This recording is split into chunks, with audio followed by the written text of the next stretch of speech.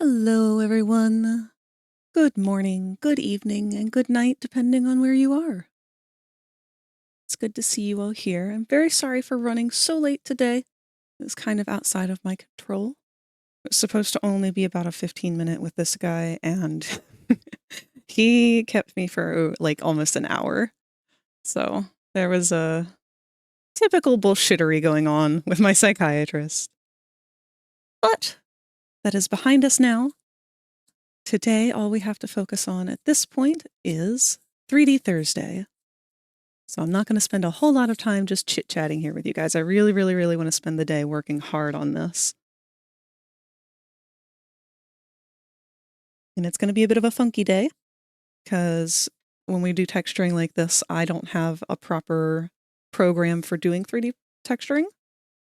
I have Blender, and that is it. I've been meaning to learn Army Painter, or to try and find a copy of Substance Painter that is maybe a cracked copy until I can afford the subscription version or paid version. It's an Adobe product, so I don't feel bad saying that. But I know I'm already late, and I've been keeping the Brits held up, so I'm going to migrate over pretty much immediately. Get to work, as Moth says! Good to see you, Moth. Good to see you guys, all of you individually. Let's see, I want to see who's here with us right now. We've got Katsu, and Nep, and Q, and Moth. Glad to have you all. Normally, I would have wasted this first hour just doing our chit-chatting, but I know, Nep, you're not going to be able to be with us for too terribly long, being in another time zone, you and Q both. So let's move on over and take a look. I want to give you an update while I have you on where we're at.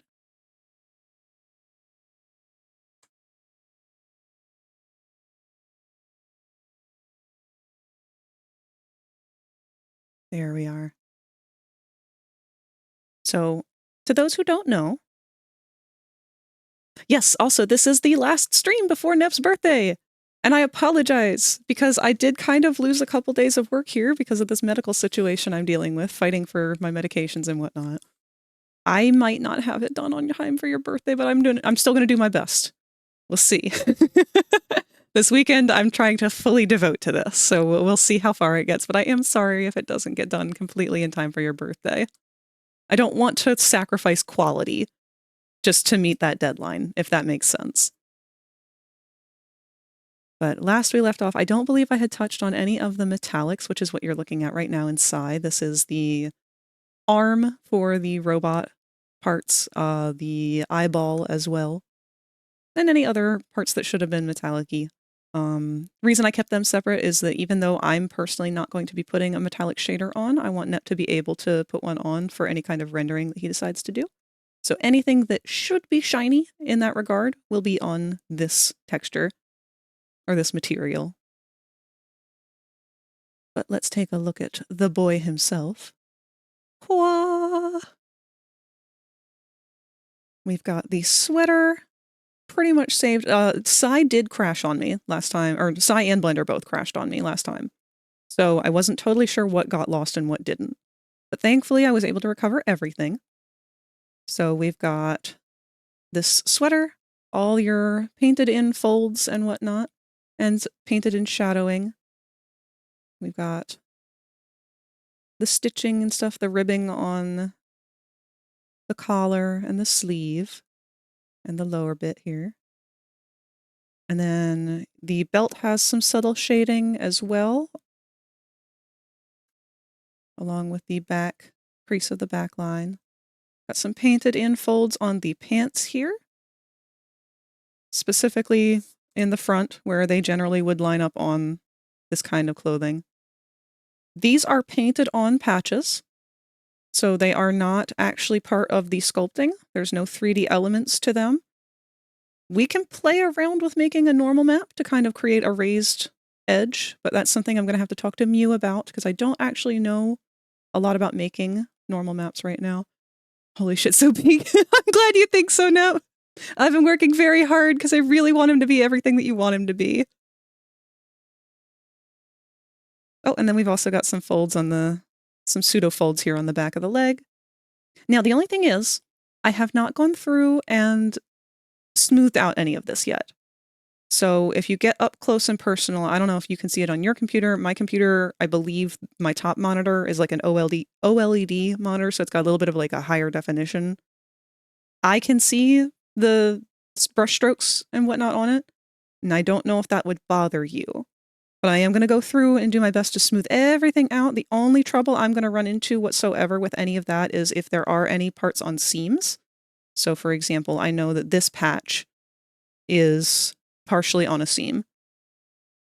There's a chance that the blending on any seam areas may be visible in some areas, and I'm going to do my absolute best to clean that up. But without Substance Painter and without having the proper tools in Blender to be able to kind of really go in there and make sure it's all seamless, there might be some spots that I miss. I'm more than happy to try and fix them if you notice any. I did want to make you aware of that going into it. Also, hello, Ninjister. Ninjinister.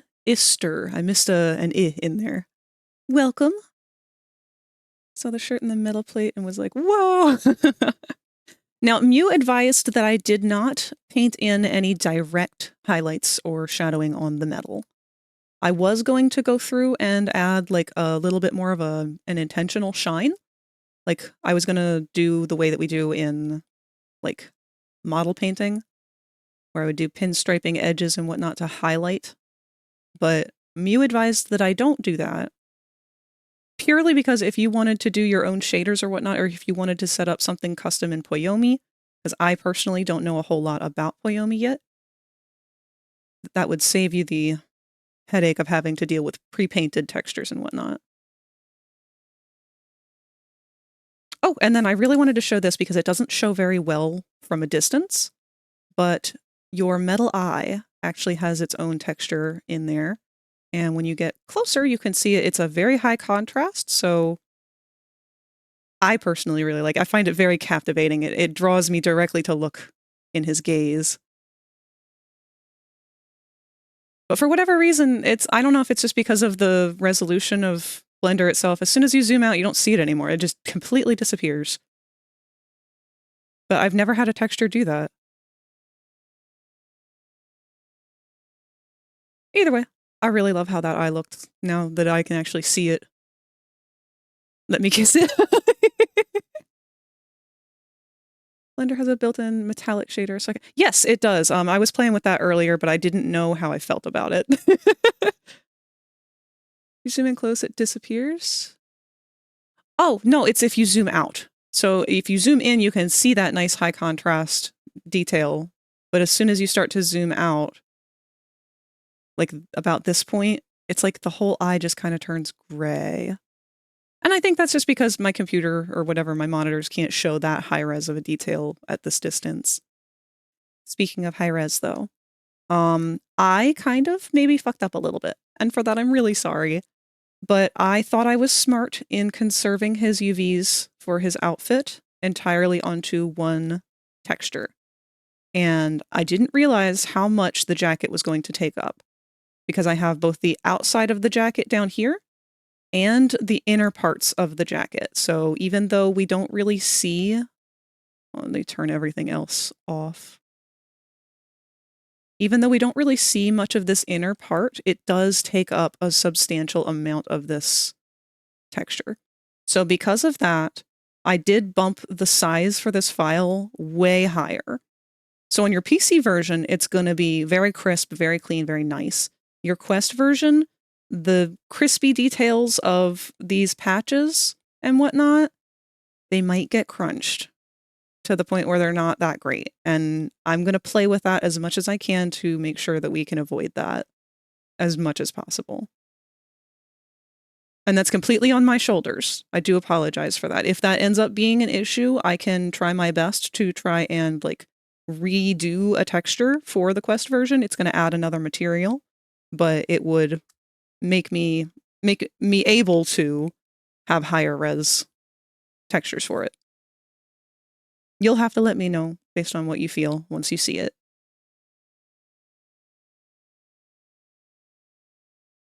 Oh, look at that shiny, juicy belt, though. Oh, I love these shines. I'm a sucker for any kind of metallics like this because I grew up with the Transformers. And if you've seen the way that they've been cell shading them lately, oh, it's beautiful.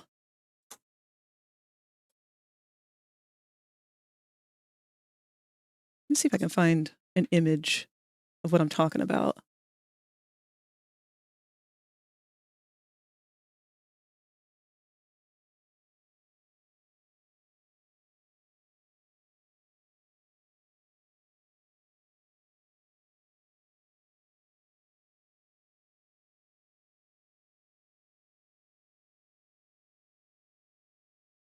Okay, yeah, here. We'll switch back this side real quick so I can show you guys what I mean. So this is becoming the new style that a lot of 3D rendered Transformers are being done in, because there was a game that came out a little while ago. This is actually a toy that someone did. This is a custom paint job, but where they paint in the shadows and the shines and everything. I've been kind of hooked on that lately. I really like something about that high contrast. It's very lickable. And I was just kind of feeling that in this area. But I was trying to keep myself from doing it on the rest of the metal, just on the off chance. I have to take Mia's advice to heart because she tends to know more than I do.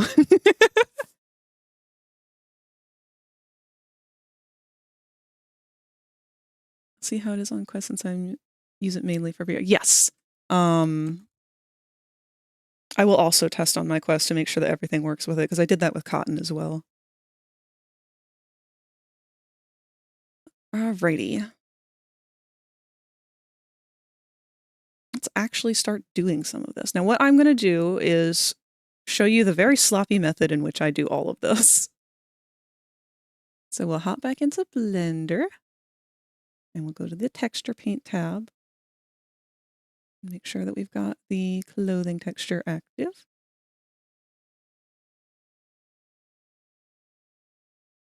Okay. Now, we're going to get kind of weird with this. Because I don't have Substance Painter, the way that I tend to go about it is I will just do a draft version of where I'll put all of my shadows and contrast and whatnot, and save that as a PNG from Blender, then move over into Sai and redo that in a cleaner, better version with Sai's brushes, because Sai has much better brushes than Blender does.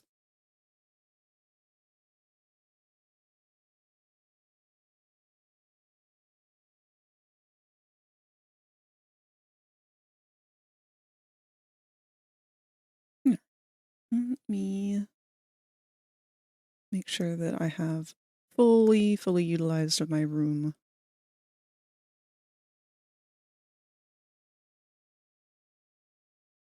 And we'll just grab a random darker brown that I know is already on the jacket. It also changes the brush size depending on if you zoom in or out or not. Yeah, it does, and I don't know why. That is such a weird feature. I can't say it's a bad one because there have been times where it's been beneficial, but man, it's been really frustrating.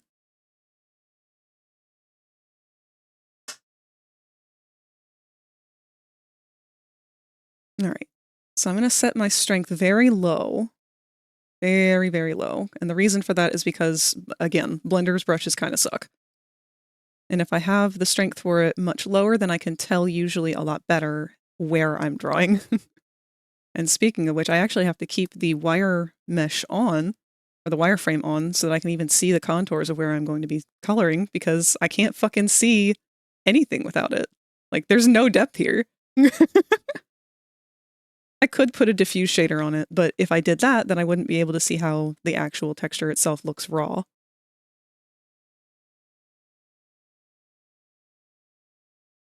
Oh, and I didn't even pay. I apologize in advance for being very scatterbrained today. Like I said, have been messing with all of this stuff medication-wise, trying to get it sorted out, trying to get my refills. And today I am unfortunately out of my ADHD meds once again. They have been filled, but I won't be able to take them until tomorrow. So I'm going to be a little scatterbrained, probably a little more yappy than usual, or more quiet. One or the other, I never know which.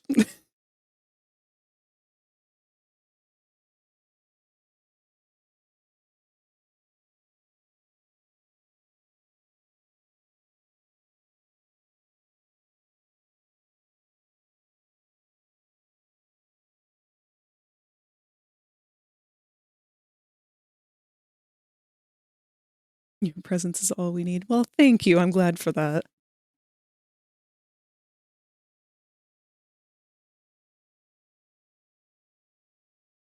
Does that even seem to be doing anything? Hold on. I don't believe so. Why is that?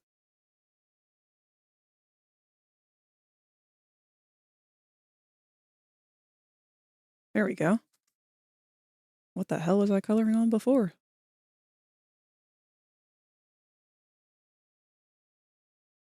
I also apologize. My form of ADHD, I don't usually have the hyperactive symptoms. I'm more of the inattentive form of ADHD. So I don't get like really wild and hyper without my meds. I just kind of get brain foggy. So if I happen to be repeating myself or aloof, a little bit more aloof than usual, that's why. Thankfully, you guys seem to find that endearing.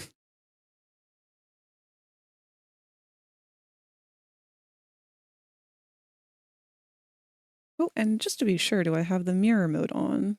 It should be.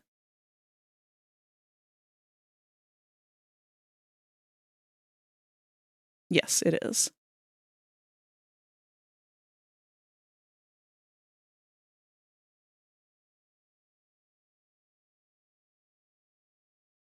I didn't have time to make a post today, an original post anyway, for going live. Usually I would like to try and have those set up beforehand so that I can post something on Twitter and Blue Sky to let people know, hey, I'm active and blah, blah, blah. Because anyone who is not in the Discord won't have any alerts otherwise. And I realized yesterday, as I was closing up stream for the night, that I had forgotten to post one. I had made it and everything, but I just completely forgot to post my flyers for the day.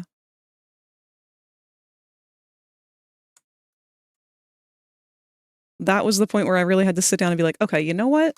Yeah, I don't have my meds. This is not something I can control. This is just something I have to deal with.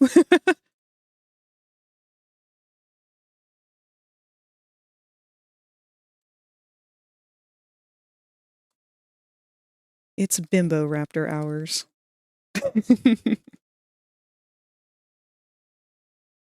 I'm gonna go ahead and hide all of these accessories. And that way I'm working only with the flat layer.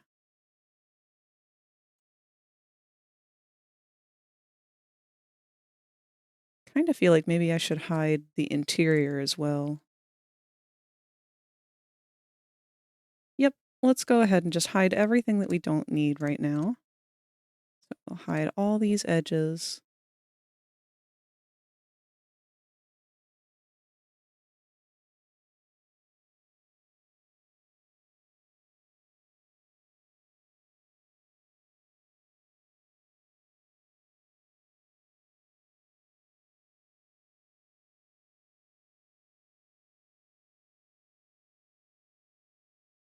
Alerts for emails for everyone I followed, but somehow a few months ago they just stopped. Ooh, that's unfortunate. Don't have them accidentally marked as junk, and the option is still checked in my Twitch settings, and even if they were set as junk, they wouldn't just not exist.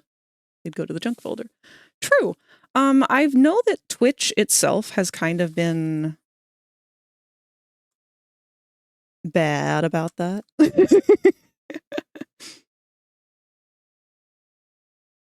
Like, I've been blaming a lot of my issues on OBS, but I really don't think OBS has been the problem a lot of the time. I think it's mostly been Twitch, and I don't want to be rude in saying that, but I feel like Twitch is kind of notorious for it in some ways.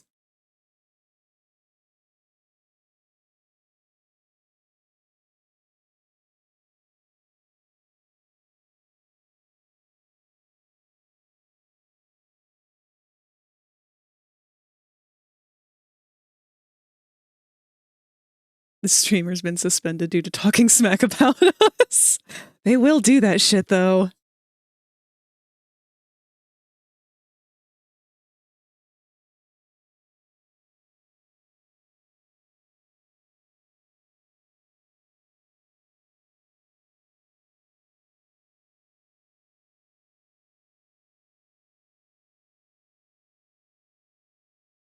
I don't know how long we're going to sit with this music either. This was actually left over from the playlist last time.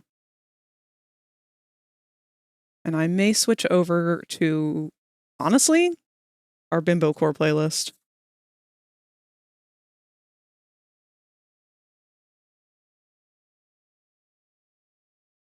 Let's unscrunkle you a bit here. So I do want to make sure I'm following your body.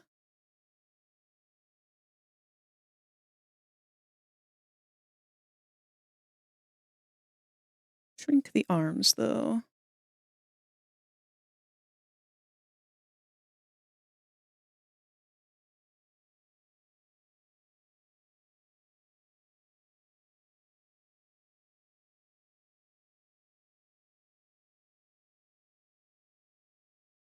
Oh, right. I forgot he was pre-posed.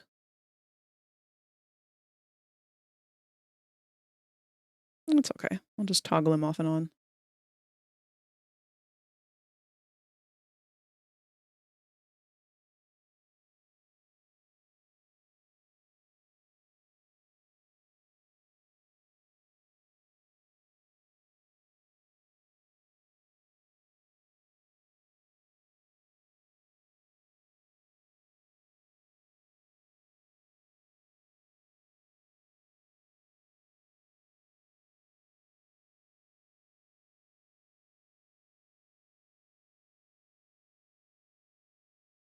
Do want to keep your reference on as well, so I can keep looking at that. Move it back some, though.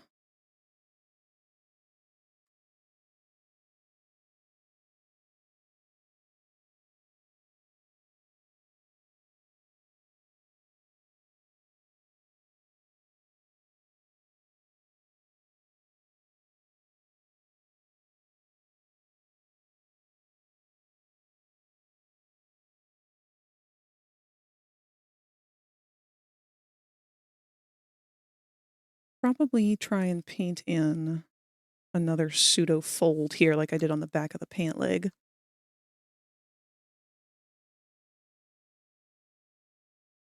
We'll see. Much as I love those fake folds, they are kind of tricky to get to look nice and realistic.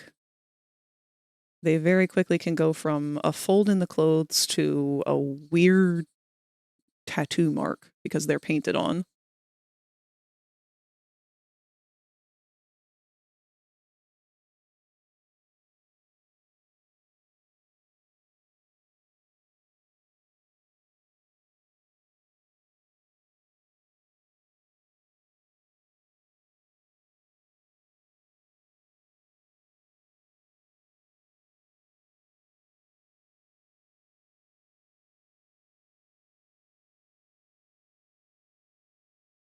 Oh, wow.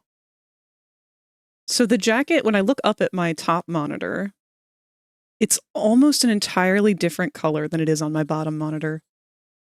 On my bottom monitor, it's like a light beige, but on the top monitor, it's got a lot more of a yellow hue to it. And yet, his skin color is exactly the same on both monitors.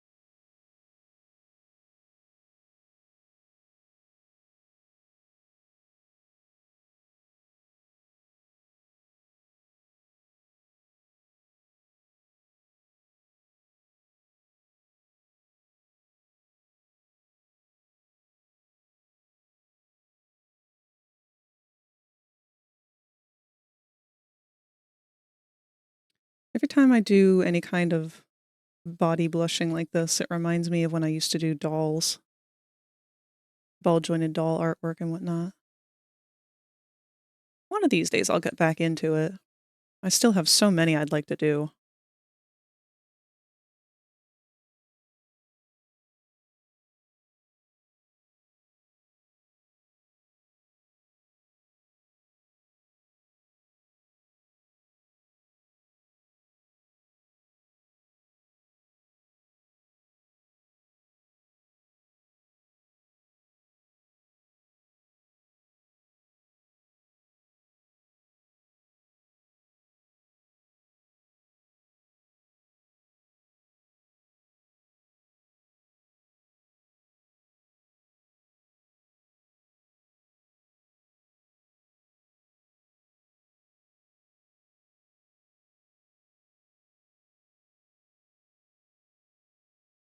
There's a very specific character from The Hitchhiker's Guide to the Galaxy that Nep always reminds me of.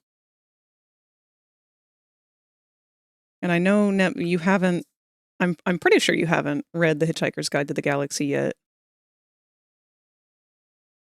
I think I may have sent you the audiobook for it, but even then, I know it's hard to get time to get around to those things anyway, or even to be in a mood for it. But Ford Prefect is one of the main characters of The Hitchhiker's Guide to the Galaxy, and he always, always, always makes me think of Nep. And vice versa. Because he is like the main hitchhiker. And so when I think of Nep going on all his little space misadventures, that's the first character I think of. And I believe his character in the movie depiction, I want to say he had the same jacket. Let me search on that real quick.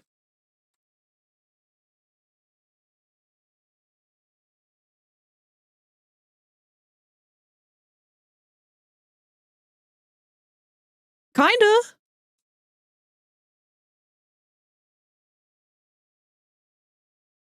Hold on, I gotta find a clearer picture of him.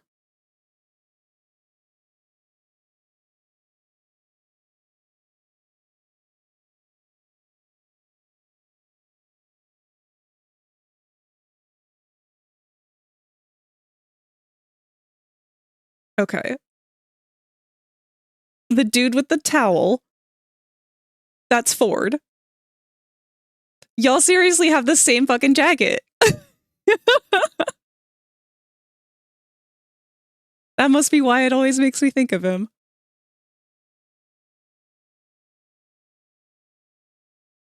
Honestly, I bet they're very similar in personality, too. They'd get along. Inspiration for the jacket partially came from Firefly. I still need to watch that. I've seen so many good clips from Firefly. I know I would like it.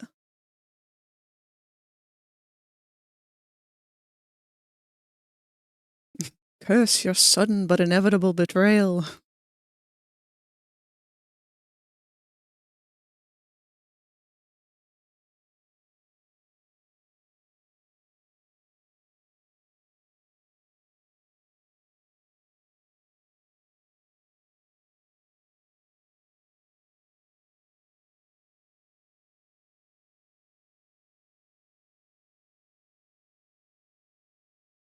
Actually used his jacket as reference for the most part. That's really cool.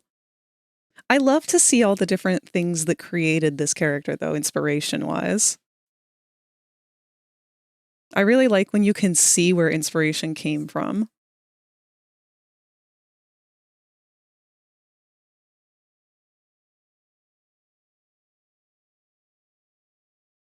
Also Blade Runner.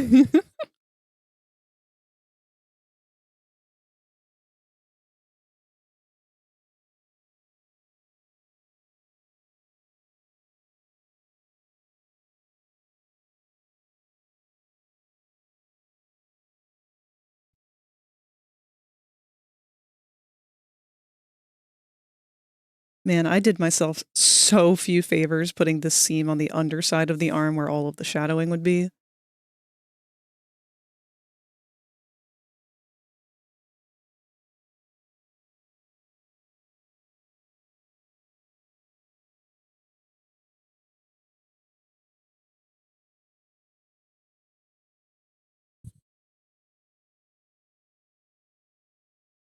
It was Blade Runner and Firefly, if I remember correctly, and the Patchwork stuff came along too because I wanted to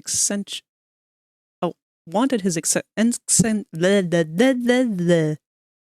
eccentricity to stand out. Oh, his butt's also standing out. I apologize. You know what? No, his butt's always going to be standing out like that at some point, knowing you. I don't apologize.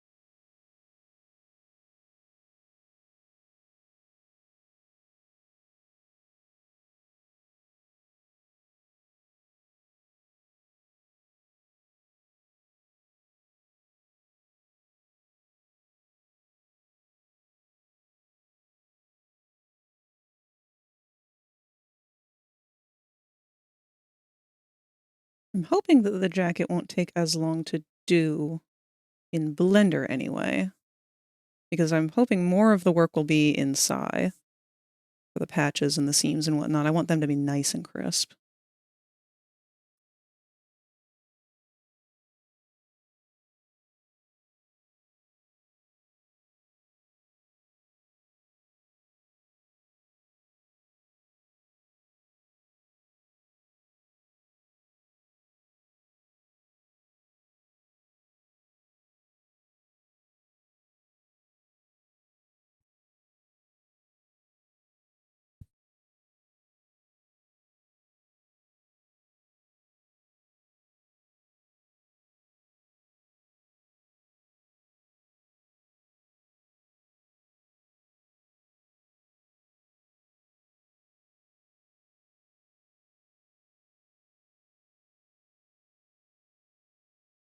Now, because this is asymmetrical too, that's going to be a little tricky. Nothing we can't manage.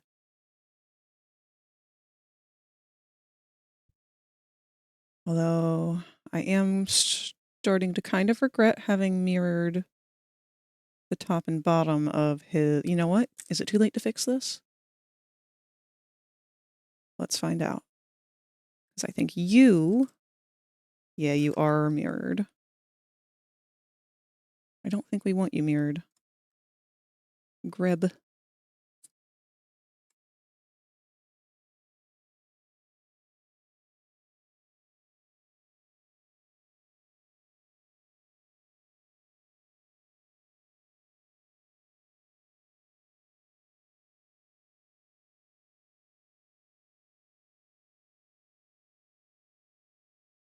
Unless, you know what? Before I commit to that, I have a slight plan. Definitely cooking up a render to have his first day on Earth. I think he has a pretty faint Scottish accent, and because of his height, he also has a deep-ass voice. Oh, yeah. I forgot he's fucking huge.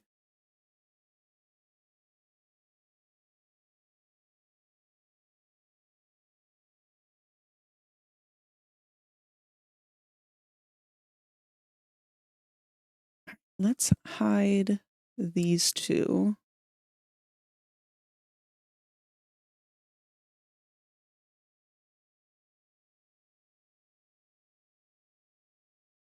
And then I will take teensy tiny brush.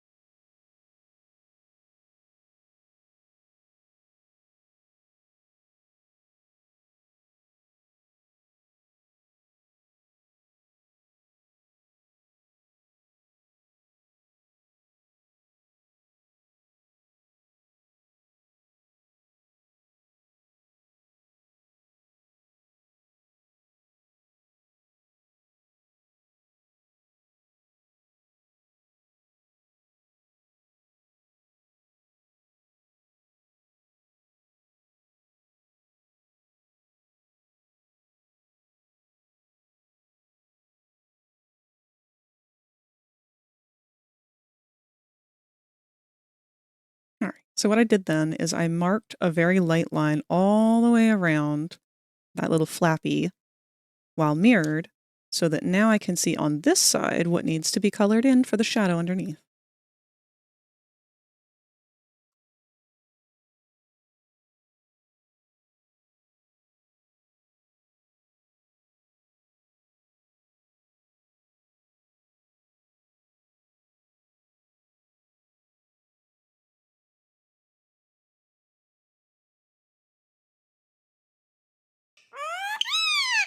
Thank you, baby.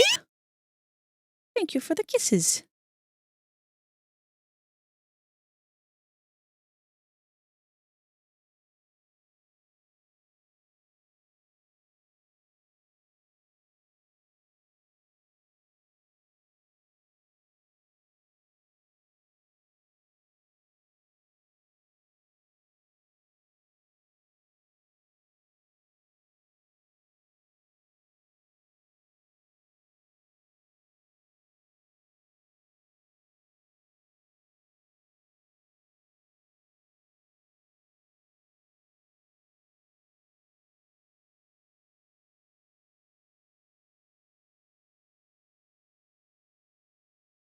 Interesting. Why did it stop mirroring?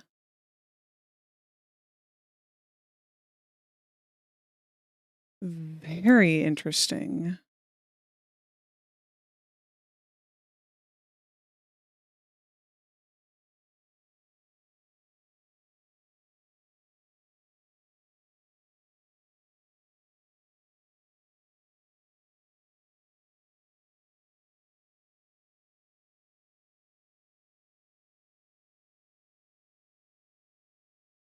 That is so odd. Well, I guess I will hide these again.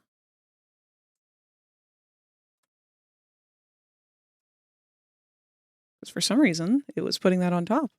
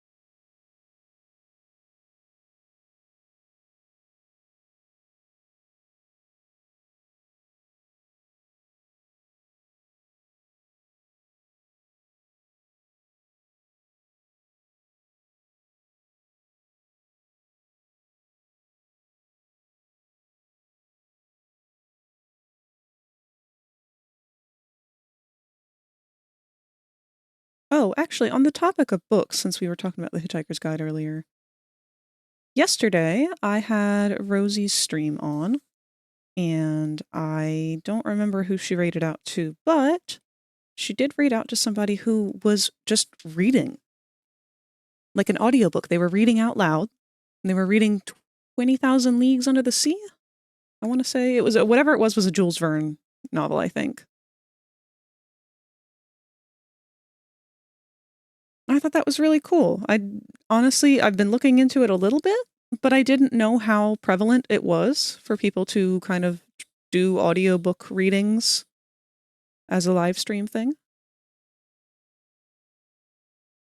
Apparently, the biggest hang up on it is that you need to make sure that you are using material that is public domain.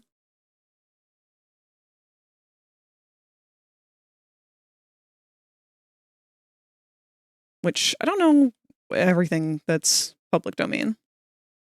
Again, I'm sure there's an archive for it somewhere. Once I get Hitchhikers done, 100% want to find more spacey sci-fi audiobooks. Oh, iRobot. iRobot is fantastic. Actually, any of Isaac Asimov's robot stuff or sci-fi stuff, can't go wrong with it. Personally, I'm not a fan of anything else he does, though. If it's not about robots, he has another series, I want to say it's called Foundation. I was not a fan. It was so much political mumbo jumbo between humans that I just did not care about.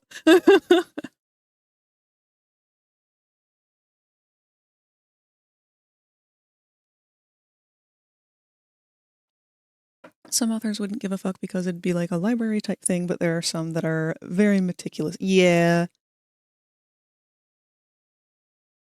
And it's really a shame because reading is such a difficult to access thing for so many people. And I know there's people who have like, not necessarily learning disabilities, but I feel like reading as a whole, reading comprehension is something that, I don't know, I don't want to say it's a disability. I don't want to say that it's something that isn't being done right necessarily. I don't think it's being done right. But I think that there is a multitude of learning methods for reading and things like that that we just haven't really done a good approach with. And that's made it difficult for a lot of people to not only learn how to read, but to feel comfortable reading. Especially the younger generation. I've noticed that that seems to be a really, really, really big struggle for a lot of younger people. And I struggled with reading growing up. I struggled with reading a lot, and I still to this day, I don't like to read. Like if I'm going to sit down and if I say I want to read a book, I don't want to read a book. I want to listen to an audiobook while I crochet or something like that. I don't want to actually sit down and read the words because I'm, well, ADHD. I like to do things with my hands. I don't like to sit still. But I'm not incapable of reading big words and stuff.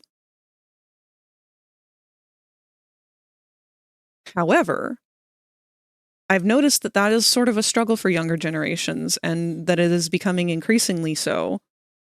And it worries me because not having access to literature, not having access to being able to like comprehend that stuff on your own, that is really scary because sometimes we need access to information like that to educate ourselves. I was way better about it when I was younger. These days I can barely do more than a comic book at a time. I pretty much burned through books like crazy when I was a kid, though. Yeah! And I've noticed that that's a really common thing for several of people who are now, like, not middle-aged, but getting there, who are considered adults, I guess millennial age groups. A lot of us were like that, where we could just read and read and read forever, and it didn't, like, that was our hobby. But then something kind of happened. There was like a shift in mental energy or something, and we just haven't been able to do that again. And it's all of us. It's not just one or two. It's a lot of us. I don't know if it just has to do with burnout or what, but even then, I'm one of those people who are like, I have a bunch of comics down here that I've never read that I want to read. And I don't. And I don't know why.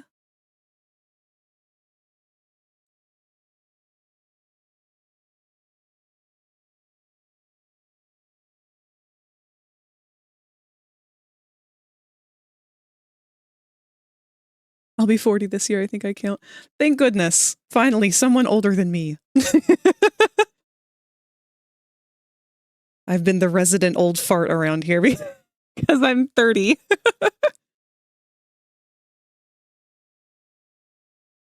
I've just accepted the title at this point.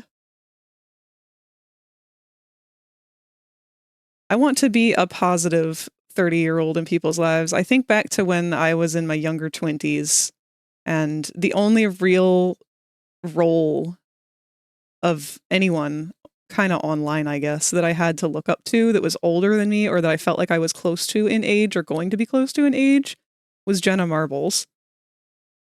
I think about her, I'm a 32-year-old lady tune that she used to sing a lot all the time. And it was just nice.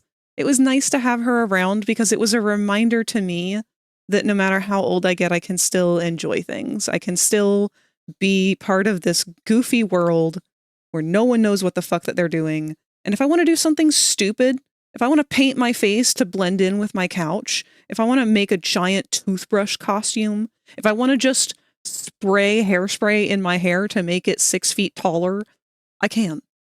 There's no reason why I can't. Just because I'm old, even though I'm not old, but just because I'm not a kid, doesn't mean I can't still be a goofball. We only have so many years on this earth, and I've only recently been able to have access to do anything with mine. and I want to have fucking fun.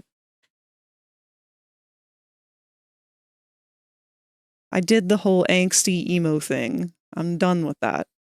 I don't ever want to have to worry about that again.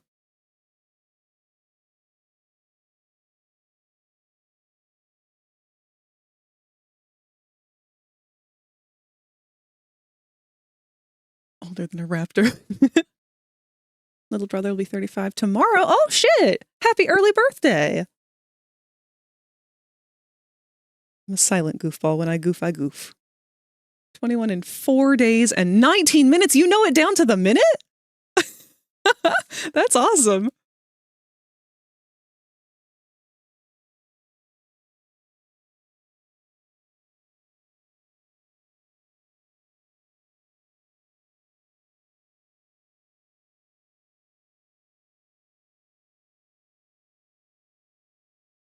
All right, let's see how that looks.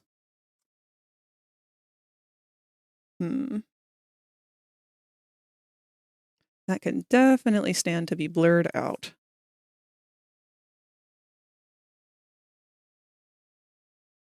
Let's bring that shadow further down. What I'm doing with this too is to create contrast against these pieces, because if I don't, they will all, as you can see, as they already have, the seams between them are invisible.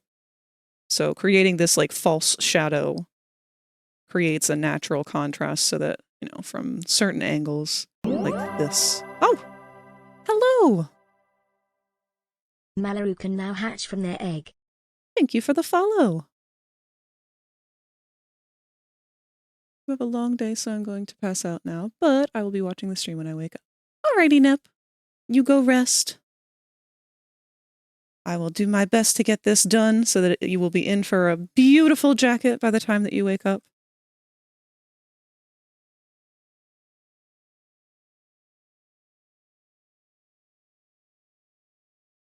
Good night.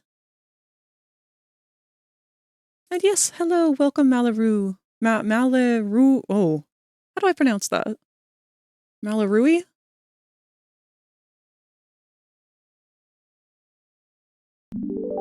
Oh, ah! Well, hello! Welcome! Spanish Pandy has raided the channel with 4 eggs.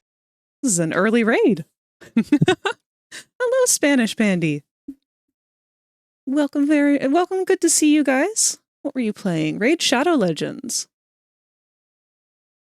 No.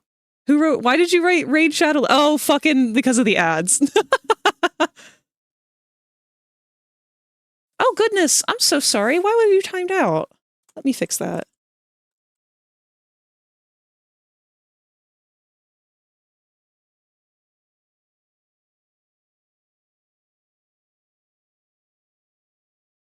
There we are. I'm so sorry that Stream Elements caught you with that. I don't know why it decided that whatever you wrote wasn't okay, but it's probably just emotes or something. It has a couple auto filters in there that are a little bit aggressive, but that's just to kind of keep spam out. It's because I spammed Pandy Raid.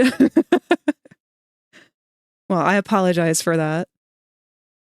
It's good to see you, though. Thank you for joining us. I see that you're working on art, not Raid Shadow Legends, as I was duped into believing. What kind of art were you working on?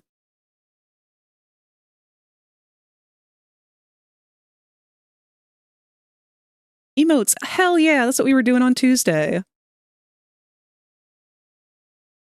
I hope you were able to get a good chunk of work done on them.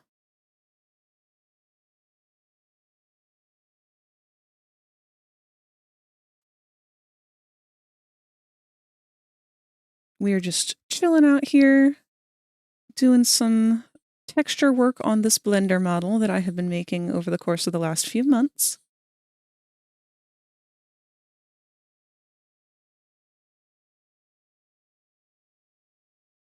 Doing some daily art, drawing every day until I'm good at drawing. Hell yes, that is the mentality that we love to see around here. You will get better. You have no choice. As long as you're drawing every day, you'll get better whether you want to or not. Your 3D is amazing. Thank you so much.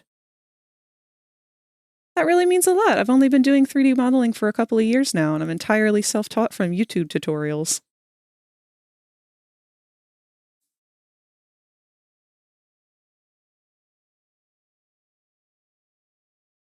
Want to get into it, but the most I will do is probably some sculpting in ZBrush. Totally fair. We're actually working in Blender right now, which is a free program if you are not able to afford other fancy things like Maya, and I don't know how much ZBrush costs, if anything. Blender's just what I started with because it was what was most easily available.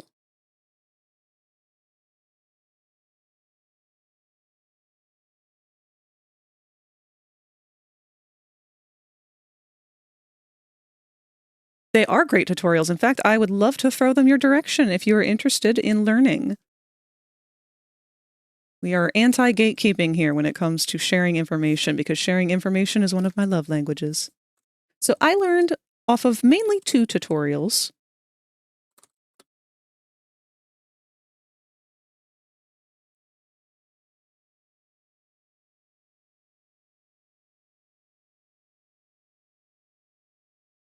And I recommend doing them in this order, because this is just how I learned them. You don't have to do anything the same way I did, but if you have never once in your life... What is your native language, if I may ask? English. English is the only language that I speak. I would love to have learned more, but unfortunately I am also a victim of the American public education system. So there was not a lot offered to me growing up.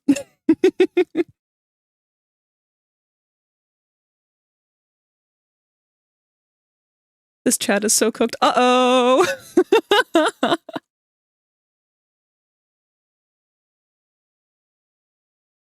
Well, here we are. If you have never once before picked up Blender, this tutorial is the best one I can recommend if you're interested in learning how to make characters for animation or video games, or just in general. This is a great tutorial that will teach you the basics of everything in Blender in terms of how to navigate it, so how to turn things, how to pick things up, how to actually get started with the tools.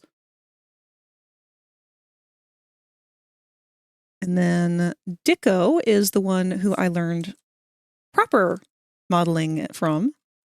Dicko has a full series of how to model for animation, and I will link that as well.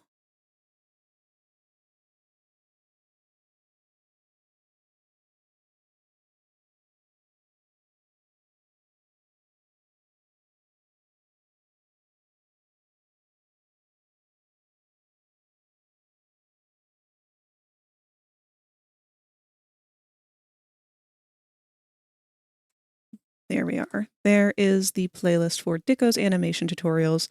They're a bit long, but if you follow along as you watch the video, or if you watch it first and then follow through, you are guaranteed to learn. You just have to commit to doing it. That's it.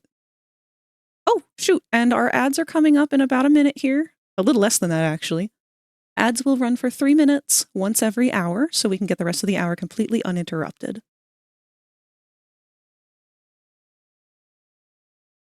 You said love language and bro thought you meant native language. Oh no! Oh, that's precious.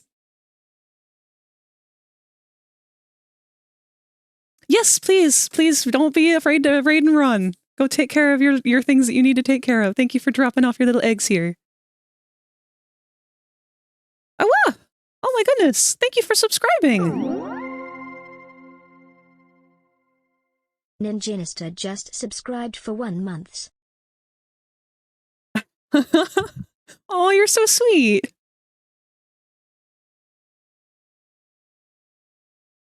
I'm so shocked at the amount of compliments that people have given me for my voice, because growing up, I always felt like I had such an awkward voice.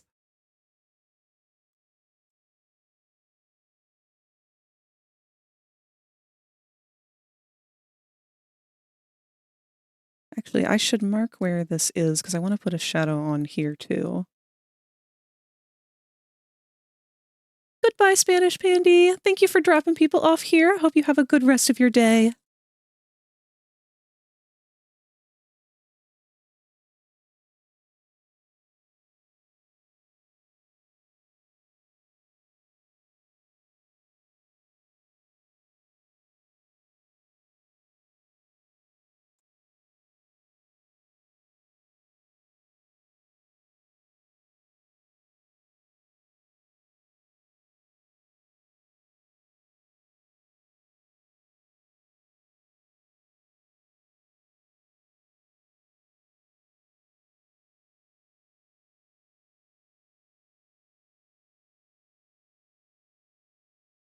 at least this mark will be a lot easier to redo on Psy.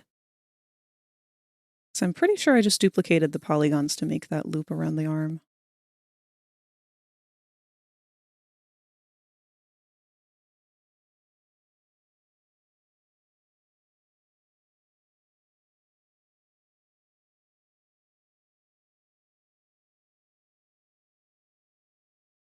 Your voice is exactly what I would have expected to come from that character model. Oh my! That's an interesting compliment. I never actually even thought about what Moss's voice would sound like, I guess other than myself. Oh, speaking of model, that compliment was so nice it broke my PNG tuber.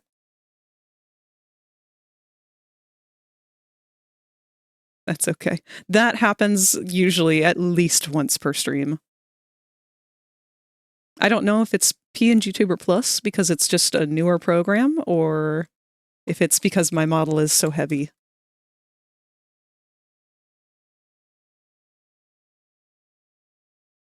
Thankfully, it boots up fairly quickly.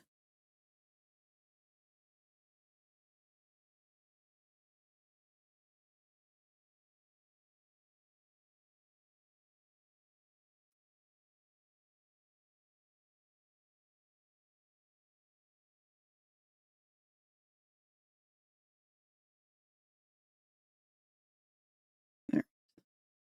Let's see how that feels once we unhide that piece. Okay, yeah, once that blurs out, it'll look much better.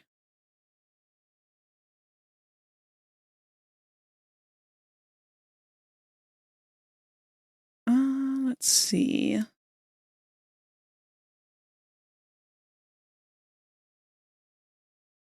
The trick for the jacket is going to be trying to make sure that it doesn't stay one color all the way through.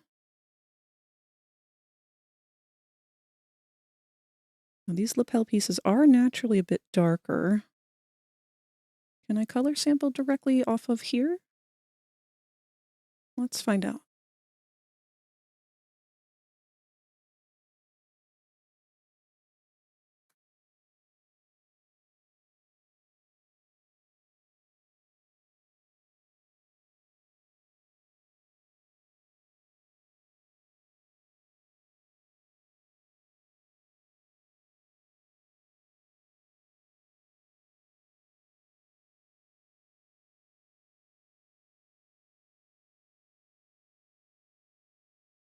Uh-oh.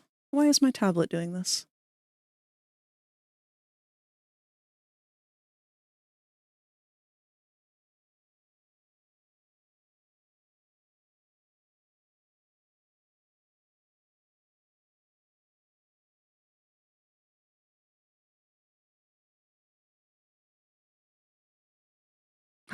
Because I'm in the wrong tab. Ah! That's okay.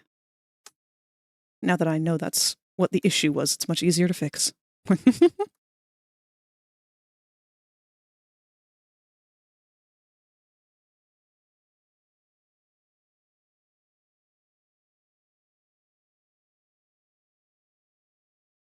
So I'm recoloring these little top flappies from this jacket on the material itself because I know that they are darker, and this is just something I'm going to have to go and clean up inside anyway.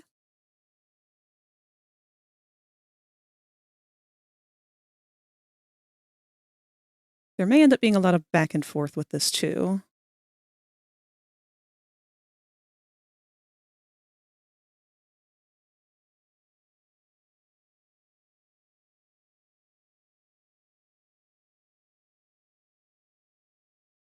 What's your favorite part about when doing an avatar? You know, this is going to sound like a weird answer, but I think my favorite part is when it's done. Not because I don't want to do it, but because that's when I finally get to see it come to life. Being able to see it in motion while someone's wearing it and see how like it actually works and is animated and comes together, it's like, again, this is going to sound weird. It's like giving birth. finally getting to see it come to life makes it feel like that's my child.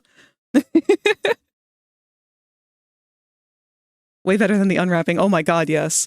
My least favorite part so far has been unwrapping and organizing UVs.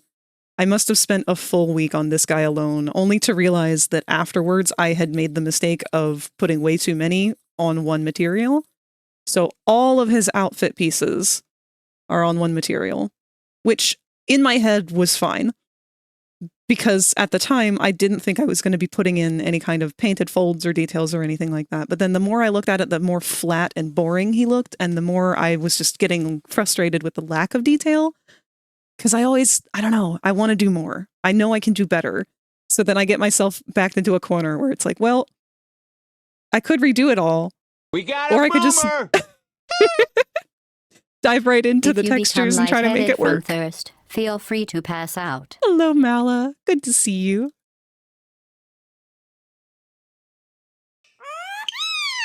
Thank you, baby.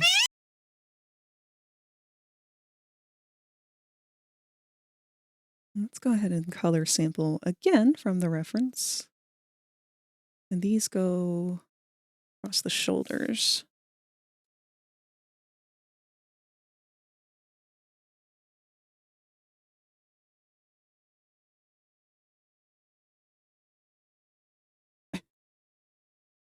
And of course, you show up setting the room on fire. I expect nothing less.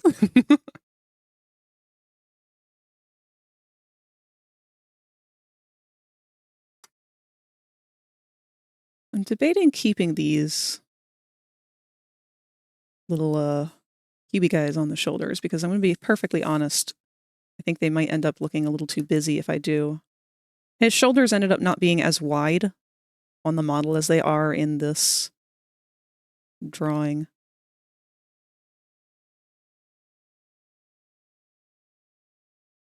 How else would we have hot milk? It was Mala all along. Mala was the reason that the milk was hot. Let's pull the lapel off again temporarily so I can see underneath.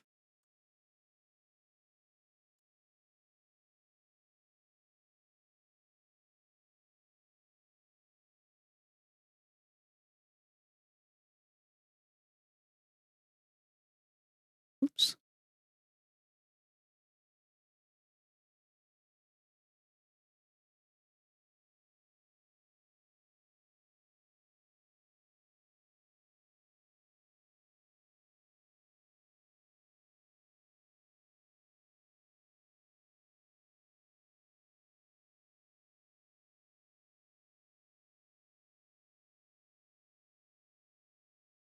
And I know this seems really sloppy, but what I'm doing again is just kind of landmarking where these details will need to go on the texture so that when I move over to Psy and start doing actual detailed paint, I know exactly where I need to do those details.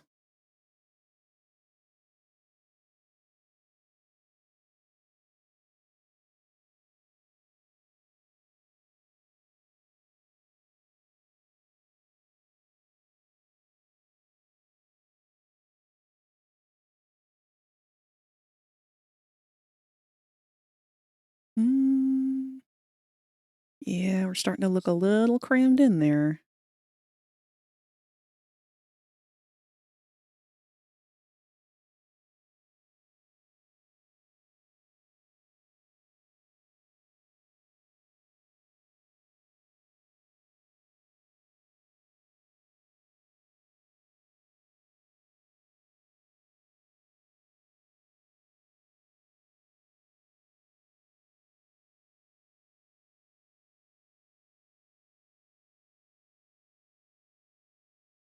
I'm very glad that I was able to finally enter the world of 3D modeling because what I did before this was practical effects and costume work.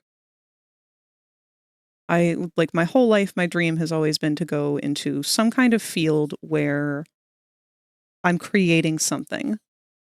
I want to create characters and give life to characters in some way. Be that costumes, cosplay, fursuits, movie practical effects. Doesn't matter. What does matter is I want to give life to the non-living. I want to take these fantastical ideas and make them seem real. To me, there is no truer form of magic than that.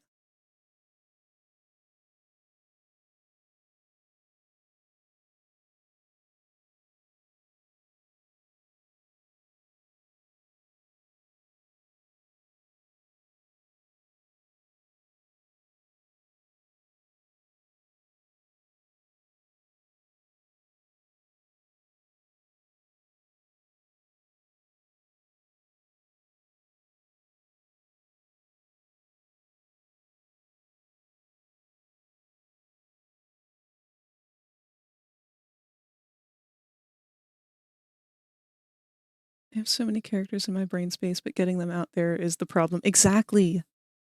There's so many people who are like that, and it breaks my heart to think of these stories not being told in one way or another. So even if it's just making it so that that character can be a little bit more alive for one individual, the person who made them, that's good enough for me.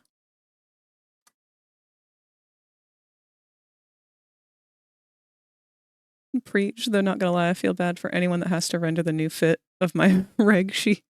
Oh, your ref sheet? Yeah.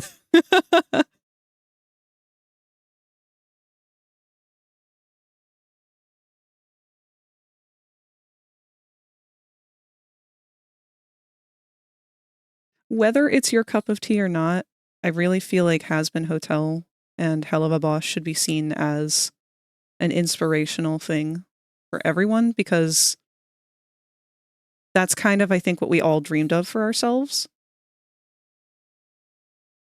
And I feel like a lot of the flack that it's gotten has been purely because of unprocessed hurt of people who didn't get to have their dreams come true. Because I think we've all probably fantasized, you know, what it would be like if that story in our head was able to meet the big lights one day.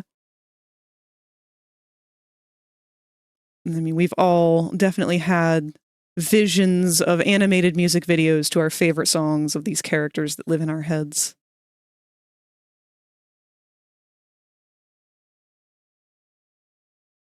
And I don't like to see things from a jealousy standpoint or an envy standpoint. I want all of us to win. Alistair's misunderstood. Just a silly little guy.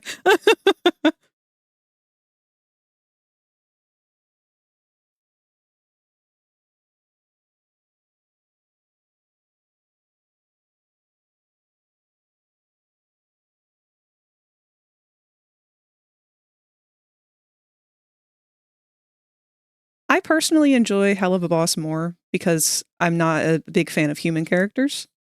Not that there's anything wrong with the characters in Has Been, in my opinion. I do like some of them, but they just, I don't know, they didn't hook me as much. I like the imps a lot. Even though I know technically they're not human anymore. They're sinners. I don't know. But the story behind Hello Boss has caught my attention and kept my attention more. It's not that I dislike it.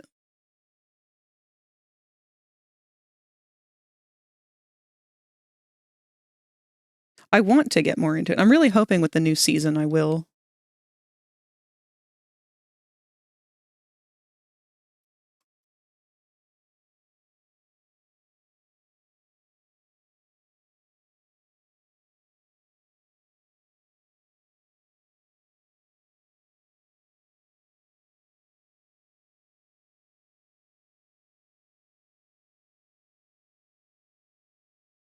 You ever tried working on a project like that just for your own fun? I have. Problem is, I usually don't get to finish them because when I start to get close to finishing them, there's usually some kind of crisis that happens. And I end up having to take a commission or something or shift my focus on mandatory work in order to prioritize that. But I do have several projects that I'm hoping that I can pick back up again once I get NEP done here.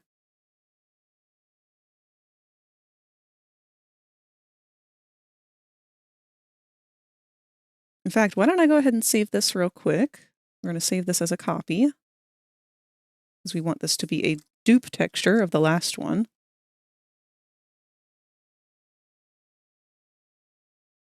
And I can real quick show you some of the things that I showed the other new followers that I just got on Tuesday, because we had a new raid come through that brought a lot of new people who were very interested in the 3D side of things.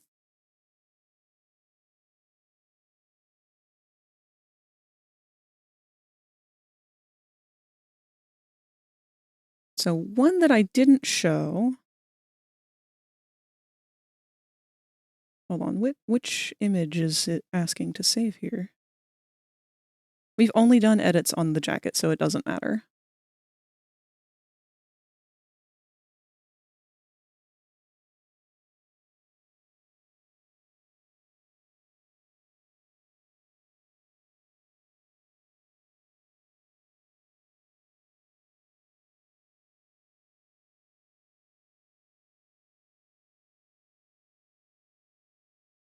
So here's one that I started working on my own, for my own interests. This was an oriental long hair. This is going to be a base for sale for VRChat at some point. I ended up not being really happy with the fluff being the only problem. And it's not that it doesn't look good, it's just that there's a lot of it. And in order to make this viable for a VRChat avatar, I would have to redo a lot of it to remove the topology, because it's a very heavy design right now. But it can also have the fur removed to be an oriental short hair or sphinx, depending on the shape keys. I would have a shape key to soften up the muscle texture and everything. Biggest projects ended up derailed by cancer. Oh my goodness! I'm so sorry to hear that. That is awful.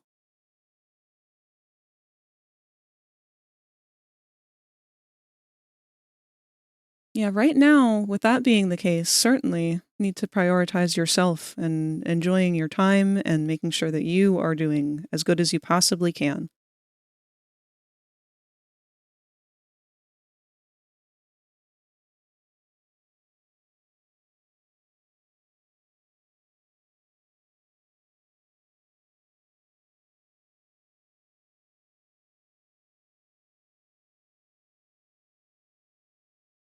It was like 10 years ago, but it also just kind of killed momentum.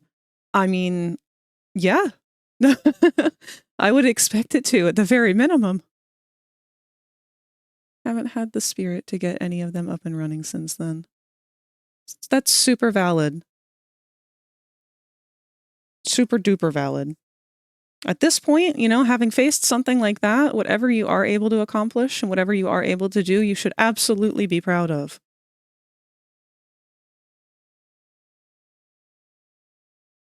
And it's not a matter of how much.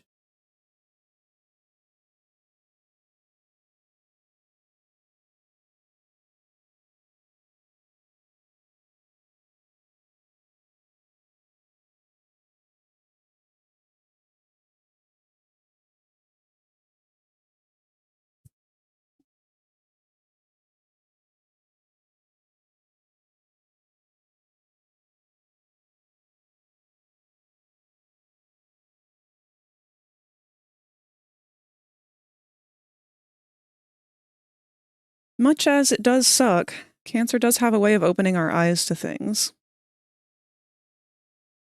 I've never had it myself, thankfully, but I have had many people who I've lost in my life to it, and I do very, very much hurt from having lost them.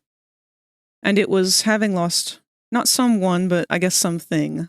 My cat, Harpo, he had terminal bone cancer.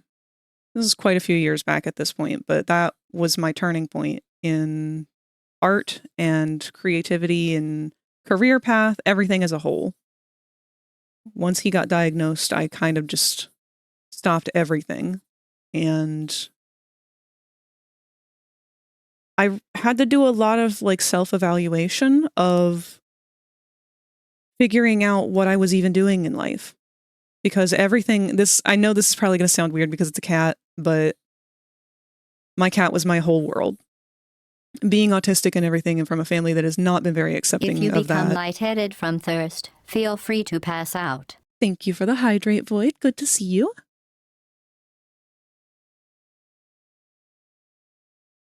We're on a little bit of a sensitive subject, but that's okay. We're keeping it light. We're allowed to talk about sensitive things. Hey, what's up?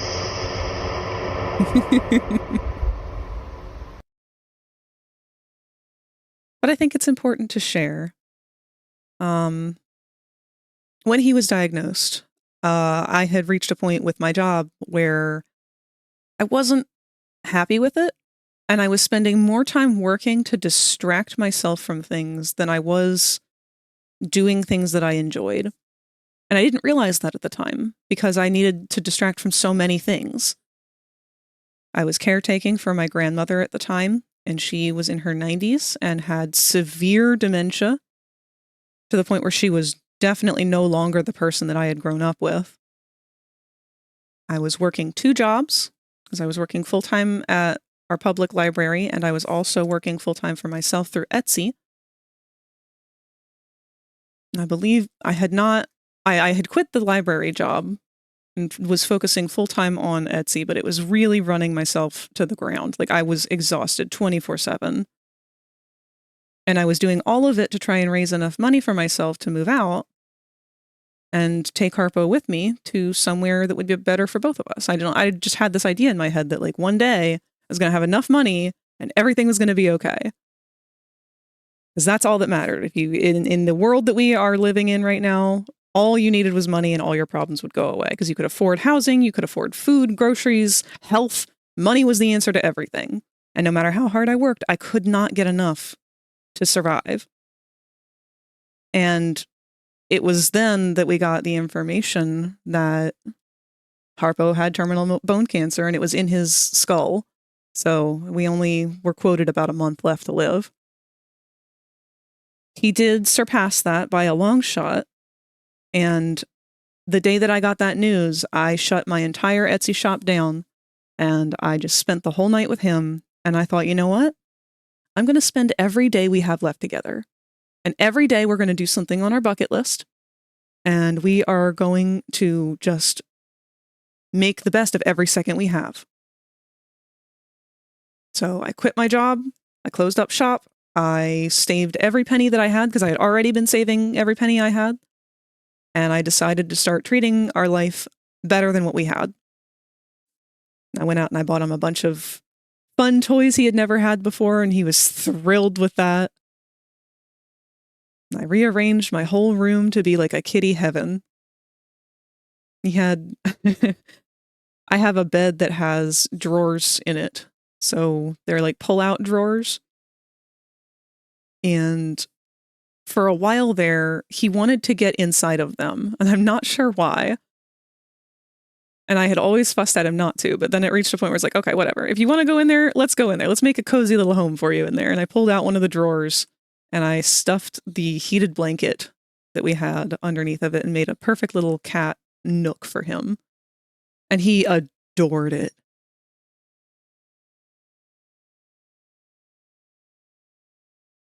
And I look back at that situation and I think to myself about it a lot over whether or not I did the right thing, if I should have worked harder, if I should have just not let it affect me as much. And I don't regret how I handled it. Not one bit. I wouldn't do it any differently. Because the time that I spent with him in his final few months was better than all the time that we had before, because I had just spent all of it working. I spent all of it slaving over a life that I wasn't even guaranteed to have. And I'm glad that I had that realization because it was roughly around the year that COVID had just happened. So at the end of 2019, beginning of 2020.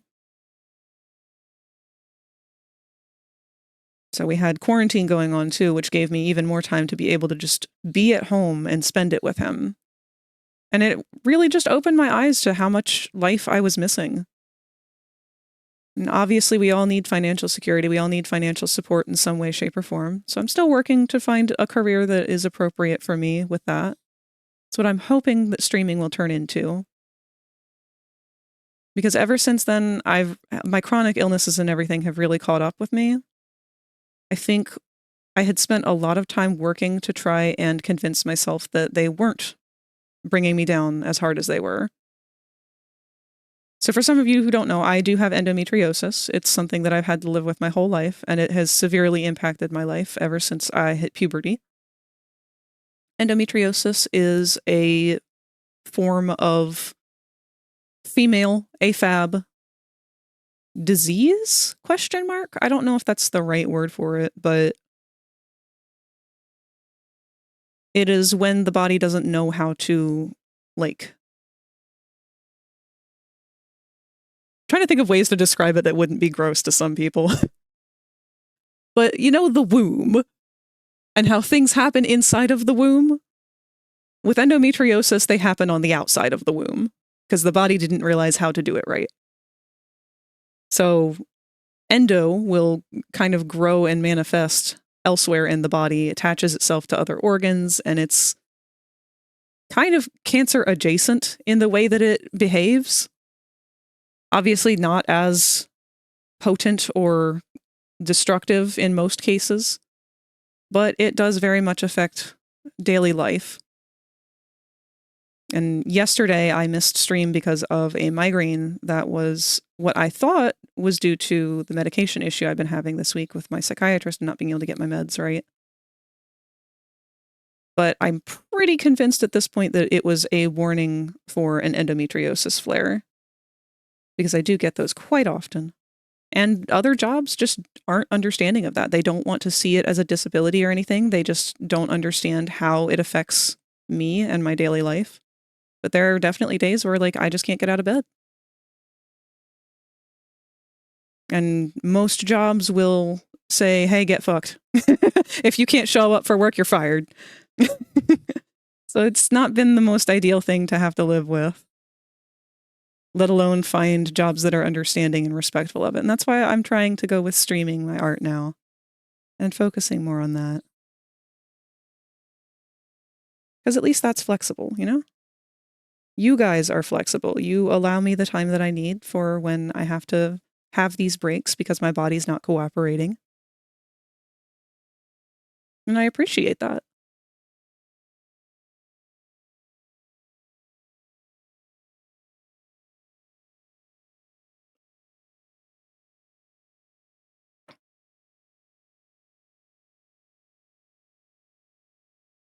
Wish I were flexible. I haven't been so much since my 20s. Oh, that's not what you meant. Yeah, no, I haven't been that kind of flexible in some time. The jokes about turning 30s and losing your 30 and losing your ability to bend your knees is not an exaggeration.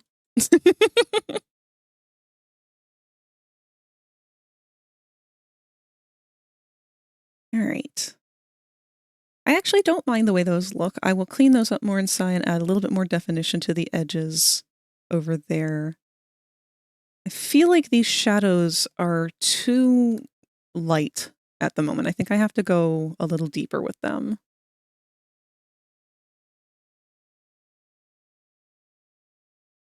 I know it seems quite plain right now as well, but when we put our stitching on here, it'll hopefully bring it out more.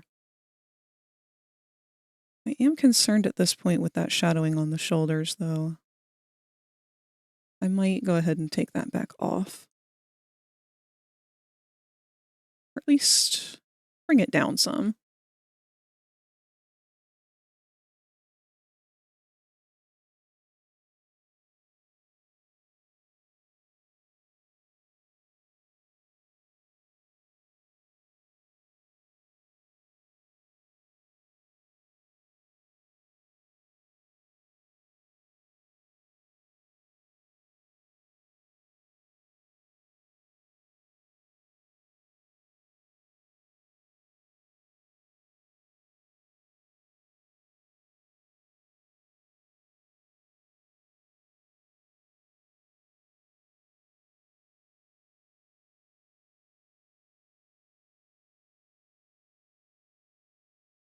Passing out void hugs for those who want them. I will gladly be first in line for that. I hope that you've been doing pretty good, Void. I've been doing pretty good myself today. Aside from being a little eepy.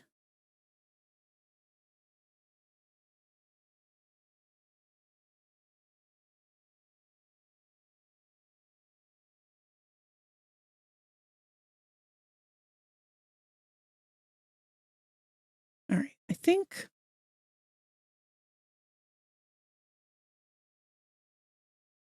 Hmm.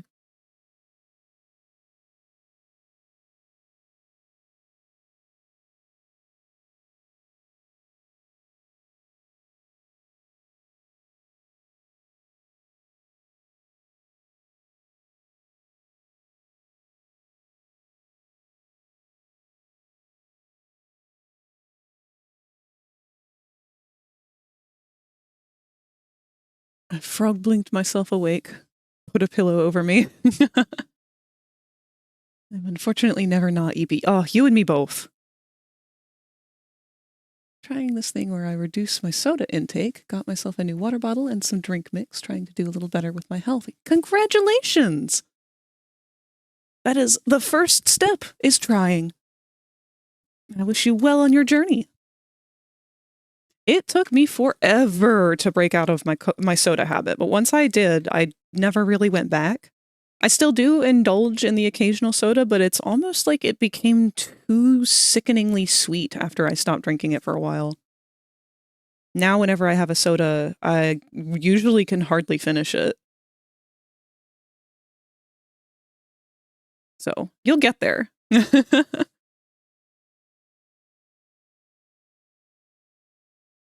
You're going to say Coke habit? No, I actually wasn't. I don't drink Coke, but I just kind of forgot what the word for soda was for a second.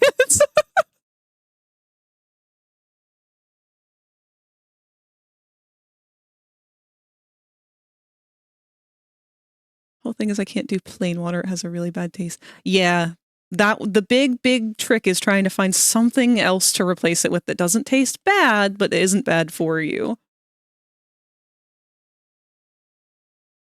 Tea helped a lot. Drinking sweet tea was a good replacer for it, but eventually I had to kick that habit too. I was drinking the sweet tea my grandma made, before the whole dementia thing.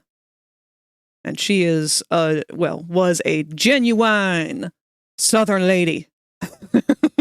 So she made the good shit.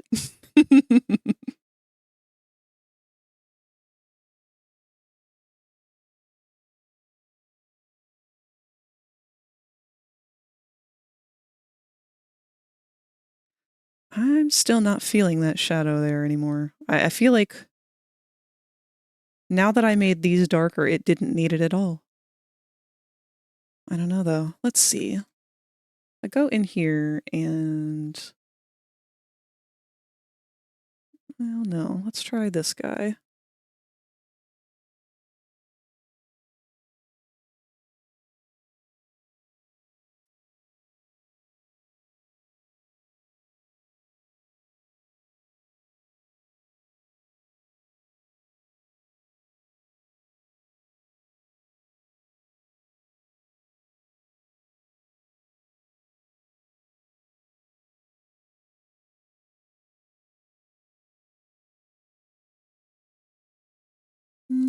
Unhide that lapel to be sure.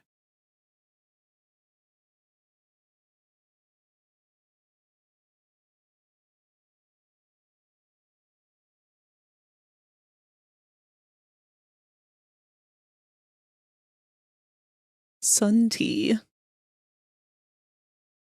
Probably on the spectrum, no, I'm not going to pursue a diagnosis. The support I might gain is not worth all the doors out the US that would close for me. Valid. Honestly, pursuing any kind of diagnosis is just for yourself. If it matters to you, go for it. If it doesn't matter to you and you don't feel like it would help you in any way, then it doesn't need to have a label.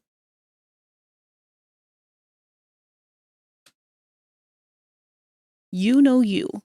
That's what matters.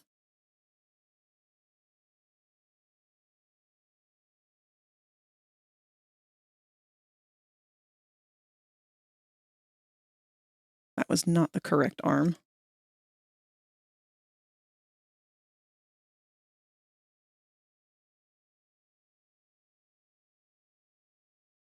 what I'm doing is removing the shadowing that I did earlier to see if I like how it looks more crisp.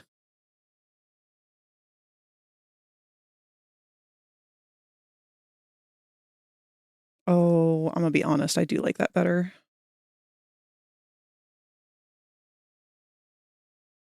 Well, poop.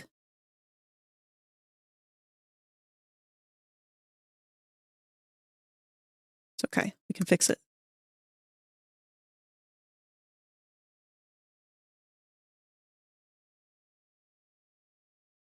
How, you might ask? Well, we're just gonna hide these layers once more and go back on top of it. I'm gonna try and preserve some of the soft shading in this area, though.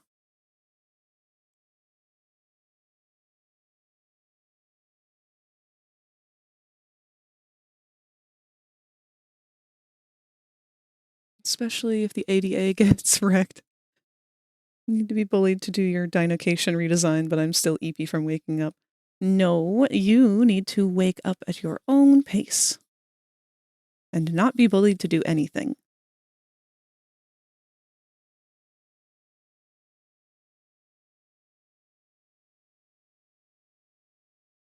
You can wail all you want. Get loved on, nerd.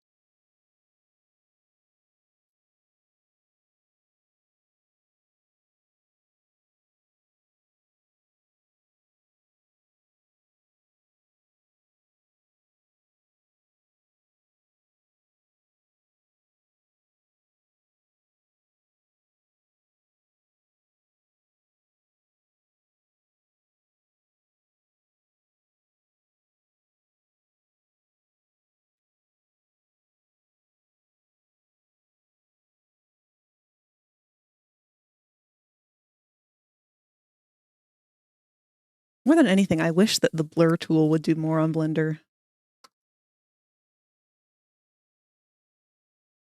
If it would just extreme blur, that would make me happy.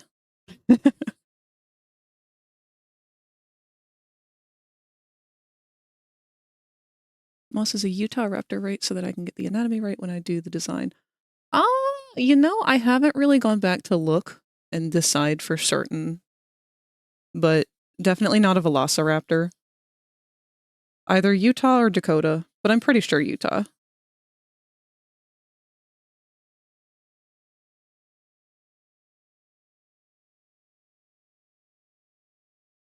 Cutie raptor.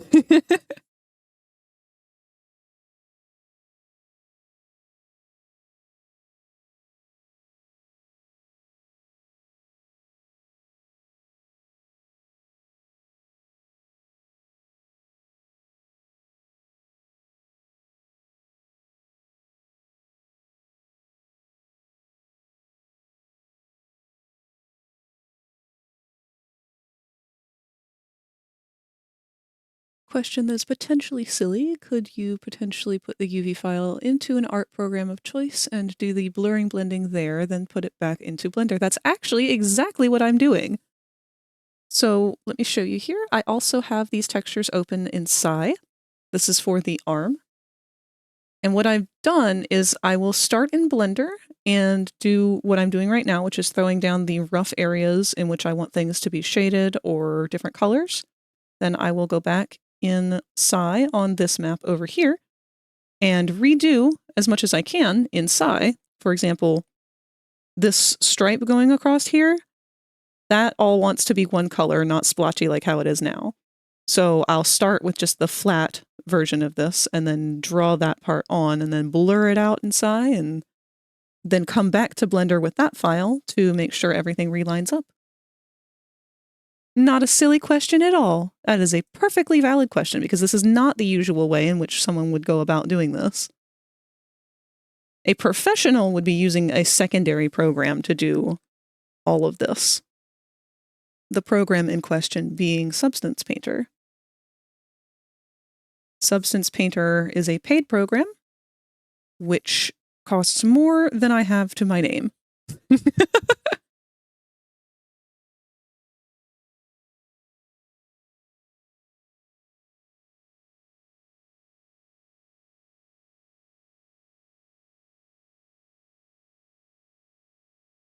All right, I think that we need to take it a little bit darker in some of these areas. So I don't really like how simplistic this feels. I'm going to take this down to small. And let's pull up his picture so I can reference that.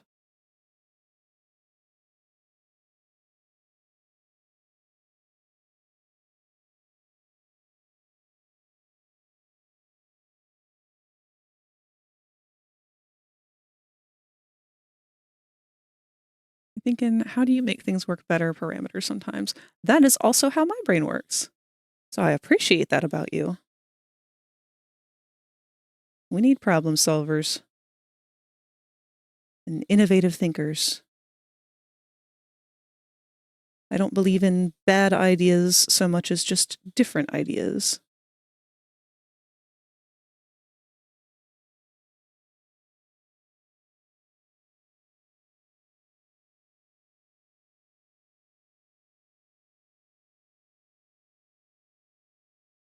Hello, D. Cruz. No bad idea, huh? This feels like a challenge. Oh God, what have I done? You're right. I shouldn't say that with people like you and like Locke. Locke will take advantage of my words.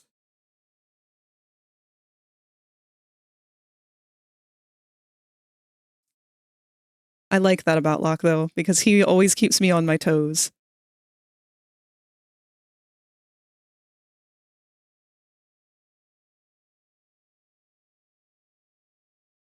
It's actually one of my favorite quotes from The Hitchhiker's Guide to the Galaxy. The problem with the problem with engineering, shit. Never mind. I'm gonna look it up so I get it right.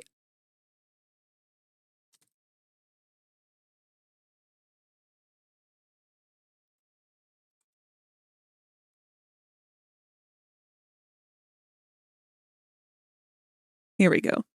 A common mistake that people make when trying to design something completely foolproof is to underestimate the ingenuity of complete fools. That is and always will be one of my favorite quotes, because it is so true. And I like that Locke always challenges me on that. If he can find a way to exploit something, he's going to. And that's good, because he's on my team. He's on my side. He wants to exploit it to see if he can. I want him to exploit it to see if someone who wants to exploit it can, so I can prevent them from doing so. Of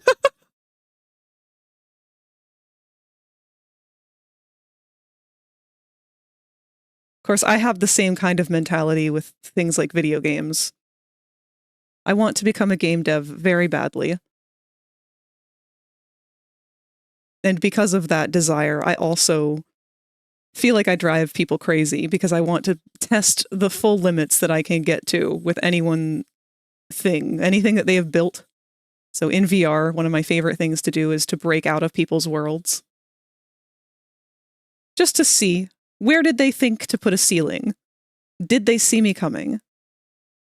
Has this place been frag-proofed? A QA tester enters a bar and asks for 1 drink, 100 drinks, 0 drinks, -1 drinks, infinite drinks, and everything works well. A customer enters the bar and asks where the bathroom is. Everything catches fire. I've done a few dinky little games. It is so hard. Well, that's more than I've done. Kudos to you for that. It doesn't matter how good it is. It just matters that you've done it. It is an experience that you can mark off your bucket list and say, I did that. And that's worth appreciating.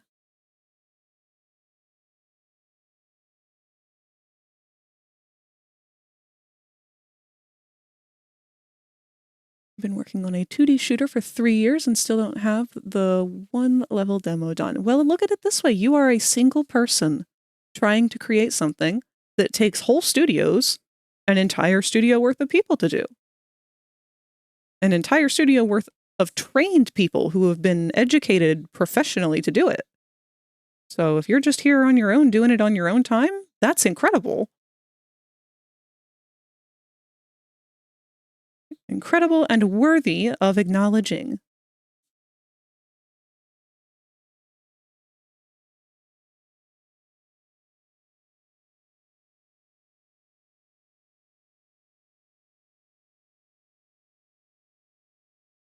I'm very interested in trying your games if you're okay with that.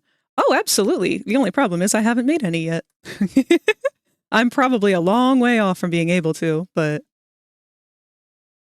I've been trying to think of some concepts for very basic, bare bones concepts to learn. I know way more in Unity or in Blender than I do in Unity. And honestly, Unity's not even the game system I would like to be working with. I've had a few issues with Unity that I'm not very fond of, and I'm not the only person who feels that way, but we don't need to dive too deep into that because I'm sure you guys are already aware of all of that drama that went down a few years ago.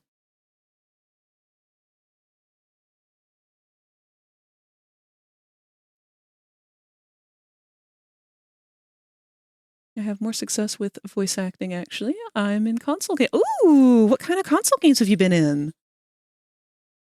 Don't be afraid to show off here. This is a space where we admire people's work and we celebrate everyone's accomplishments. There is no room here for jealousy or competition. All of us get to be celebrated.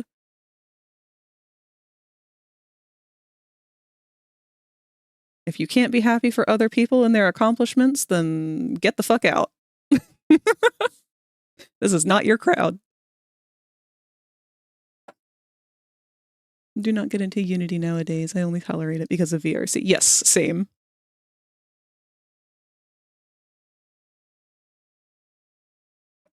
Halfway done with your sketch. Good job, Vo. Indie stuff mostly. I was thinking about that's never, I'm never going to be able to say your whole name. I'm just going to call you Ninji, if that's all right. Currently working with Unity, and I feel offended because it is, sorry to say, pure pain.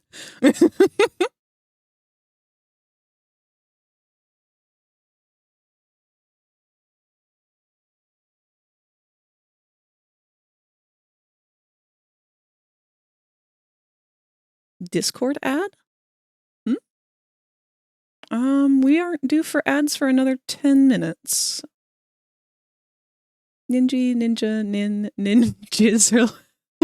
nincompoop. Oh no! Baby carrots, where's that one coming from?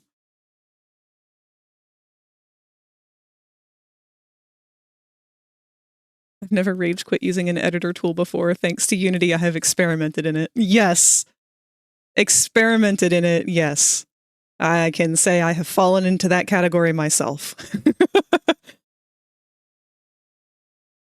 Another VTuber called me that because Ninjin is Japanese for carrot. Oh, that's cute. I didn't know that.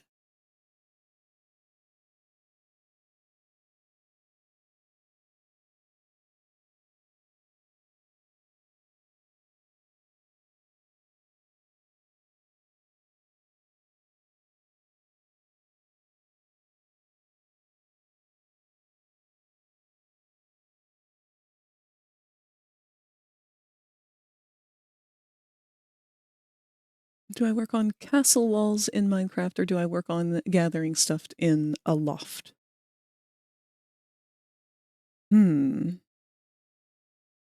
The Minecraft one sounds kind of monotonous,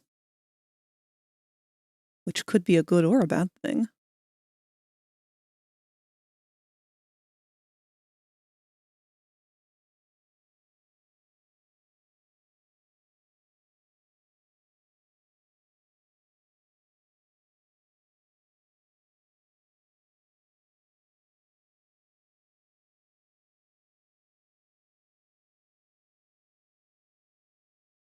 All right.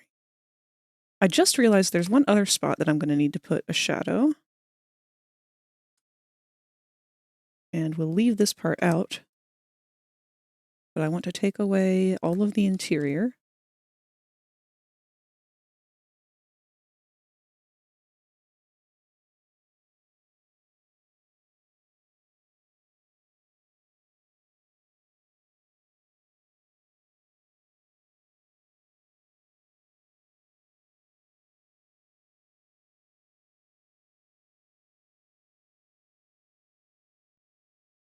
Okay.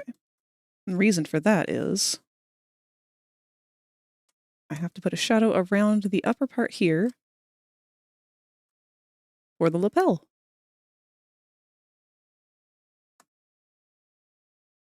And it's going to be a little bit tricky because it's going to want to go through the edges onto the back. So we'll start with this side.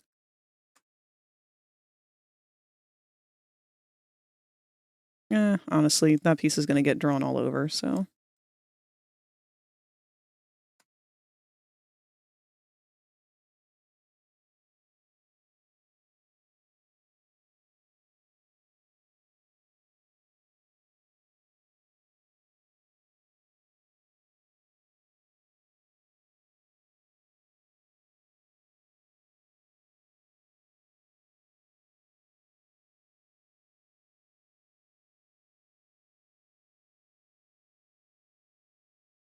Very monotonous, and I'm already sleepy adjacent, probably because of no caffeine. You are going to fall asleep playing Minecraft. Actually, you're going to fall asleep playing any kind of resource gathering game. If you're even remotely eepy, those games have such a way of just shutting our brains down. It's like an auto release of melatonin. Posted it in the share your art. Oh, let's take a look there. Hello, Snoopy. If you become lightheaded from thirst, Hi, baby. feel free to pass out. How you doing?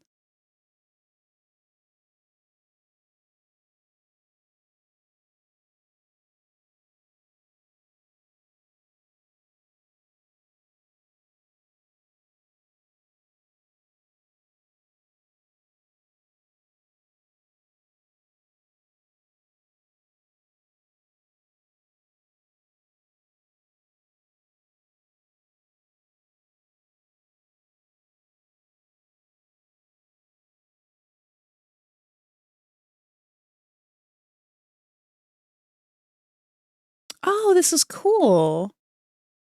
I'll take a look at this after stream if that's all right, because I would love to take a look and like learn more about what this all is.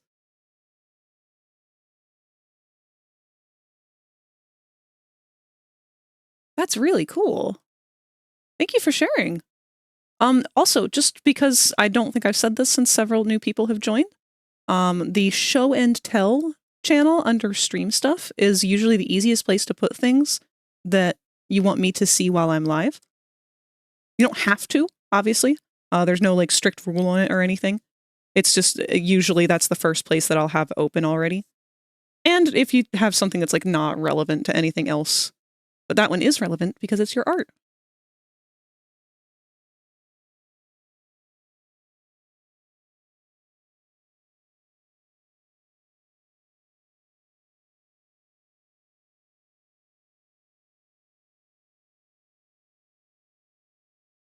Boyd forgets if cussing is allowed. Oh, fuck no. Please don't. Just keep that shit in your mouth.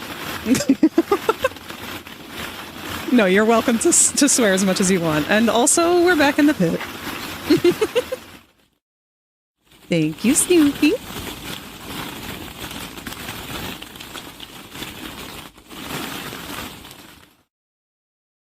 You got friends watching the stream with me.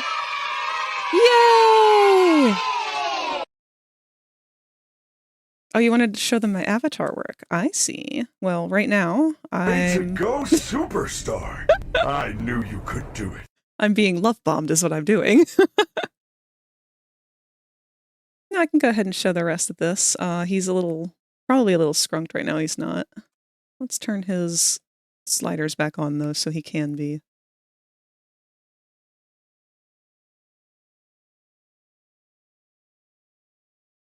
Why is it just your arm that's skrunked? No, shrink everything.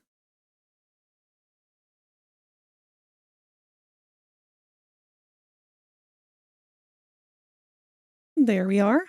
This is the avatar in question that I'm currently working on, along with his ref sheet in the back there, so you know what kind of character he's supposed to be. And right now I am working on the draft of texturing the jacket.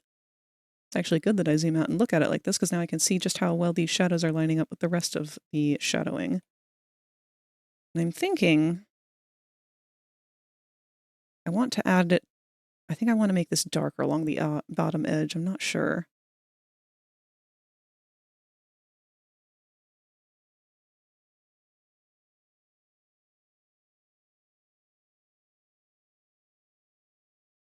It's so hard to resist the temptation to just immediately start going in and wanting to put seams and wrinkles and everything, but gotta take our time.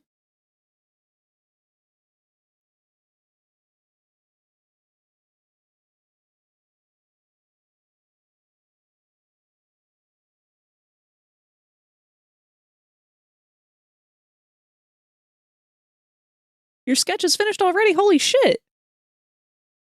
Fo is like a speed artist. I can't even begin to compete when it comes to how fast Fo can do art. It blows my mind. Is there a moss plushie I can buy, or am I going to have to repaint Blue from Jurassic World? Aww! I wish there was! Sadly, no, I don't have any sort of moss merch. Not yet, anyway. I've been planning some Popple merch, but nothing has been brought into fruition yet. Also, just to let you guys know, ads are coming up. They are going to play in about a minute here. And again, as a reminder, they will play for 3 minutes once every hour, so we can have the rest of the hour completely uninterrupted.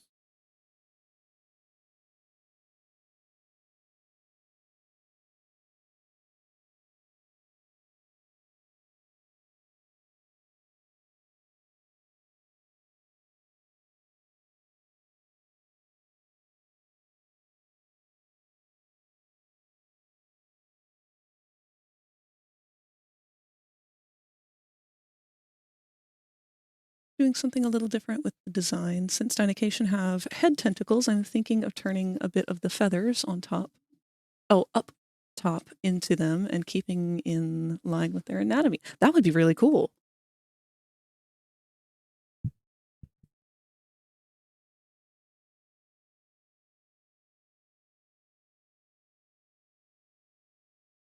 Don't have ads anymore, but I'm still going to take this time to get up and turn on a light and drink 3 cans of Rockstar.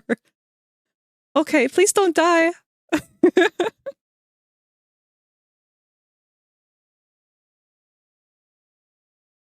I would say drink responsibly, but I think that's more in regard of alcohol.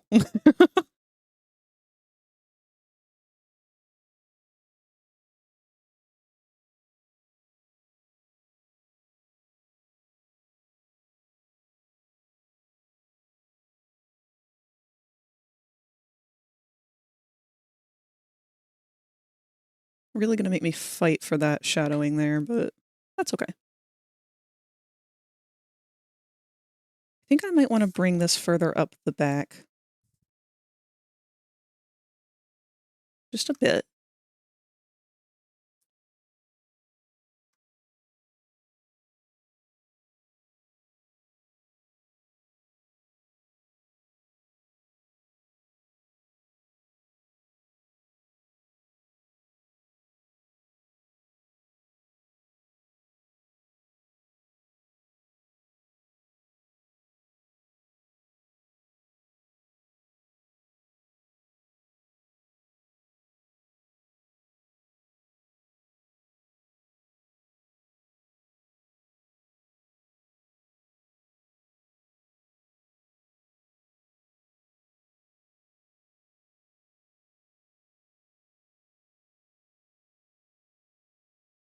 Ah, I've got a sneeze creeping up on me.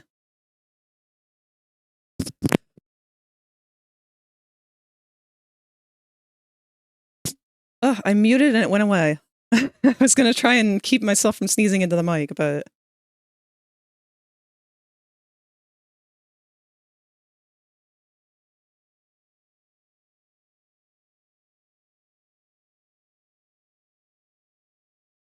The scariest part about doing body blushing like this, especially in like the armpit area, is that if they lift their arms up, is it going to just look like pit stains?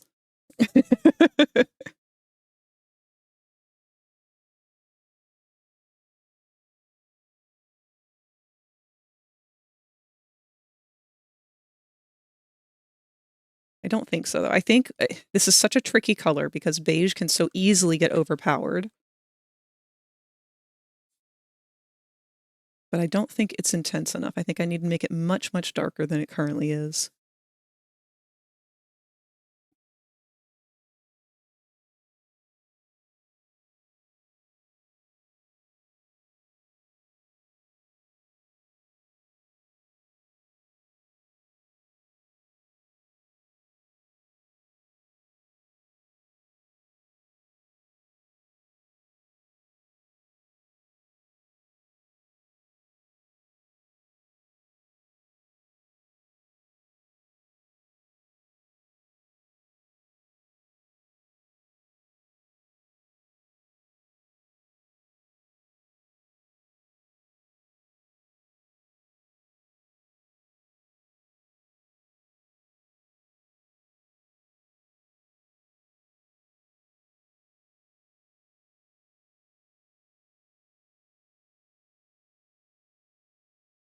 Some people would pay extra for that. I've learned since I started streaming that some people would pay extra for a lot of things I didn't think anyone would pay for. But then again, I'm also friends with several lewd tubers.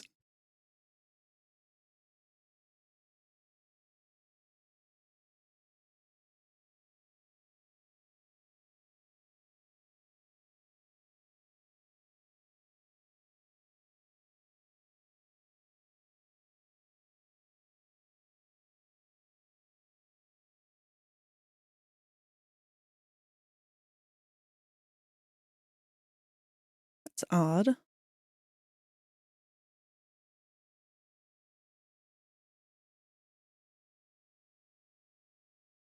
Why is it not filling in that one polygon?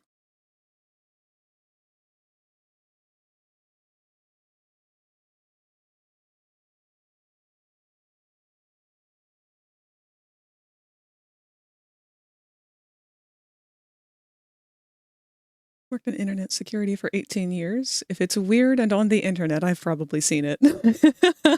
Oh, you poor soul.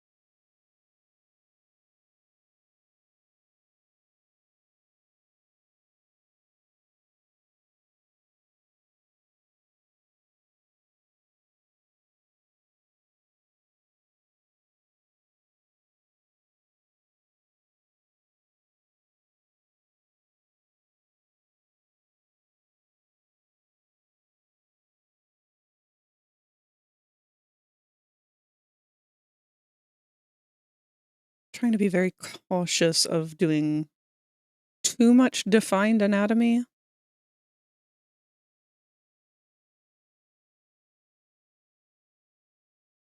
Because even though I want this to be very clear, I also don't want it to be like too intense, you know?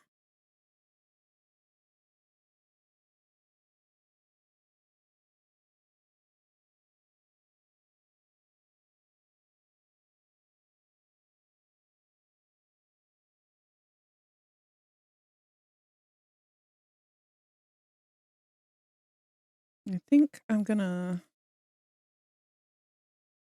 lighten this part up a little bit.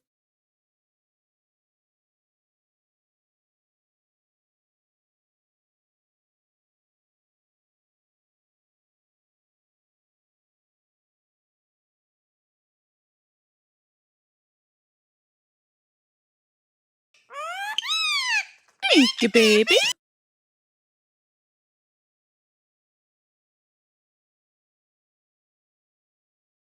I'm looking forward to playing some Baldur's Gate later tonight with Snoopy.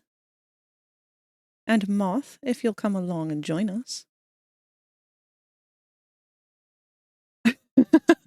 I love you. Love. Good job, Snoopy.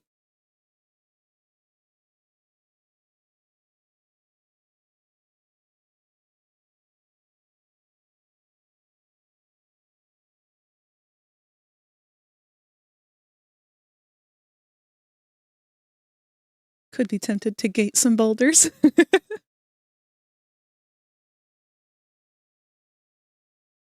Oh, you finished it, Fo? Yay!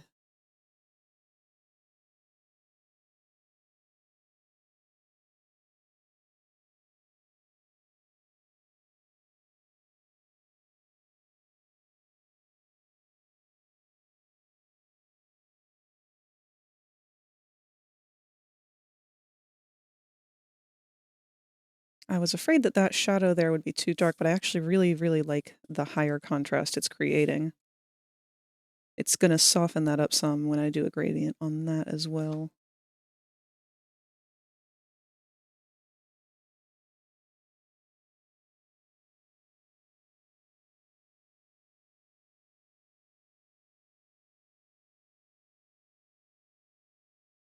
I'm thinking it might be better to keep the jacket a little simpler. Because once I start putting these patches on there, they're going to overwhelm it really fast. Let me take a step back and try to follow my own advice here.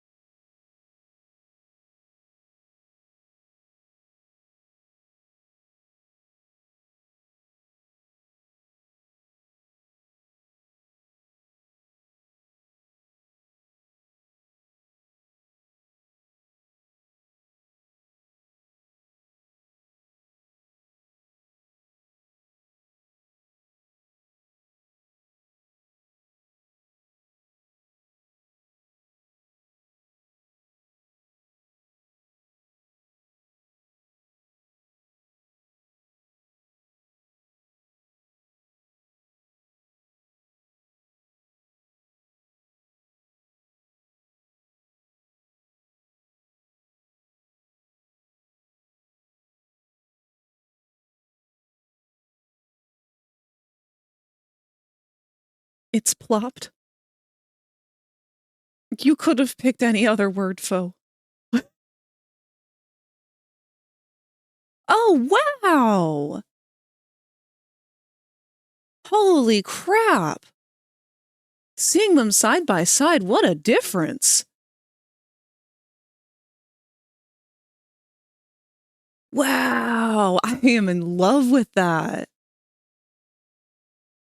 That was so fast, too. Did you do that on your phone?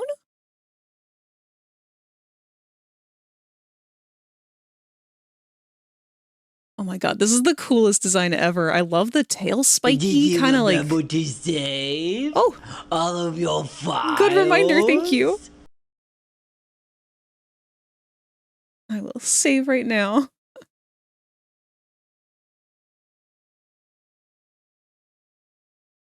But thank you, Rosie. And thank you, Fo. That is such a cool... I'm gonna be staring at this like all night.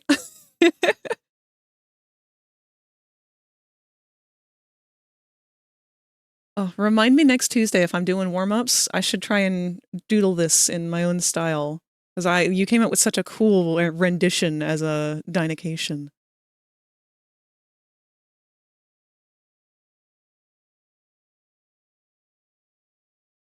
Can I eat your butt?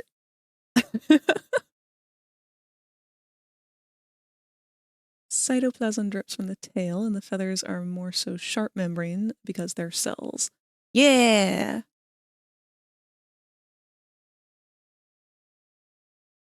Also, hi, Rosie. Why are you biting? No bites!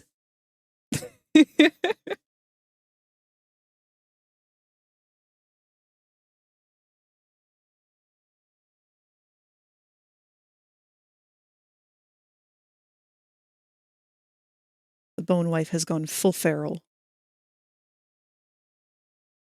All right. Don't trench coats usually have like a firm, not firm, like a very defined seam along the back? Let me look that up.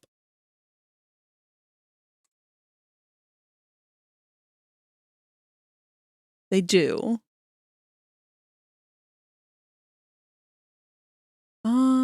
Okay.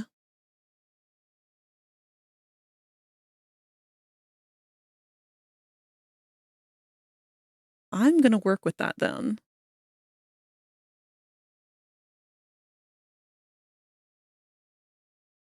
Let me check a different...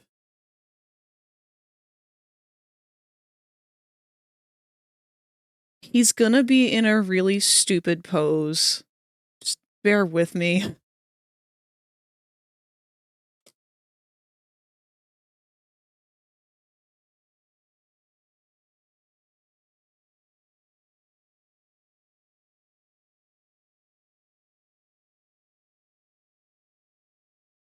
All right.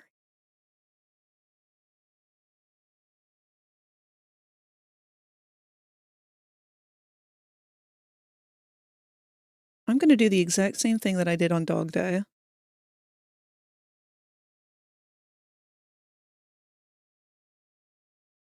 Because that stands out nicely at a distance, but isn't overpowering.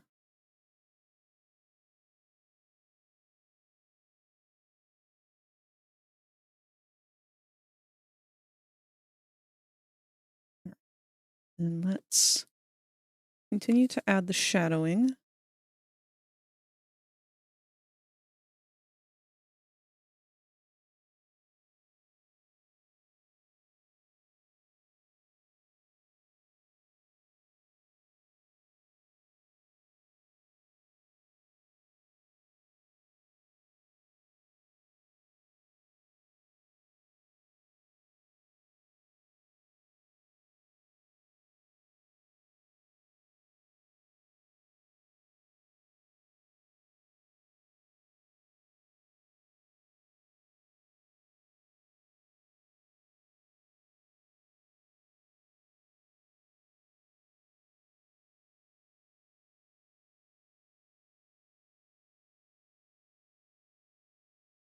Hmm.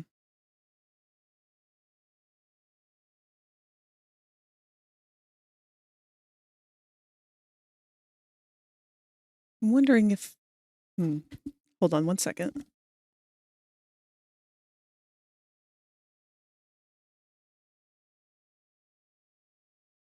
I feel like I'm getting a whiff of fire, but if so, it would probably just be my mom lighting a candle or something.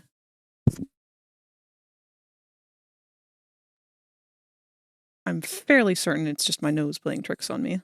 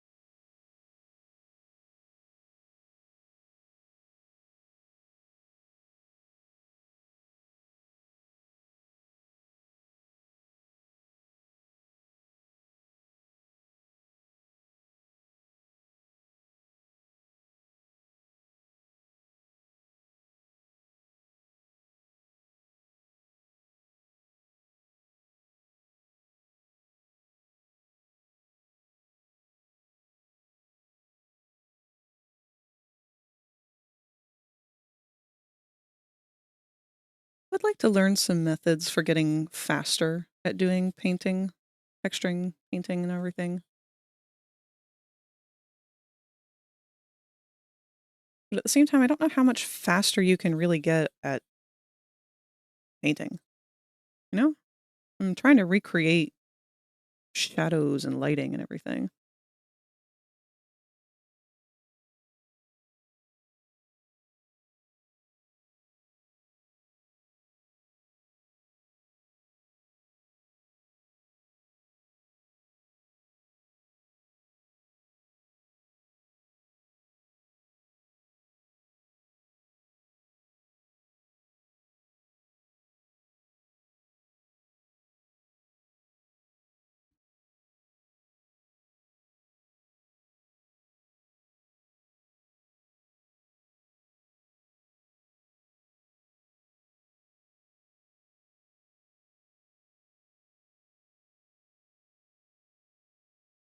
I wonder if I should draw our group as dinocations. Yes, absolutely. You can't plant this thought in my head and then not follow through.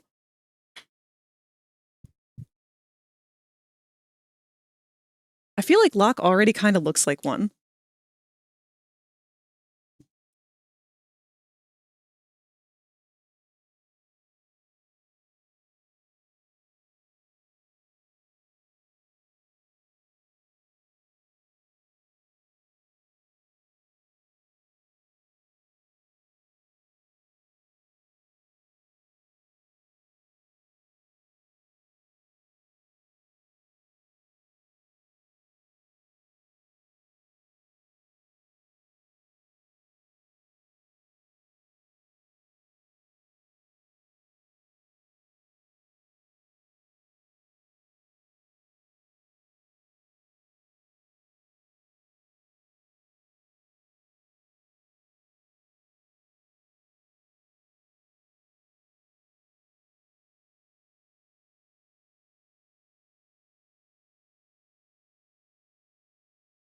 Oh, wait.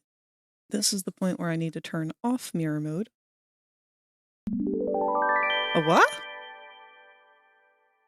Whoa, hold up. What is... Jinx boom.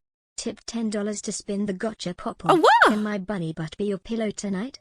Less than 3. Thank you, Snoopy. Oh my god, what did you roll? What did you get from the gashapon? Popple, hold on. Let me make you bigger. I can't see you. You got a Bonnie! I don't know if you can see him in there or not. Here, let me see if I can make him even bigger.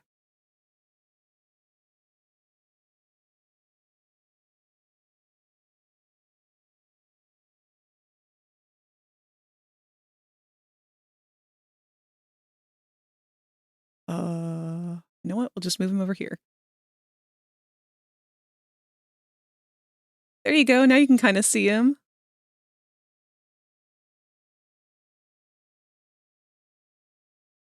There's a couple rabbits in there. And a lot of sea creatures for some reason. I don't know why. You guys kept voting for sea creatures. We got crabs and shrimps and who knows what else. I'll keep adding to it more over time, too.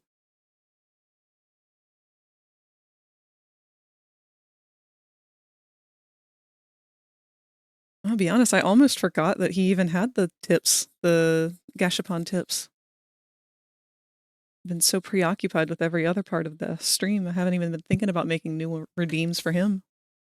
What are you doing?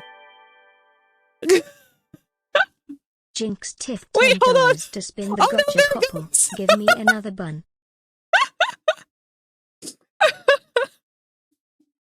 He's gone. There can be only one bun. Jinx, thank you. Wait, hold on. I can run it back. I'll run it back and we'll see if they'll both stay or if they'll fight for dominance again.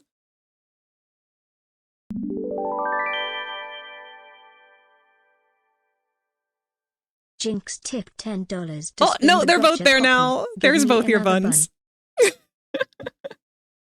The $10 tip might specifically be... What is that? Oh! Anonymous tipped $50 to spin the gotcha popple. What is that? First of all, thank you. Holy crap. But what is that? Popple, move your big ass eye. What is that? Brother, ooh, what is that? Hold on, I can't see behind his eye. Let me see if I can jostle him a little bit and we can get an idea of what's in there, because I genuinely don't know what that is.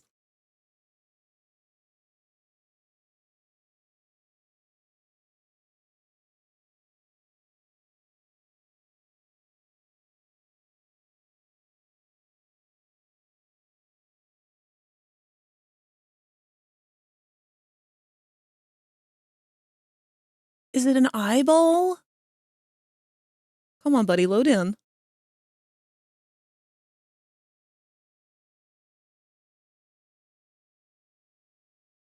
Oh, he doesn't want to load in. Wait, oh no! Wait, hold on! Oh! Anonymous tipped $1 to spin the Another gotcha eyeball! popple. There are 2 eyeballs! I don't even remember making an eyeball. Whose idea was that?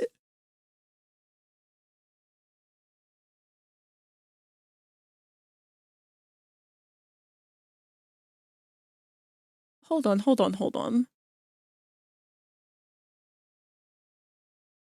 How many things are in here? And why can I not move him around to interact? Interact. Okay, hold on. What? Jinx! Jinx! Stop! No! Jinx tipped $10 to spin Oh the god! gotcha You popple. Hi, I love you. It's another Bonnie. Why do you keep getting Bonnies, Jinx?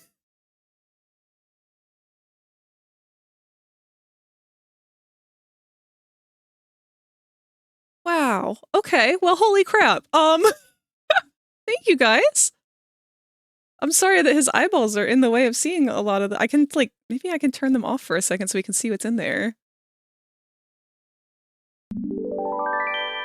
What?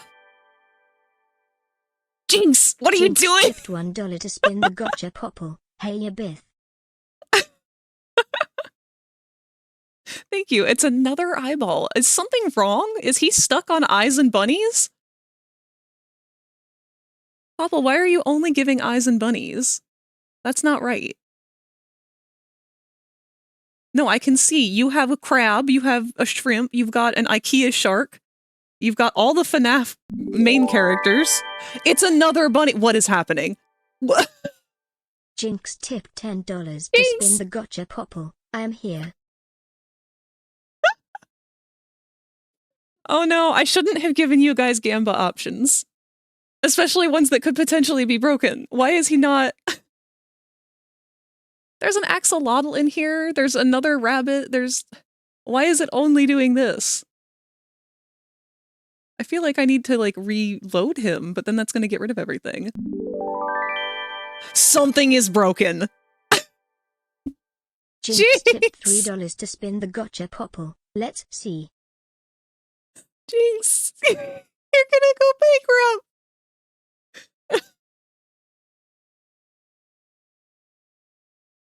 Okay, yeah, something's definitely broken. Hold on. I want to make sure it's gonna be giving other stuff than Bonnie and eyeball. Why is it specifically Bonnie and eyeballs? It should be random. What if I remove the eyeballs?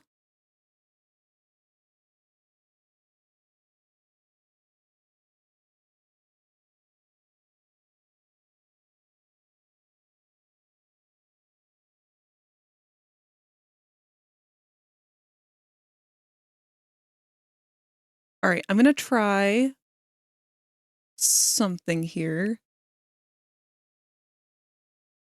I'm going to simulate a tip of $50 because I just removed one of them to see if it would affect that.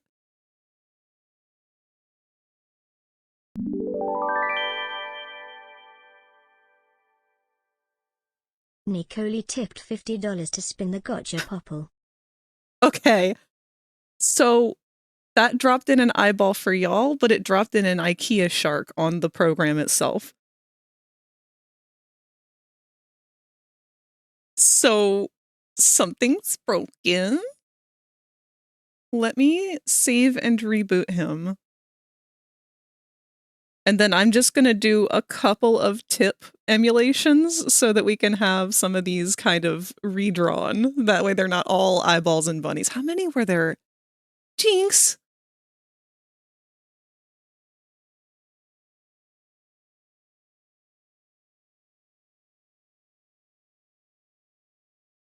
I don't want to be rude and ask if the anonymous was also you. But thank you, everyone. How many were these? I want to re-roll it for however many there were. 1, 2, 3, 4, 5, 6, 7, 8. I'm feeling bad. Hello, Robin. Good to see you. We're having Gashapon trouble. He's full of eyes and rabbits. All right, hold on. Popple, I'm gonna go ahead and change your default tips for some of these, because what the hell? We're gonna empty you out, bud. Okay, you're empty now.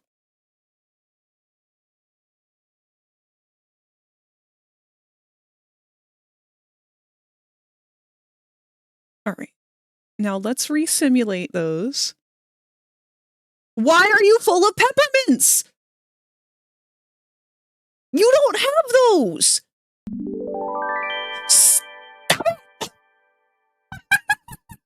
Jinx tipped $10 to spin the gotcha popple.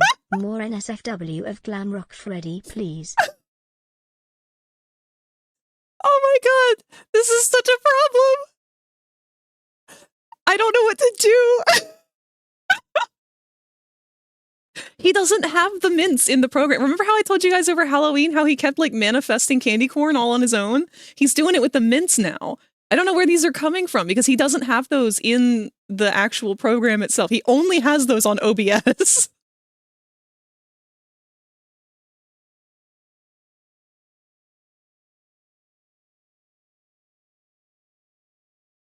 All right, bud. No mints. No mints!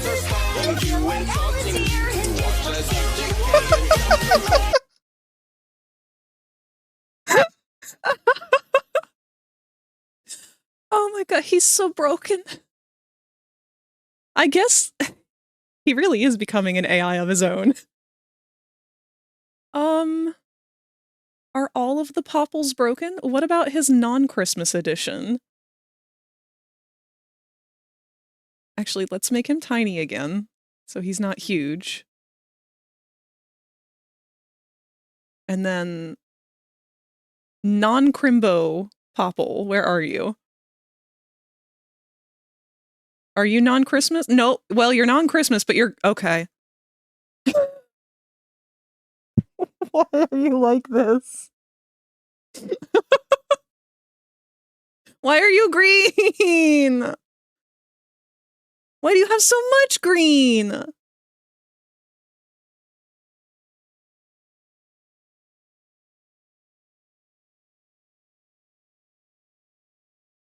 They look like peas. They're supposed to be gumballs, but for some reason he only wants the green ones. Last time it was purple, I think. And he shouldn't have any to begin with. There are no gumballs in his head right now in Stream Elements. And yet, the peas remain. Alright, which one of you popples is a non-holiday popple? Is it you?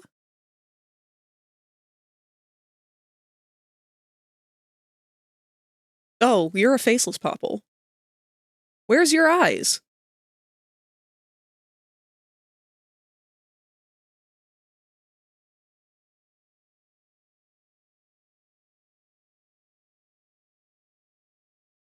No more green. Are you empty?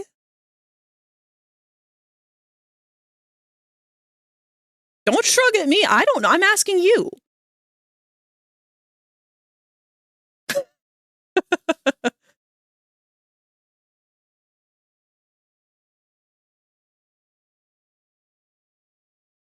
Oh, his responses might be broken too? Oh, shit. Popple, what have you done to yourself? We've left you for like a day.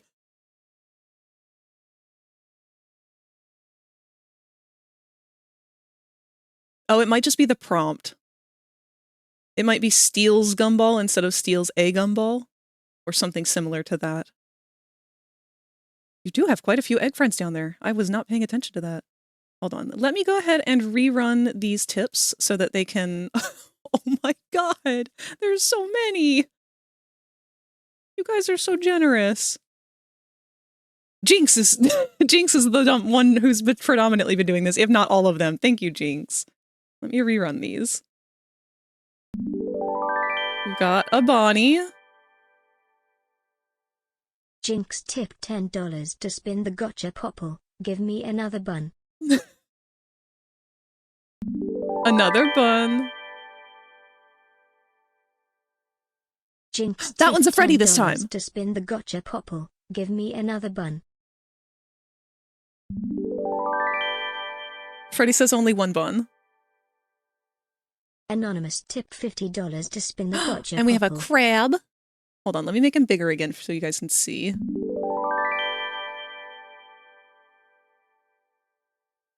Anonymous tipped $1 to spin the gotcha popple.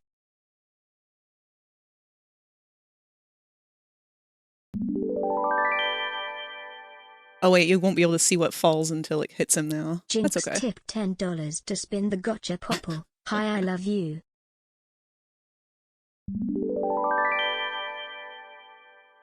The $10 one might be Bonnie by default. Jinx tipped $1 to spin the Another gotcha crab. popple. Hey, ya Bith.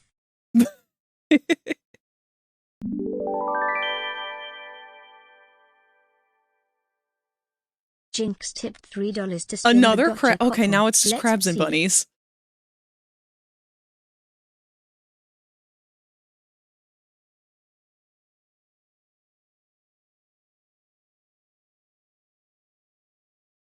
All right, I'm gonna do another one of the $1 ones because I think those are explicitly random.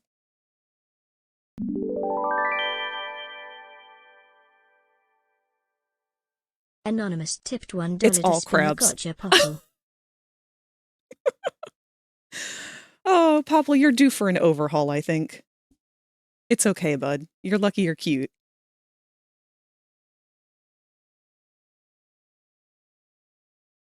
You cannot escape the crab. We're crab people. We live and die by the crab. You want random? No, only crab.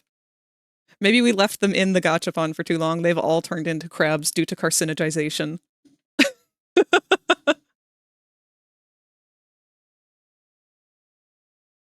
Let me check on his prompts too while I've got the page open, because I don't know why those are not responding as they should.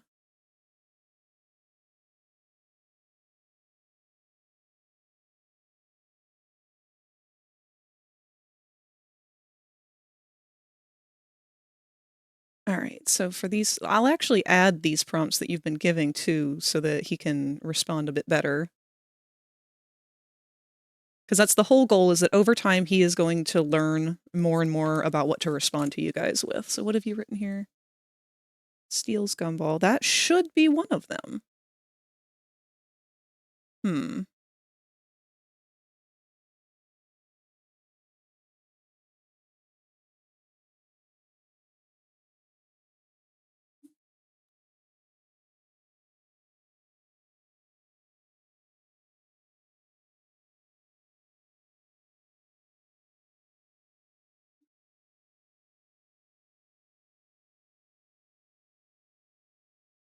Let's see if one of his other ones works.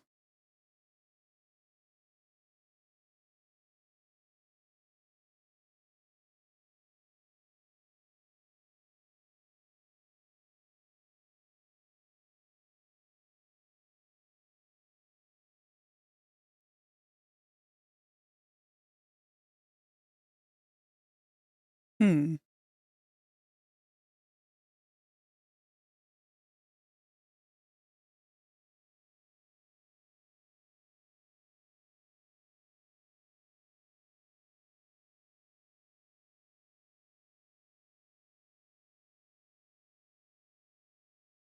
I think Popple's gone nonverbal.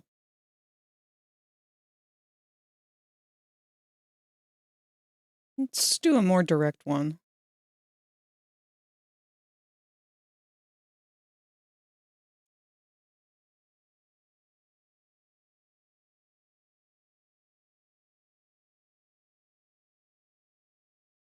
Buddy, where are you?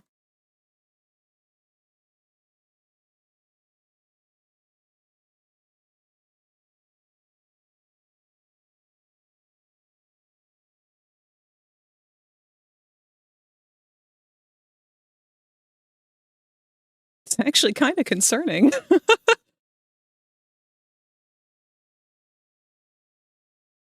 There's a fun and 100% Twitch safe thing to show and tell that is relevant to things. Oh? Oh god.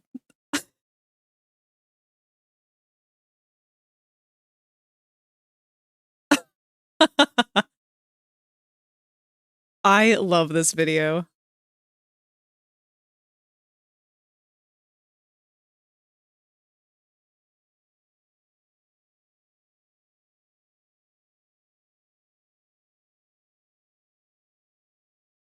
All right. I do want to make sure that Stream Elements as a whole is working, because if his custom commands aren't working, that's okay. But regular commands should still be active, and if they're not, that's going to be a problem. So let's make sure that the Discord command prompt's still working. It is. What the fuck? It's just Popple that's broken today.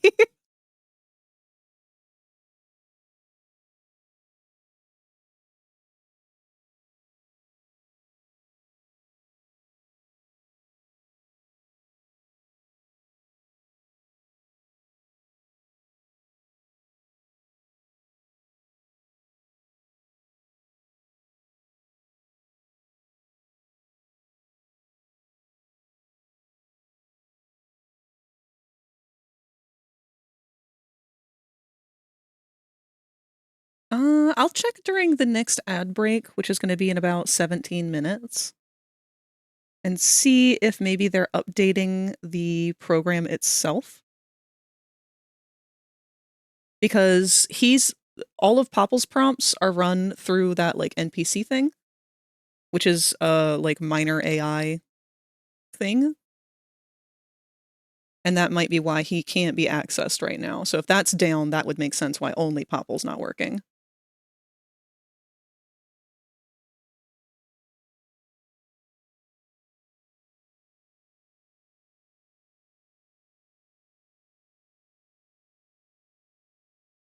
Yeah, that sounds like that's what the issue. That would make the most sense anyway. Sorry for that. He is robbing you of his delightful presence today.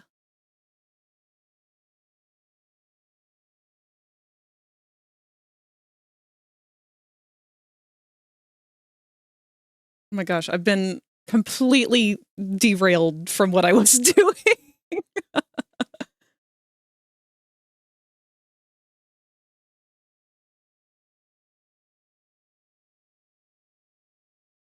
Oh shit, also hi Cherry, I didn't see that you had joined us.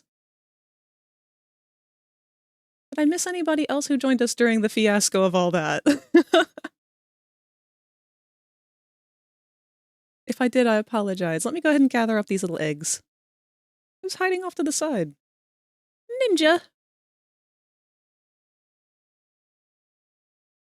Alright, got Spanish Pandy. And Brad. Oops, sorry Void, I woke you up. You got Salem.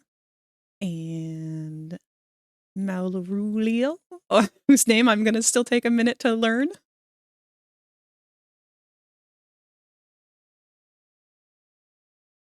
There we go. Got all of you guys up in the egg box.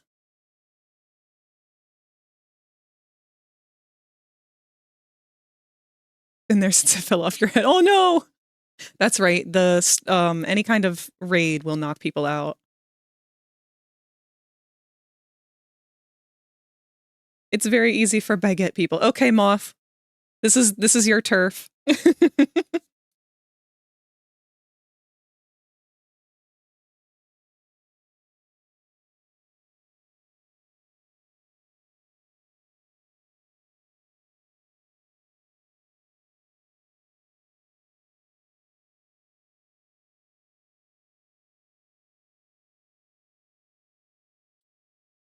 What's happening? We have a baguette word that I need your help learning.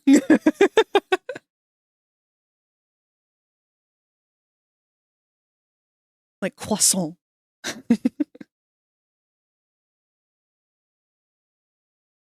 The name above yours.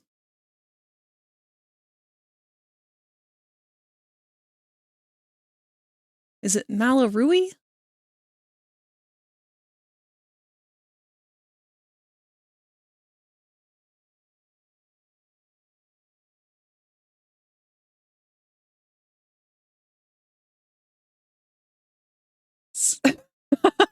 That was me trying. Because my mom taught me that one. She actually knew French for a little bit there. But I unfortunately never learned. But she would get on me for not saying croissant right. Croissant is how I want to say it, but croissant is how I believe it should be said. The only way that I can do it is if I pretend that I am a Pokemon named Croissant.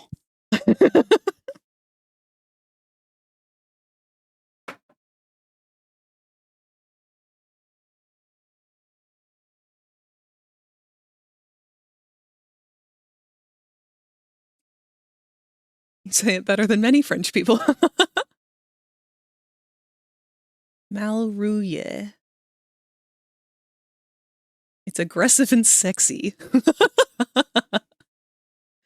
You know what else is aggressive and sexy? Oi, oi, 僕の CD が欲しいってほら、受け取りなプレゼントするのはパルコフォルゴレさ父をもげ、パルコフォルゴレ You knew this was coming. ミュージックスタート Chi chi chi chi hop by boing boing. Chi chi chi chi hop by boing boing. Hey, come on! Moge moge moge moge. Chi chi wa moge.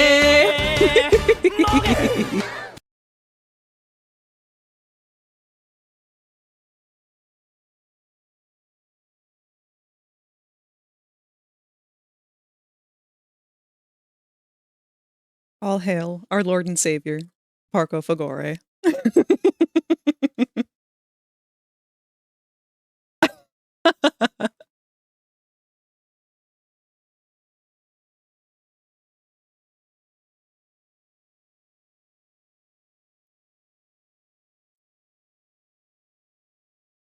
To those who are not familiar, Parco Fagore is an anime character from a very old anime that I watched when I was a kid. And that specific song and dance was heavily censored out of the anime and replaced with a different song called Hey Hey We Dance All Day Boing Boing. Thank you for the big stretch. If you become lightheaded from thirst, feel free to pass out. And another hydrate. I've just about finished my glass of water. Which is good, because all I've had besides that today is coffee.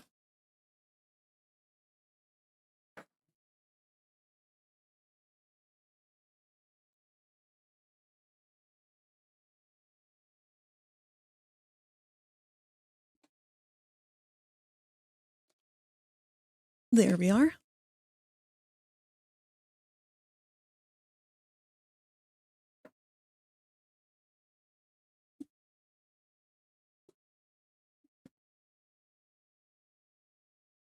All right. Scooted back in. Got good posture going, nice and hydrated.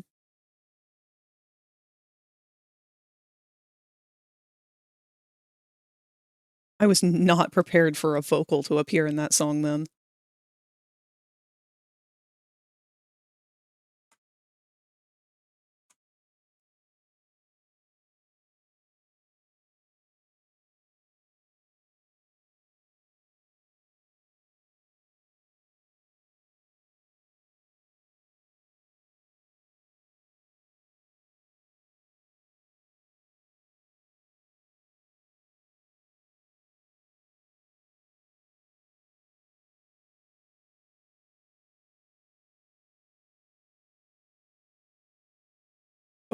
I overshot that by a lot.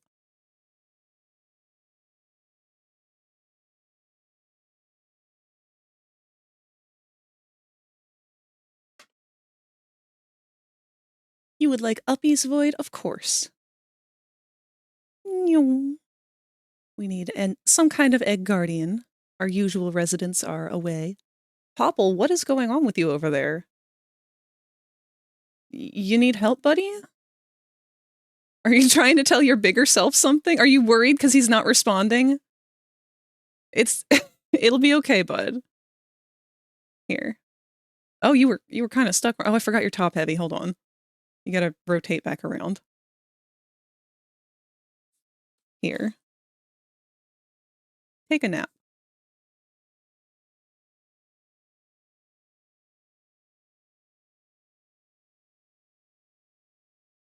Zatch/Gash in Japan was voiced by Pikachu's voice actor. Oh, I didn't know that.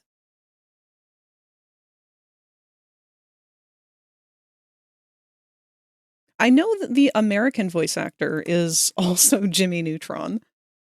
But that being said, she's one of my more favorite voice actors.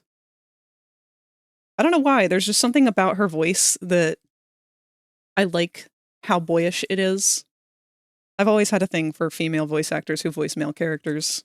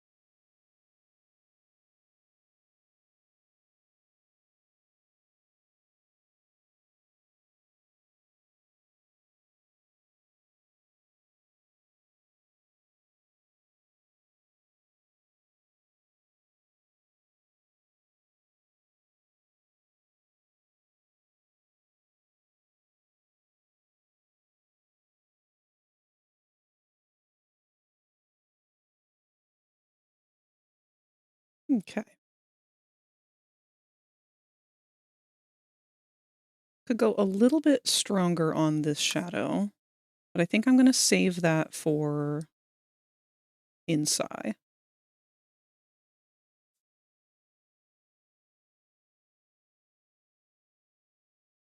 Because I think we're about ready to shift gears and work over there for a few minutes. Clean some of this up.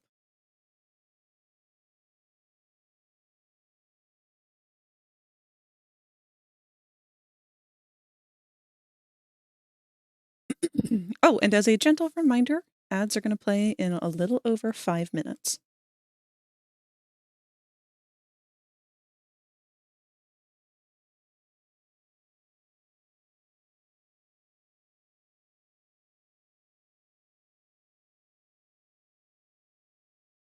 Oh shit, I forgot to turn mirroring back on.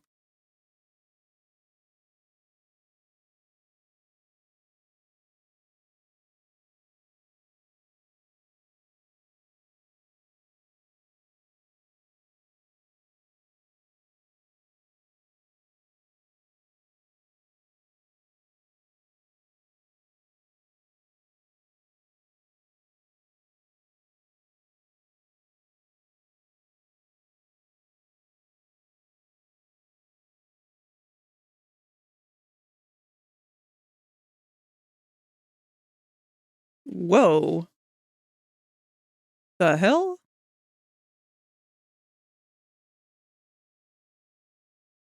Ah. Because mirroring was on, and mirroring in Blender doesn't actually go according to the UVs. Mirroring in Blender will project itself even onto pieces that are just sitting on top of the area that you're painting. So, as a perfect example was earlier when I hid these top shoulder pieces on one side but not the other, and instead of it drawing on the jacket part instead of the shoulder pieces, it just started drawing on top of the shoulder pieces. We need to put a little mark in here.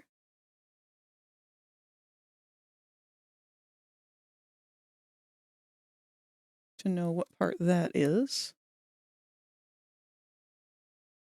Huh. You. That one's going to get a nice little gradient inside. All of these guys are overlapped.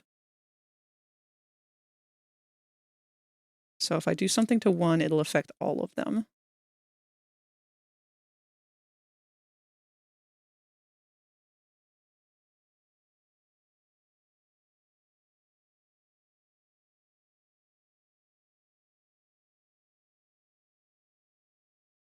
All right. Pretty good. Now, big question is, do I want to do anything with the inside yet?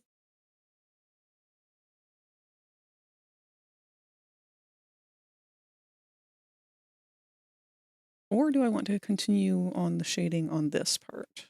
I should probably do that first.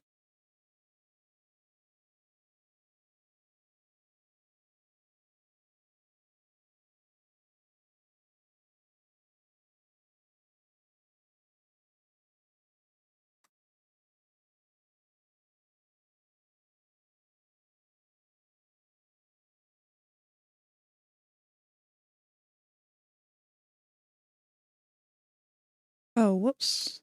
I also forgot to do it on this side.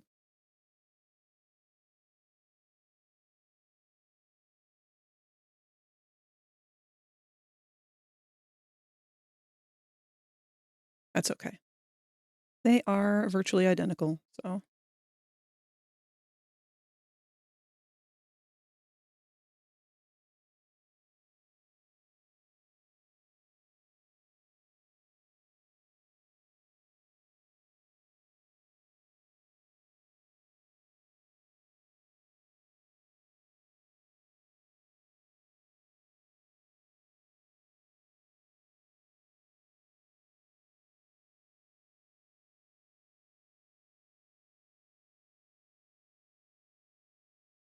And ads are going to start in 1 minute here.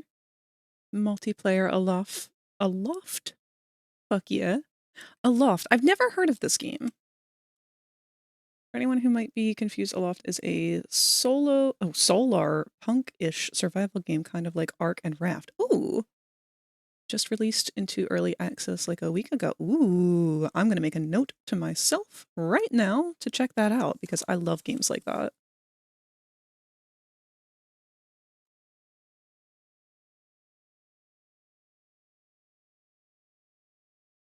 I'll put a link in show and tell. Thank you! Actually, with that in mind, does anyone know if there are any good Steam sales going on right now? Because I saw that they have a new sale going on at the moment, and I haven't had a chance to go look into it and see like what's included yet. I've got some games I've been wanting to get for some friends, though. And if any of them are on the list, I'm gonna get them. They will be loved. They have no choice.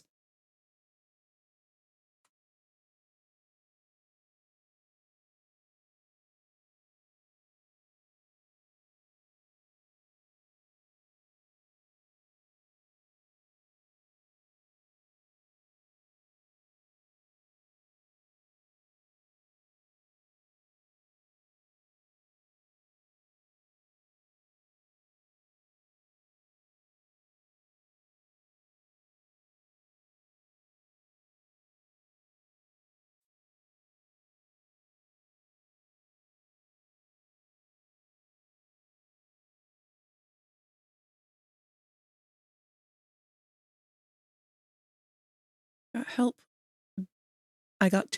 beta test it before release. It's so good. Ooh, that's always fun.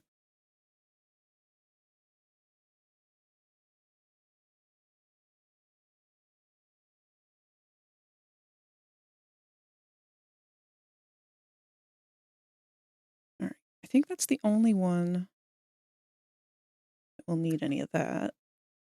We'll put a little bit of shading on this side, though, just because.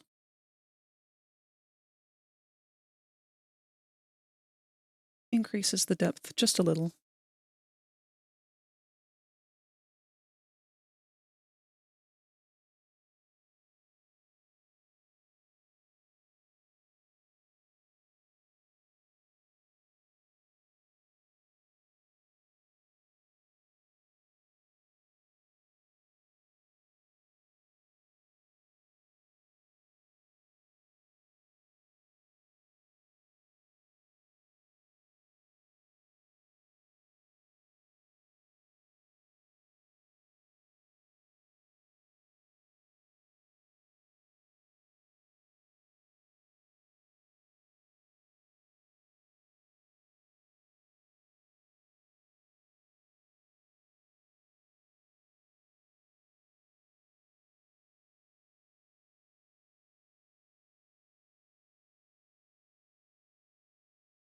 Link posted, the critters are adorable, and I genuinely would love to see this game take off. Pun intended.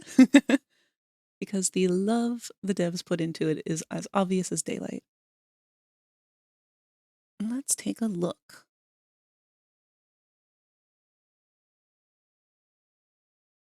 Oh, wow.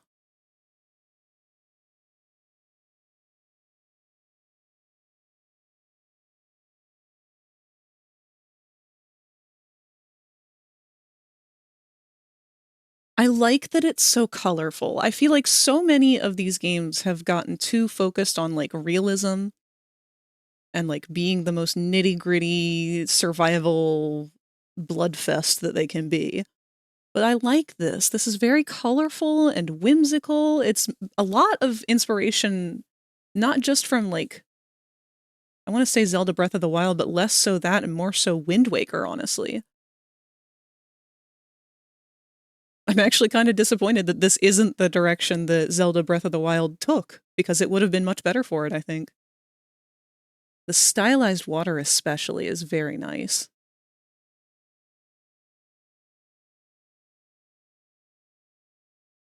Oh my god, they've got alpacas.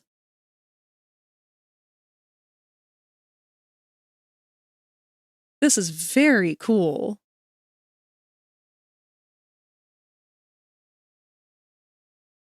Thank you for sharing, Void. I'm gonna put that one in my wish list.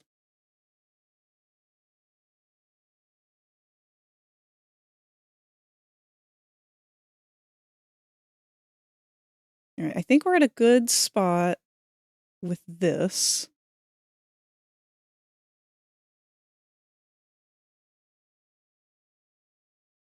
We can move over to Sai and start working on blending out some of these and cleaning up some of them. Now, with that in mind, I think I am going to go ahead and start doing a draft version with patches on it as well.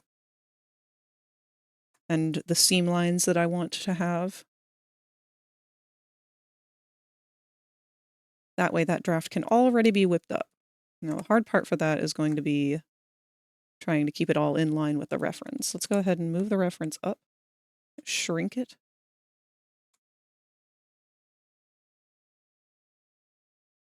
So I really want to be able to see it while I'm drawing on it. Now, we don't have a back view, so some of this is going to be up to artistic interpretation. I only see 4 patches on the jacket, and I'm gonna probably leave it that way with the exception of maybe some drawn-on patches.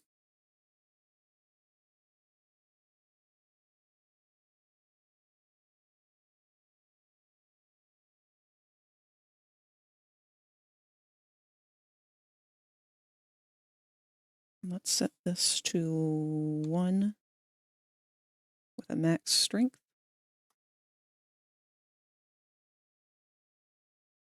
I know we've got a bit of a zigzaggy patch. there. And this one kind of goes up. It's higher than the first one.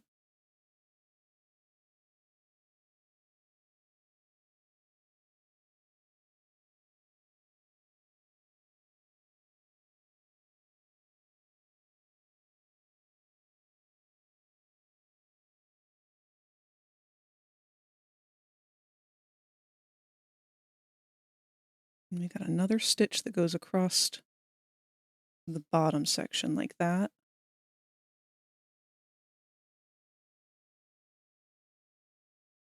A pretty big stitch on the shoulder area.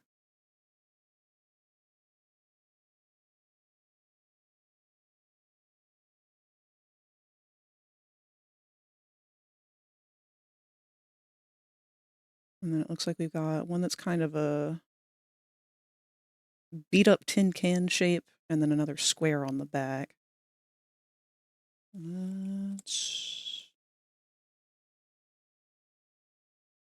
The square one is higher.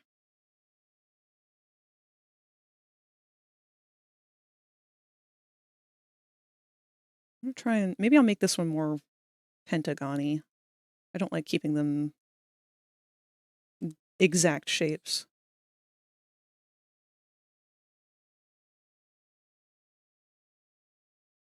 And this one is lower and curves. Which way is that?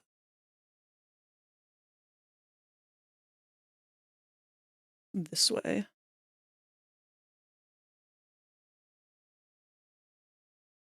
Actually, I kind of like how that one lined up already, but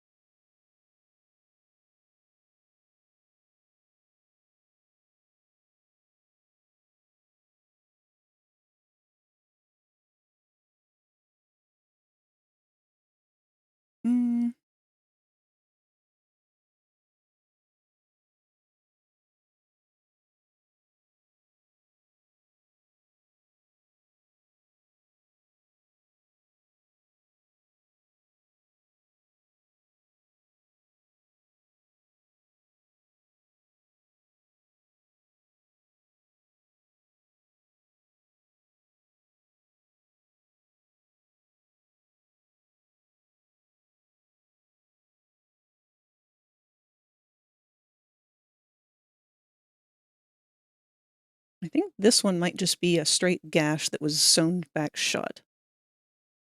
Which I kind of like. I feel like that's a really good way to show detail without having to commit.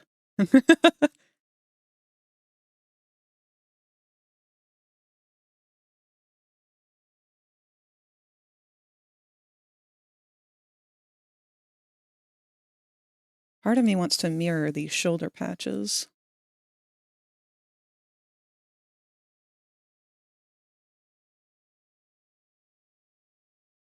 Actually, that doesn't look like a patch at all.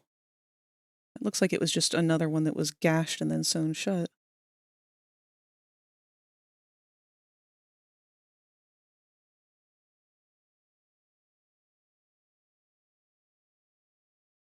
I drew that one on a little while ago, though, so no going back now. We don't have anything on this arm visible. I think I will kind of get creative here.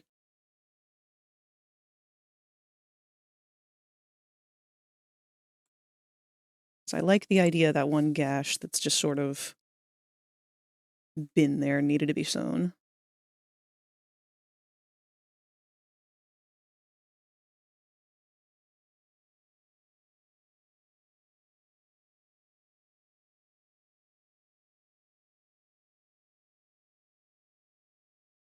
As someone who is notorious for getting my clothes caught on everything and ripped, I appreciate the hodgepodge core.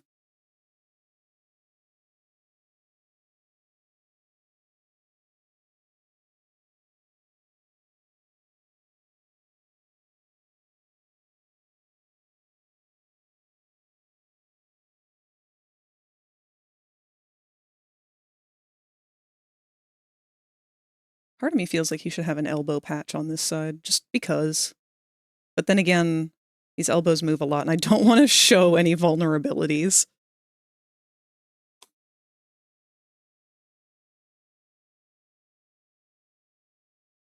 And we know there's going to be a seam straight along the back. Mirror mode, please.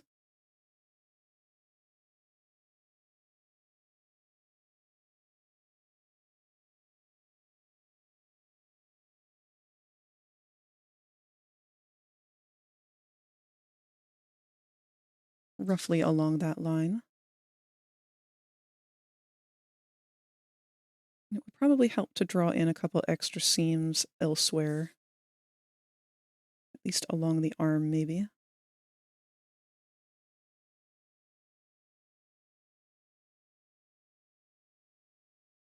In the crease of that.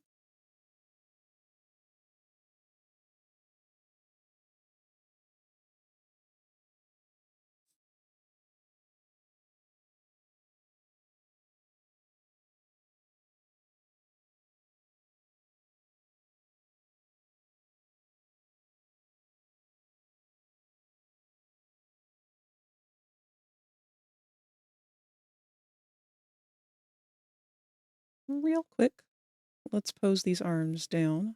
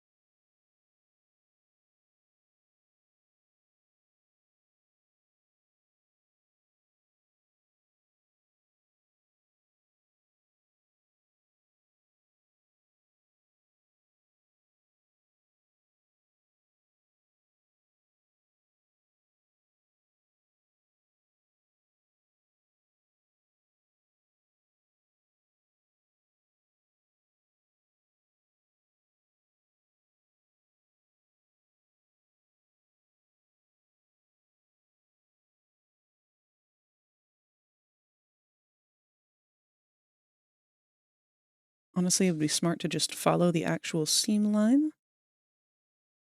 I don't think that would even really show other than being part of the jacket. We'll take one last gander.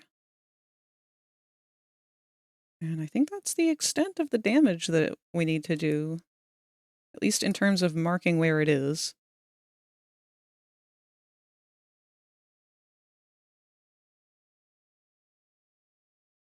I should go ahead and put a couple of stitches on here too to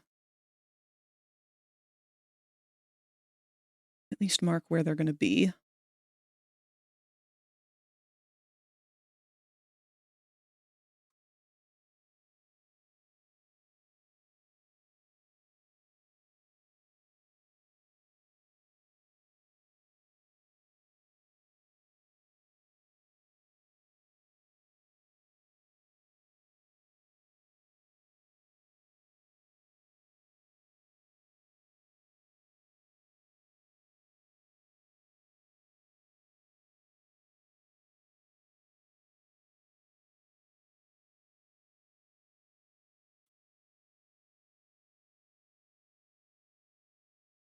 Got 3 lines here.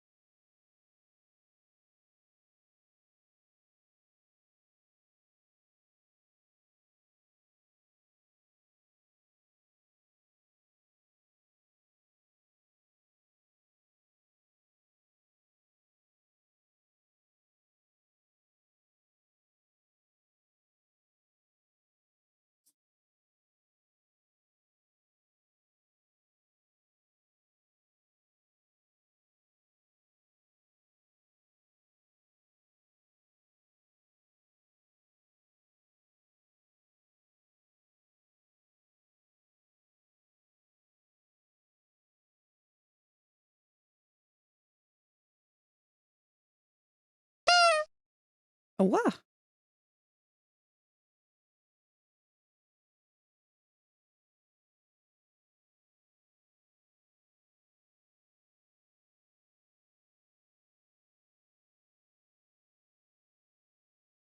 Trying my hardest to retain the same kind of line work in these patches as I am Spectre put in the reference.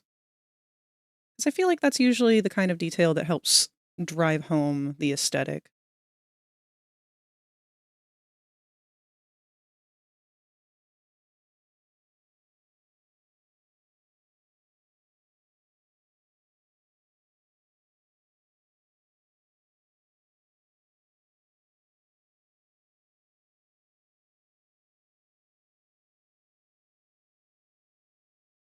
And this one doesn't have any kind of stitching on it.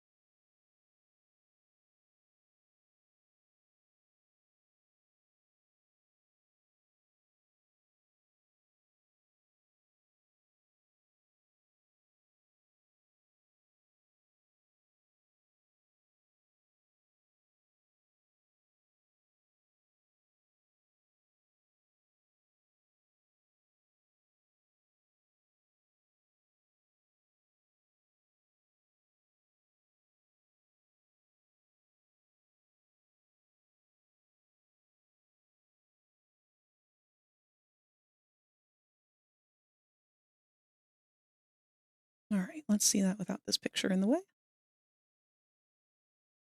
Need a couple more stitches on this guy.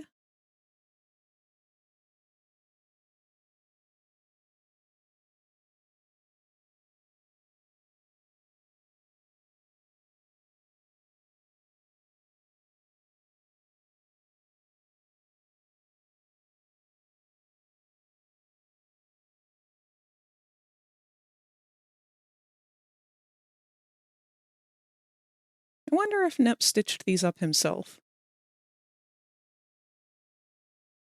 From what I've been told of Nep, he doesn't seem to be able to do much without the help of his ship. And given that he is an amputee, I can't help but assume that maybe he needed the ship's help with this too.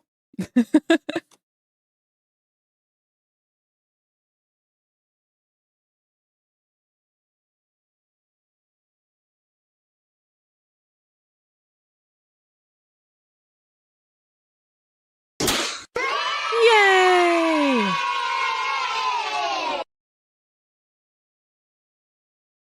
If you were hoping for a jump scare, not quite.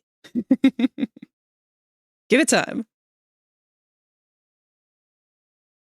All right, I'm going to save this as a copy. Just like I did with the last one. So this is 6 and 7. And now's the fun part. And by that, I mean the not fun part. Let's go take a look at Sai. Oh, God. It's time once again. It's a double Fagore. Music start! Bum, ba-da, ba-da-da-da, da. Chi, chi, chi, chi, hop by. Boing, boing. Chi, chi, chi, chi, hop by. Boing, boing. Hey, come on! Moge, moge, moge, moge. Chi, chi, wo, moge.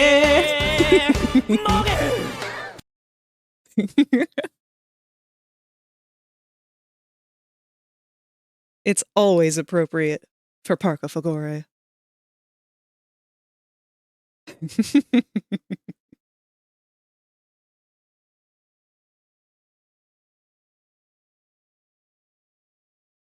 All right.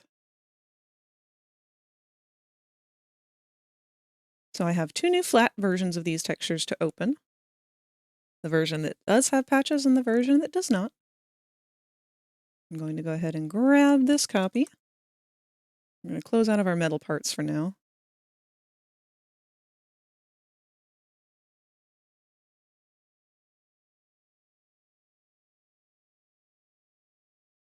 Okay.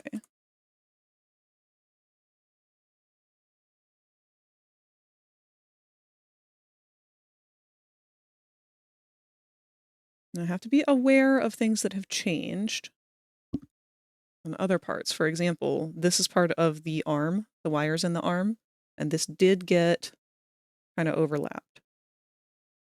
So I'm not going to be salvaging that part from this. In fact, all of this can get completely erased.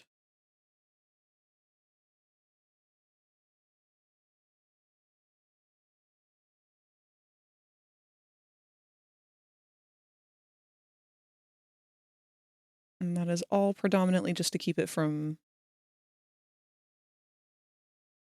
overlapping with other things. Because you guys can't really see it that well. Let me see if I can move it over. Yeah. No, not really. I have like 100 layers going on right now. And that's just because of the struggle of having to jump from one program to another repeatedly.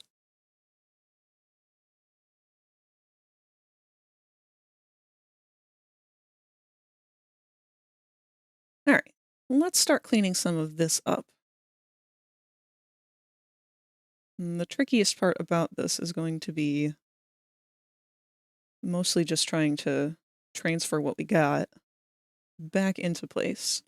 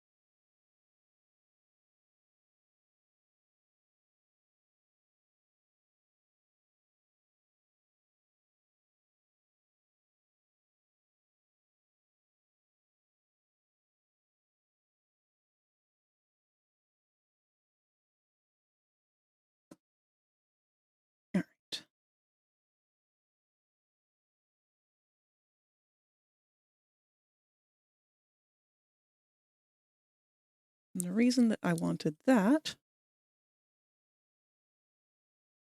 I'm going to DM you something I want you to check after stream is over, okay? Sure thing.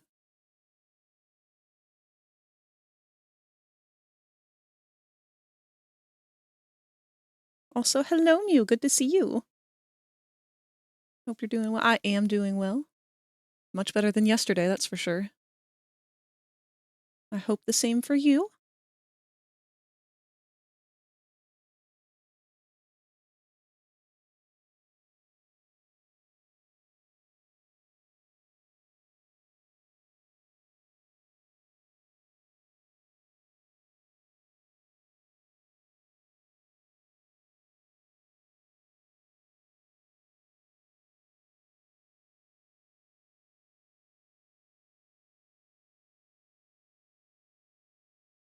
All right. Let's start getting some of these guys.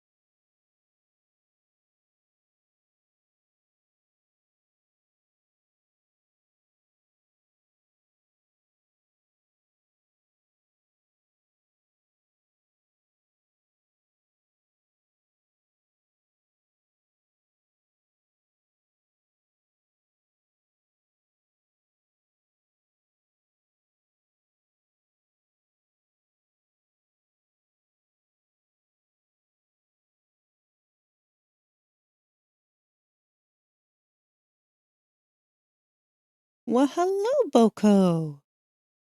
Just have your dinner? How's my handsome boy?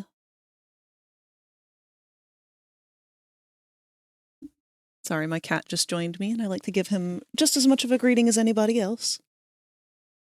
Would you suggest PC or Mac for Blender or 3D work? I've only ever used PC. I have zero experience with Mac, but I am using Blender currently, and it's handling it like a champ. Blender itself isn't the worst program on earth. It's not the heaviest to use.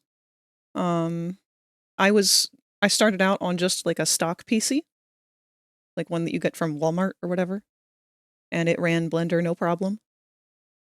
It was not designed to be a gaming PC or anything.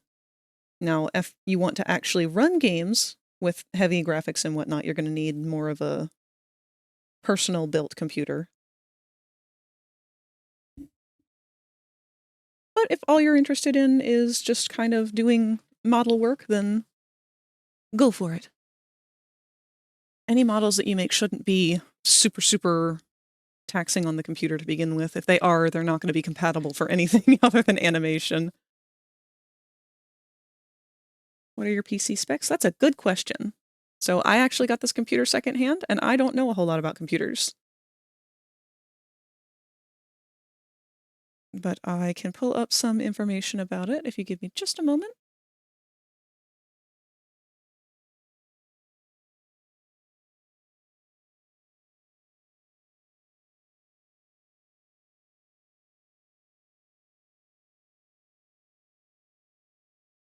So this is, I have a NVIDIA GeForce GTX 1060 for the GPU, and that is a 6 gigabyte.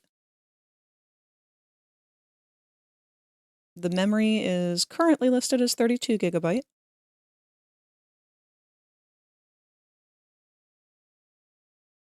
Not sure what other information you might need. I do apologize. I know Blender a little bit. I'm yet to build my own PC yet, though. That is on the list after this one dies. But hopefully that won't be for a while.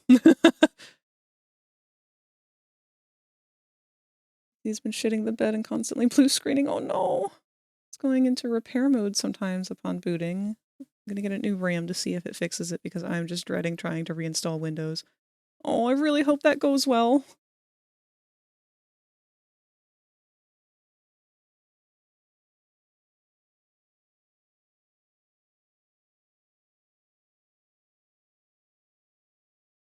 Worst case scenario, are there still shops and stuff that you can take your computer to if something needs to be repaired by like a professional? I imagine there has to be.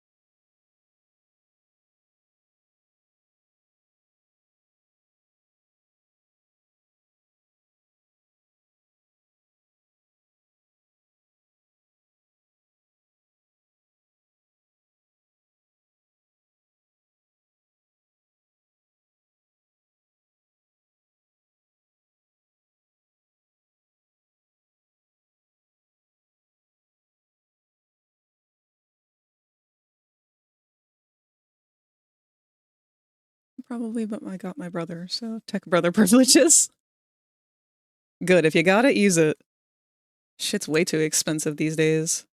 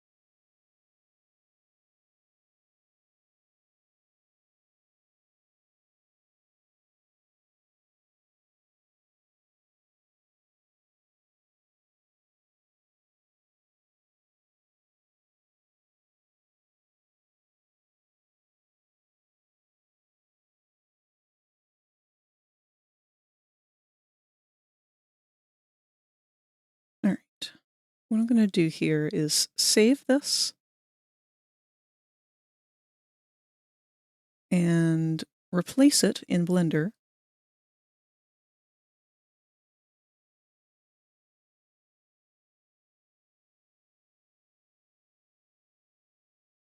So we are going to replace texture. We'll put this as texture number 8.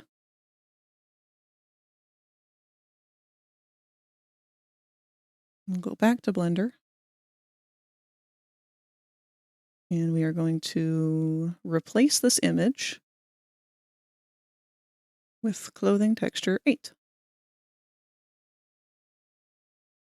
And the reason we're doing that is because I want to test and be sure that the gradients that I just did, which were on the lapel, both the under and overside, all look good and line up. And the gradient on this strap doesn't look bad.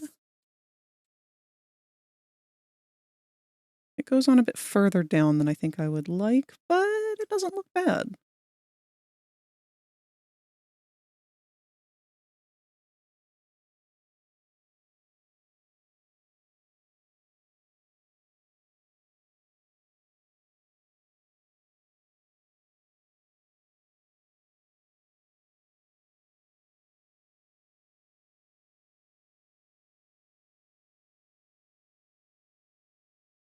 Okay. Back to Sai. Gonna keep chipping away at it.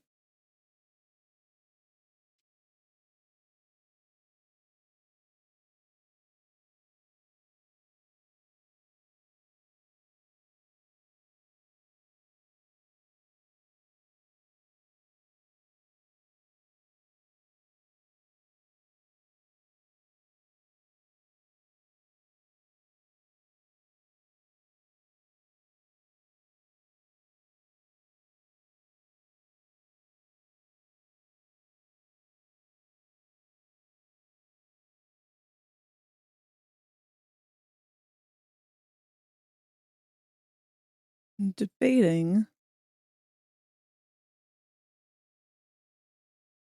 Let's do the shadow underneath of that strap next.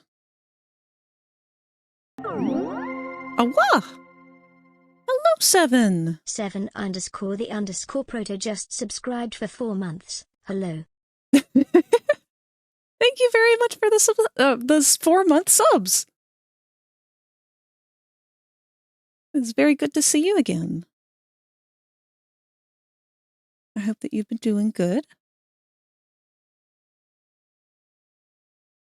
Or at the very least, as good as you can. Oops.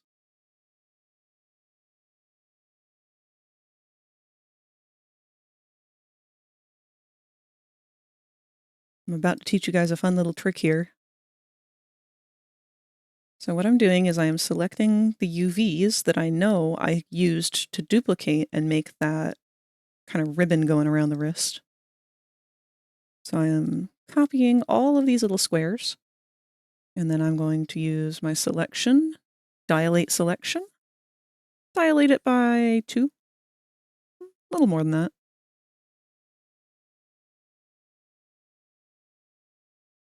Okay. And then I'm just going to take my dump bucket, take a selection of color here, and whomp. And just because we can, I'm going to extend it outwards.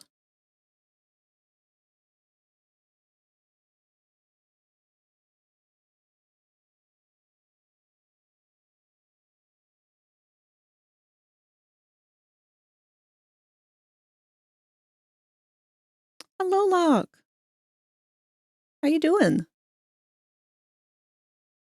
I didn't get to see you much yesterday.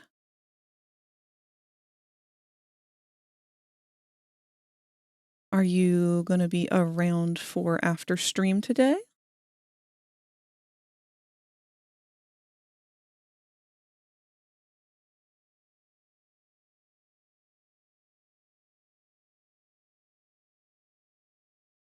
Gonna go get some noms. Bring some back for me.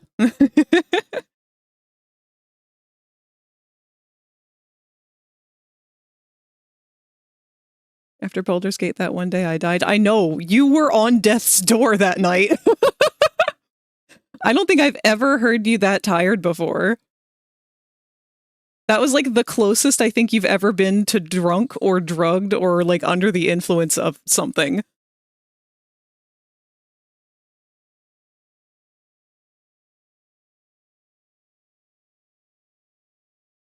Well, good.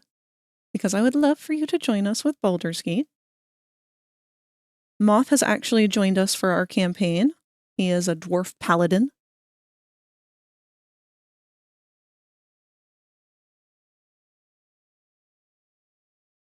We're going to blur this out a little bit too. Not a whole lot.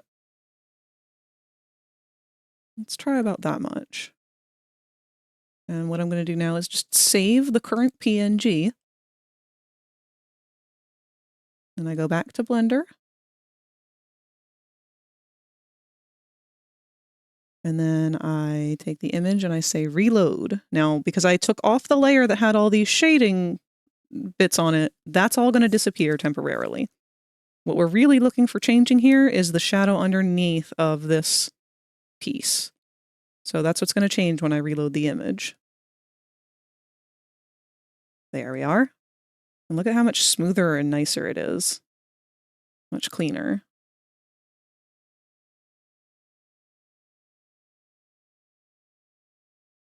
Woke up at 5 p.m. the next day, fell back asleep, and when I did, I had sleep paralysis in VR, and boy, that was interesting. Oh my god. Sleep paralysis in VR, that sounds like a nightmare. I'm back with potato stick. That sounds good. Also kissed my roommate's cat on the way to the kitchen. Good. That is the toll that one must pay when passing a cat at any time. They get head kisses and butt smacks. Right, buddy? What do you think, Boko? Come here. You want to give some purrs? Let's see if you want to purr for people. Oh, buddy, careful.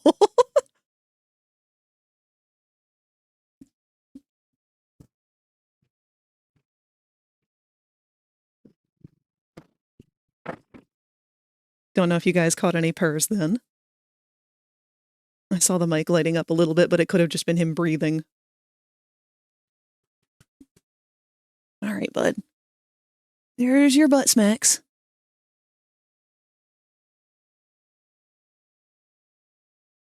One of them really likes butt smacks. Yes.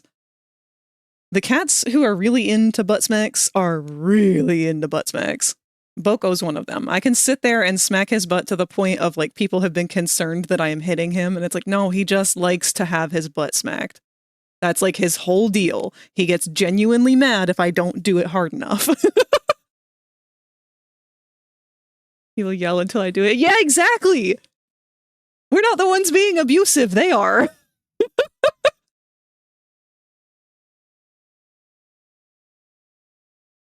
All right, I like how that shadow looks, so I'm going to keep that. Move back to Sai. And turn this layer back on. What is this piece? That's the front piece. And what are you guys? You are the straps. So you don't really need much of anything. I guess it's just a matter of trying to blend out, oops, the shading on the rest of it then, because I'm not sure what else to clean up. But that's good. Less work for me, I'll take that. So let me go ahead and duplicate these. What are you doing down there, bud? I feel you on my leg.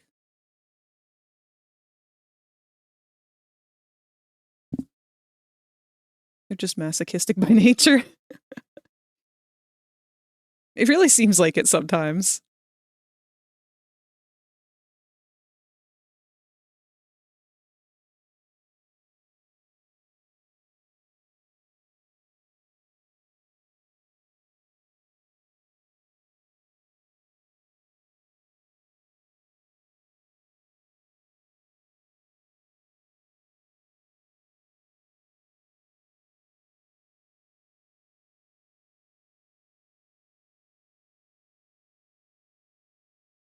I have to be very careful with this part because I am trying to blend out the edges where the overspill is.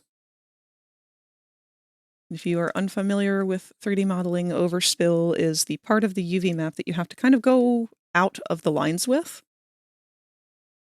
Because if you don't, it will show where this texture like cuts off.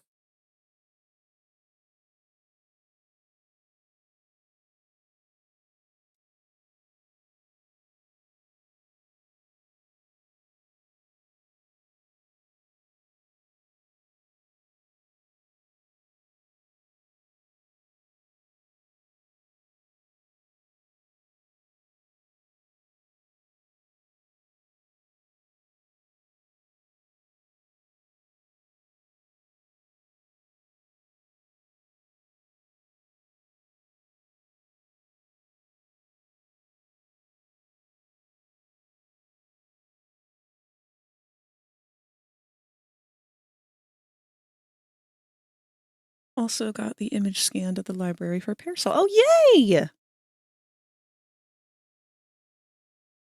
Not just for Parasol, but for me, because now I can have a print of it.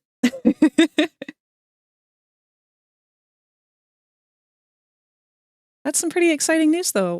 Locke, I don't think you've mentioned that to anyone from our usual group even, but our lovely Locke here is experimenting and testing the waters with doing art, specifically ink art, traditional style.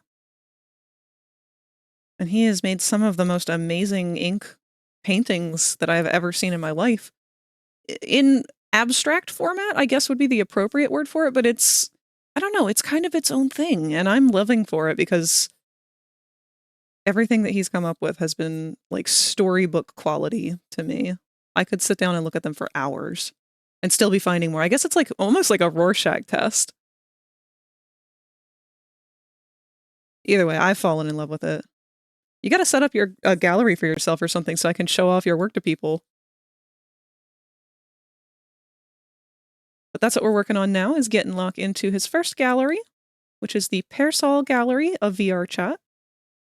I know I've talked about that once before, but if you are familiar with virtual reality spaces, Parasol is a virtual gallery, just like a real art gallery, that displays artwork from a ton of different artists, whoever is available that month. It changes monthly.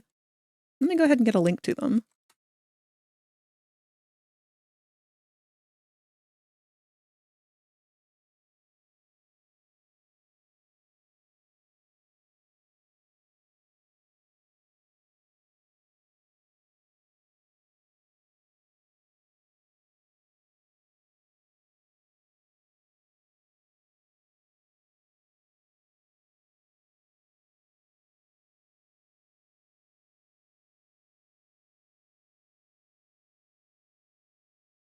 All right, so here is a YouTube video that was posted by the gallery itself.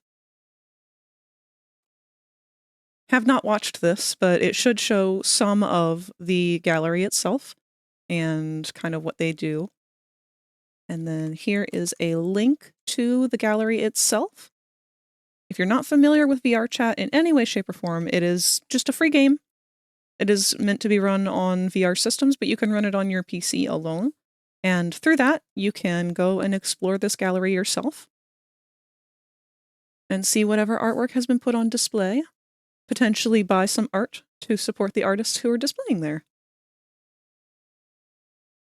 But it's absolutely no different from a regular IRL art gallery, and it is pretty fucking cool. The guy who runs it is awesome. He's been doing this for his full-time job for a while now, and supporting a ton of artists in the process.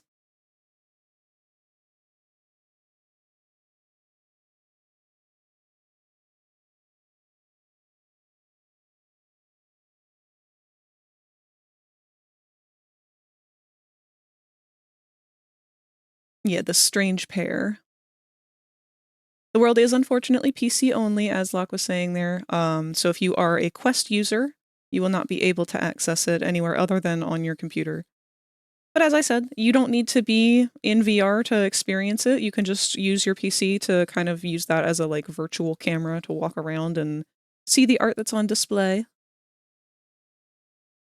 VRChat is also mobile friendly now, so if you have a smartphone, I believe you might be able to access some parts of VRChat. I'm not sure though, I have not tested that myself.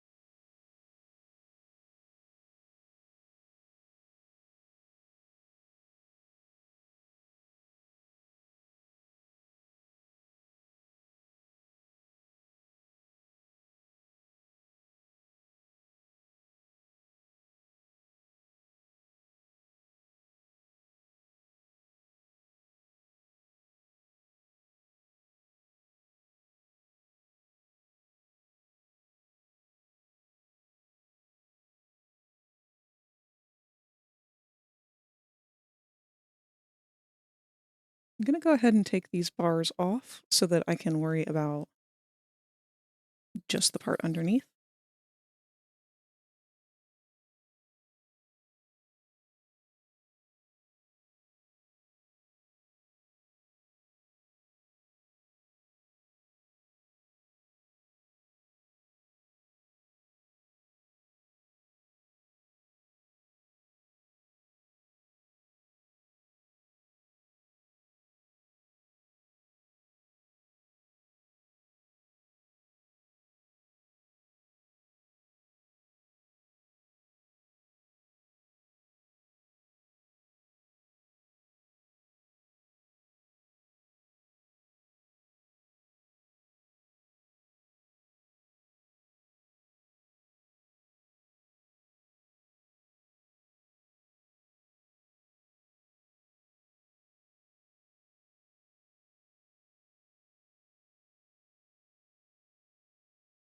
All right.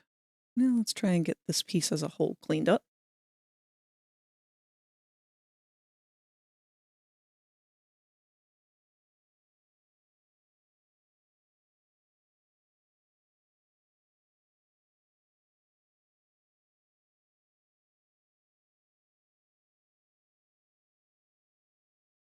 Not sure what that piece is.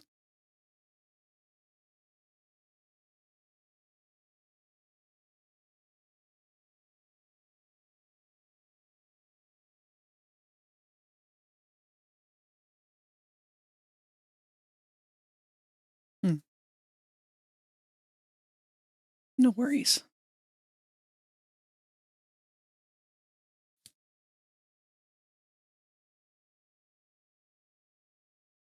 Zawarudo? I really shouldn't just say things out loud that I don't know what they are. I apologize.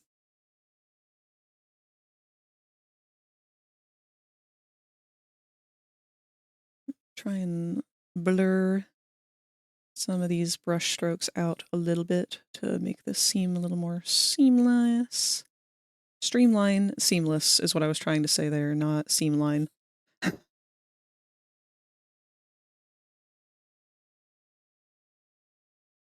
I can definitely feel at this point the effect of having not had my meds today,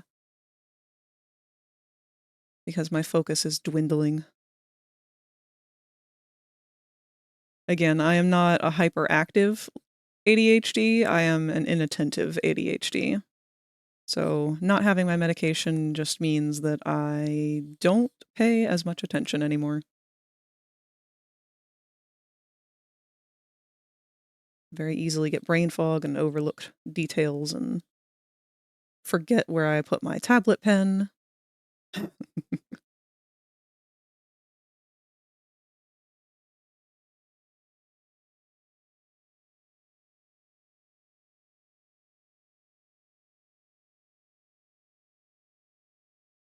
Can't afford to pay attention. Exactly.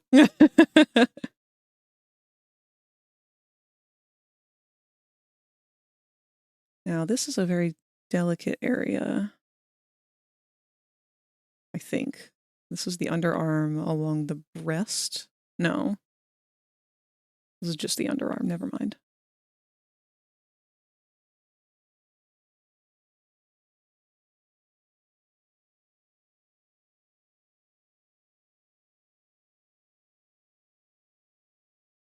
Whoop, and ads are going to start in about a minute.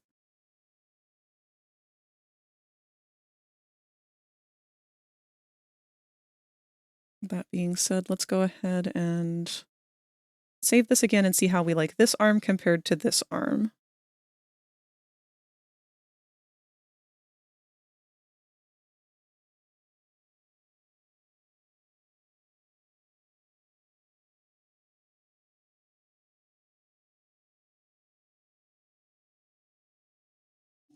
Go back to Blender. And this will be both arms at the same time. We'll be able to see which one we like better. Reload.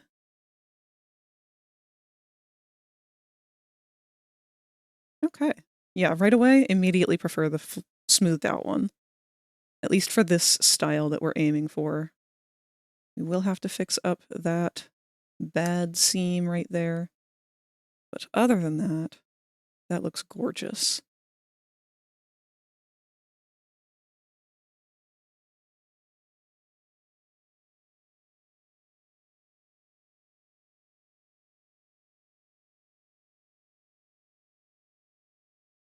Okay.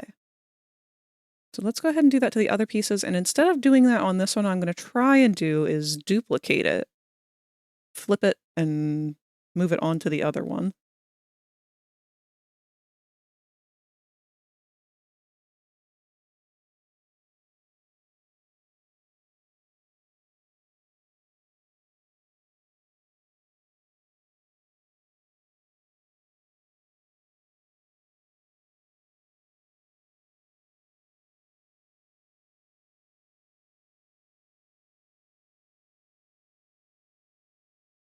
Hmm? That's weird. What's happening there?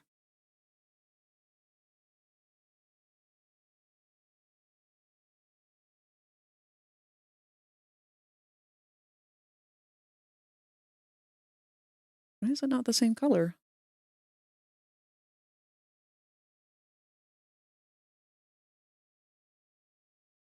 Oh, weird.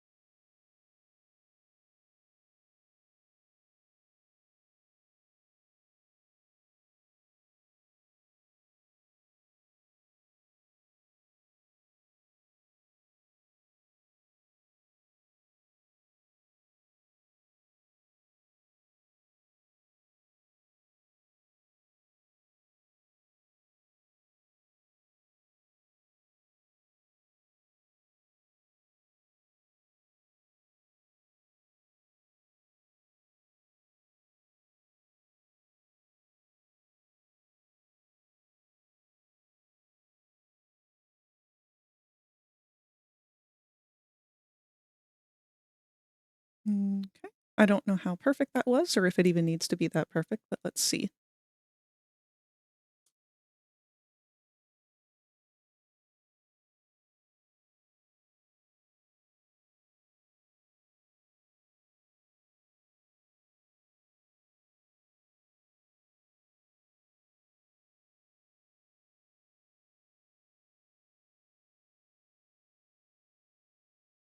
Looks good. Honestly, this one's going so much faster than the rest of the clothes have. Which is weird to say because I feel like I've spent the whole day on it, but I'm also an hour late than I usually would for stream. So if we can get this done tonight, that would be fantastic. That means all I would have to worry about over the weekend is the expressions and getting him uploaded. But we'll see. I'm getting ahead of myself, getting excited.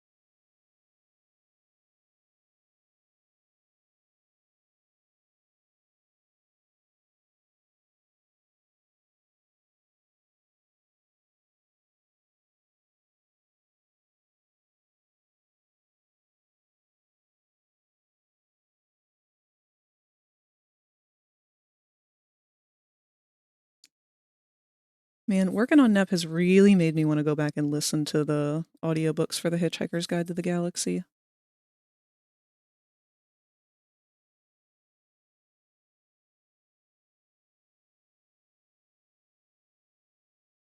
I remember when I first read them, quote unquote read, I used to have a cleaning job before we moved, and I would put them on while cleaning. Just help kill time.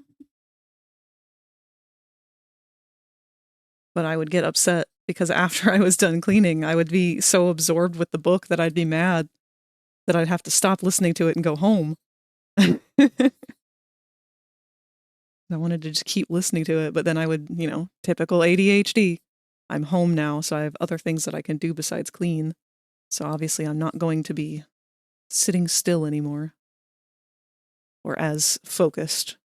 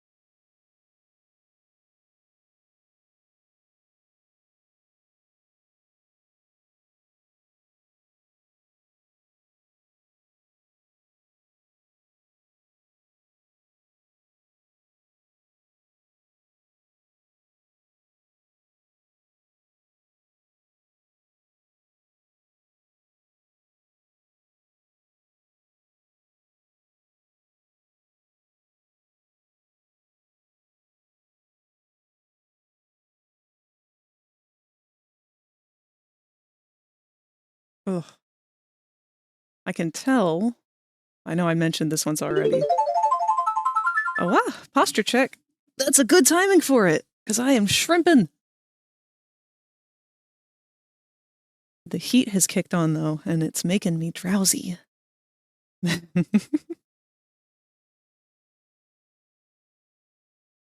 always having an eternal battle with the heat because the vent is directly underneath of my computer. So whenever I sit here to do art, if it's cold outside, it'll be freezing until the heat kicks on. And then when it does kick on, it cooks me alive. Not complaining about having the option. I would much rather have it and be frustrated with it than not have it at all. So don't get me wrong, I'm not complaining about that privilege. But right now, it's on. I'm cold. I'm tired. I've had a long day. I'm doing monotonous work and listening to smooth vaporwave. Actually, this is lo-fi.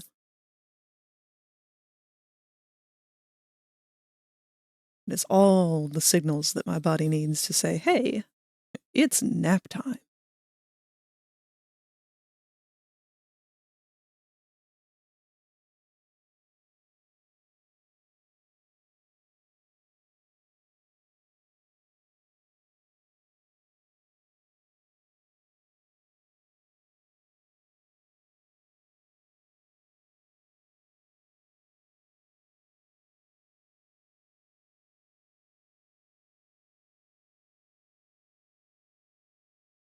Just got the okay? Oh, for the gallery? Yeah, bitch! Oh my god, I'm so happy for you, Locke! Oh, that's so exciting! We need to edit those pictures. Oh my god, I can't wait to see them up on the wall. That's gonna look so cool. We gotta take pictures to show to your mom, too. That way she can't be like, oh, it's a cult. No, bitch, it's an art gallery.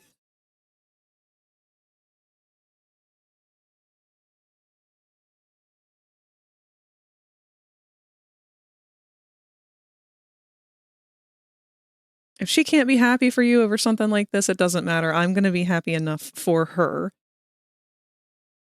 Because this is amazing, Locke. Your first gallery!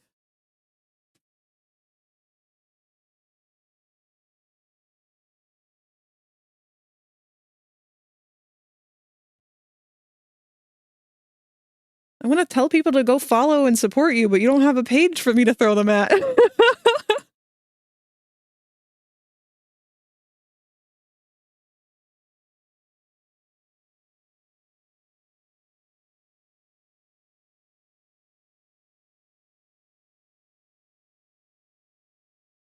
You do have a Ko-fi. You should send it to me on Discord so I can link it.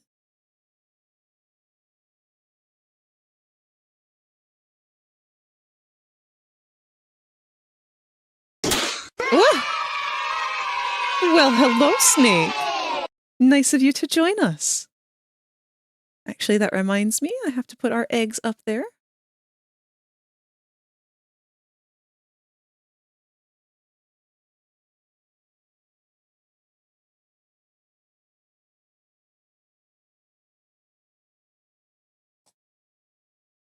We've just been chipping away at this blender texture. Actually, right now I am in Psy working on it.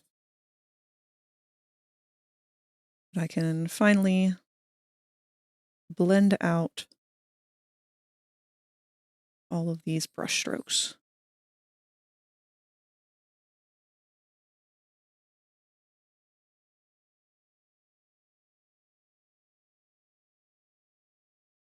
Snake? Snake? Snake!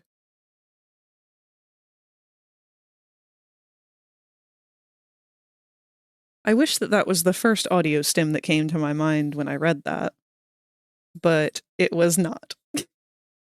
It was, in fact, the... Oh god, what was the name of... NASA made an old moon simulation game where you go, you're like an astronaut on the moon and you have to repair something. And it had a text-to-speech feature. And I remember finding a video of people playing this game. Moonbase Alpha, yes! AU! AU!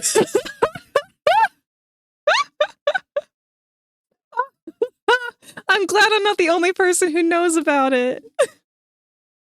Every time I read the snake quote, though, it always comes to me in the text-to-speech voice. Sanaki. Oh my god. If people don't know what we're talking about, I'll find it real quick. Moonbase Alpha.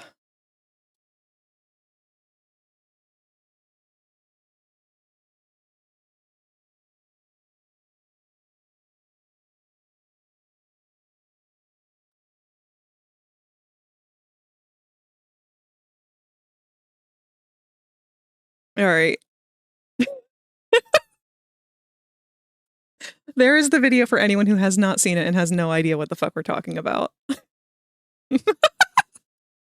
John Madden. John Madden. I wish I could do a Moonbase Alpha real-time text-to-speech. I wish you guys could too.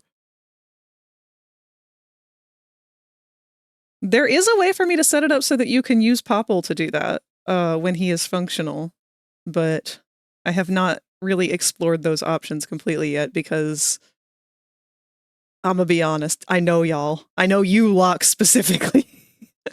I know you can't be trusted with that kind of power already.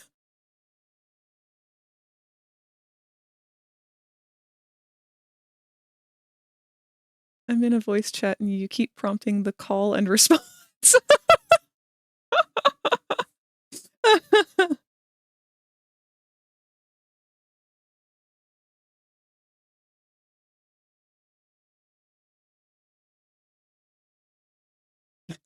Holla, holla, get dollar.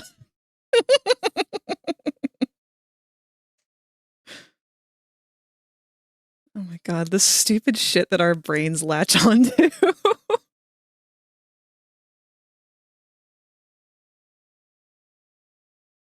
The Super Mario 2 Bros, or Super Mario Bros 2 music. Yeah, that's before the Undertale music became the new meme music.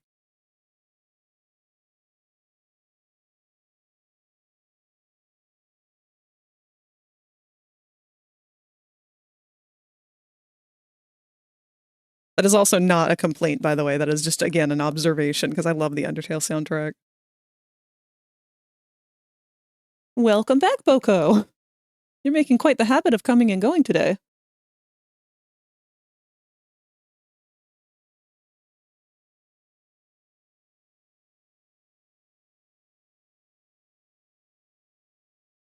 Man, I should have made some tea. Wonder if I could text Mom. That's... that sounds so spoiled. Never mind.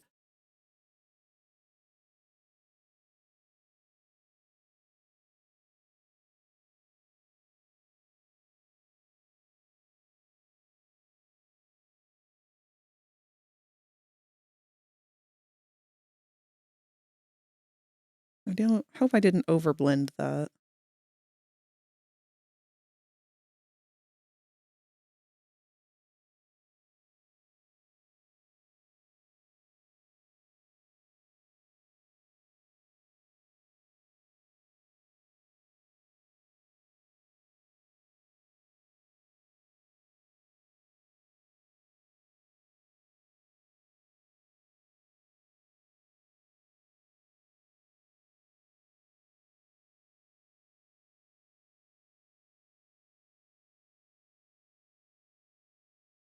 Save that. Go over to Blender. And we're blending. And we're blending.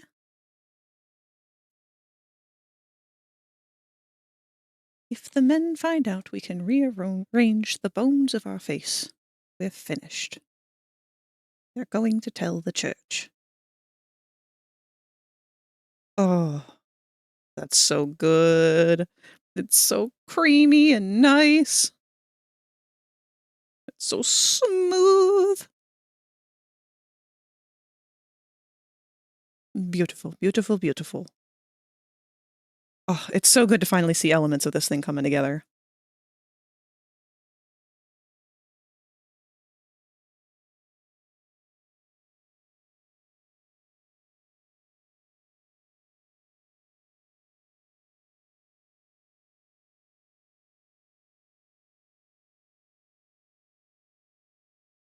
Wah!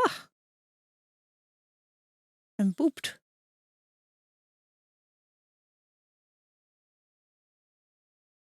Did I see what you said? Yes. You thanked me for coming over to see your stream last night. It was a pleasure to stop in.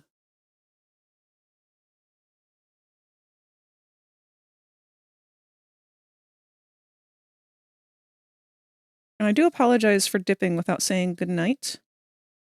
I got completely caught up in a game of Baldur's Gate.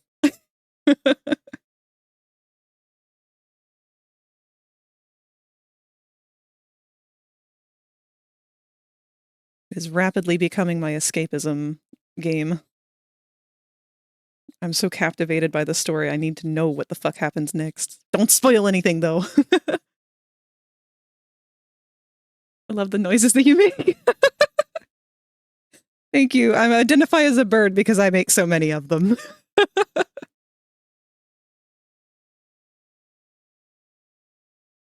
One of these days, I feel like I'm going to have to create like an archive of all of the sounds that I end up making for various reasons. Excitement, fear, a little of both.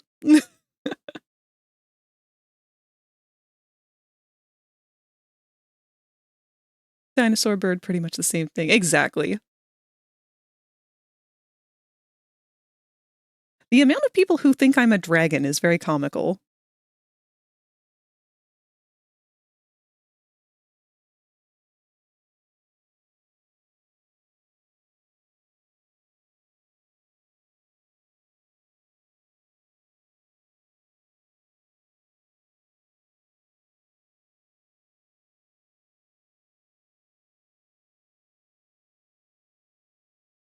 I think what I'm going to do with this one is the same thing I did with the arm, is try to mirror it for the other one.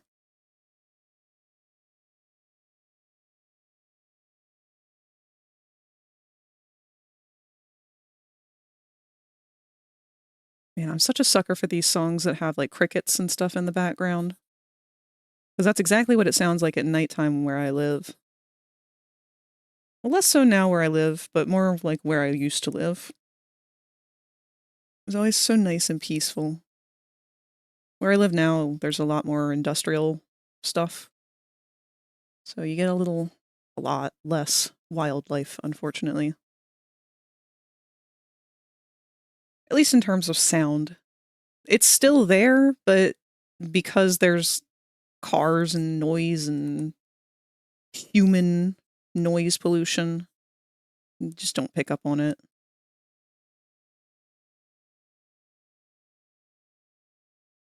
I very much prefer the more peaceful lifestyle.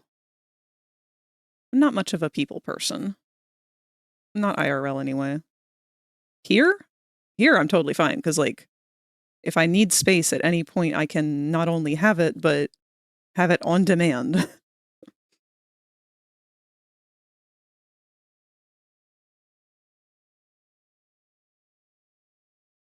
But I have not run into that being an issue here.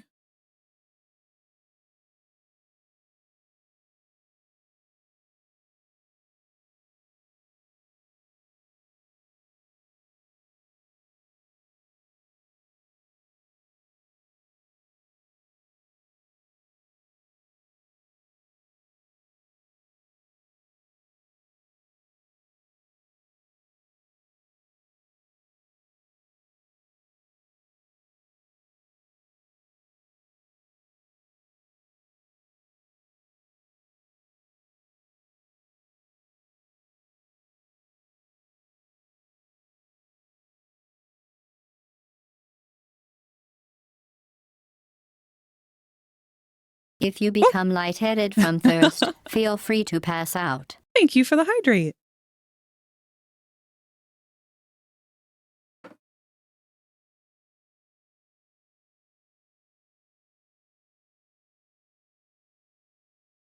It's so hard to stay hydrated during winter. I don't know if anyone else has been struggling with it. I certainly have. It's not because I'm drinking less or anything. It's more so the moisture level in the air. It's really dry here around winter.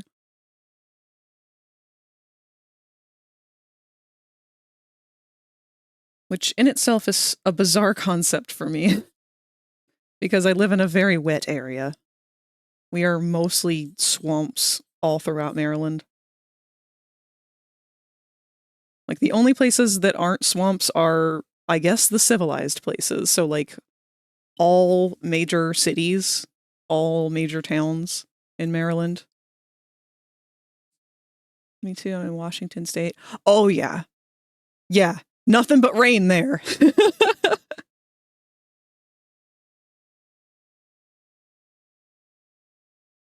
Oh, and I don't think I can flip these or mirror these, actually, because this one's got shadowing on that side. Let me check the UV real quick.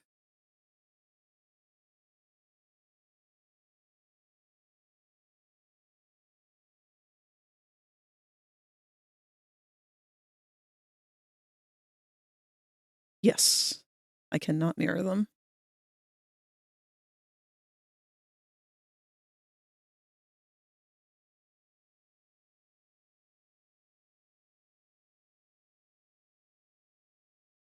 It's okay. Let me see how I feel about this one first, though. So we'll save. Go back to Blender.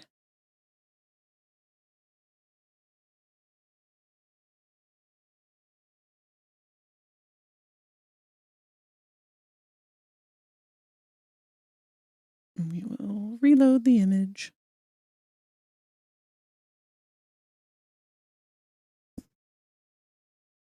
We have, again, a minor seam to clean.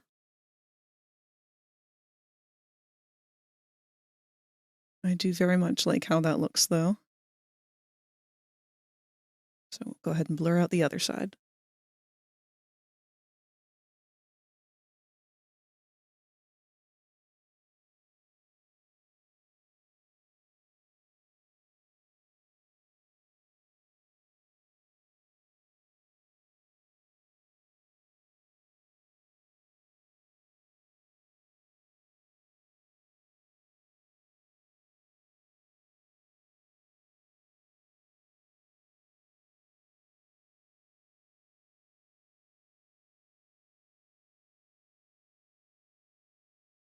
I'm debating going an hour later than the usual time.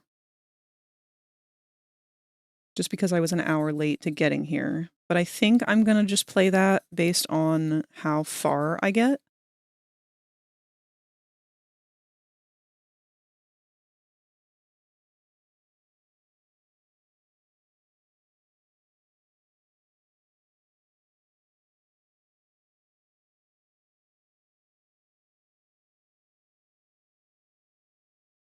Because I don't want to burn myself out either.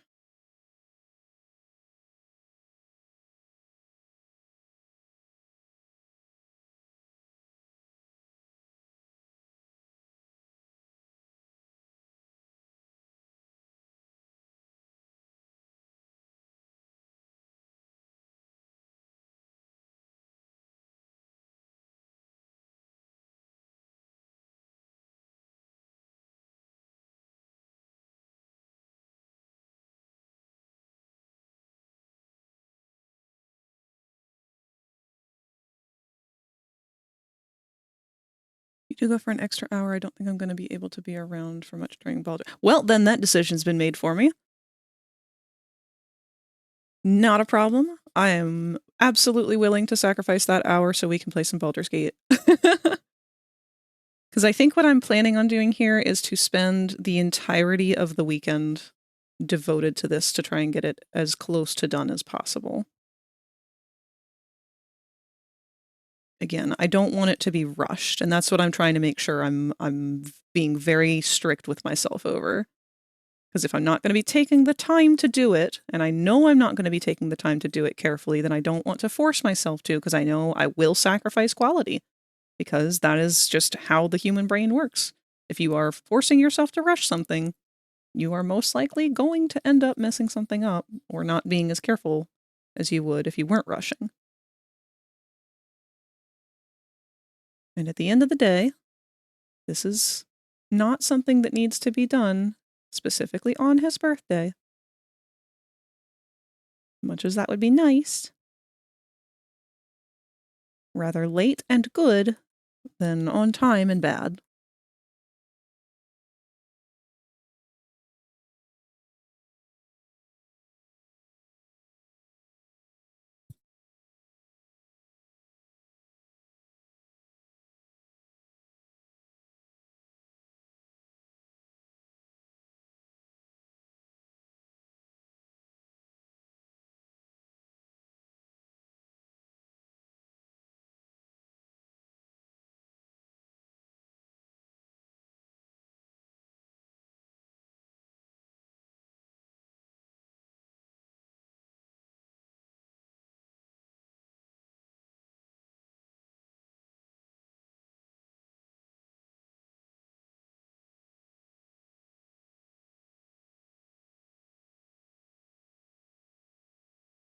A Cobrio! Welcome back again. You're a busy bean tonight. What are you doing, bud? Hi. Hello, sweet orange.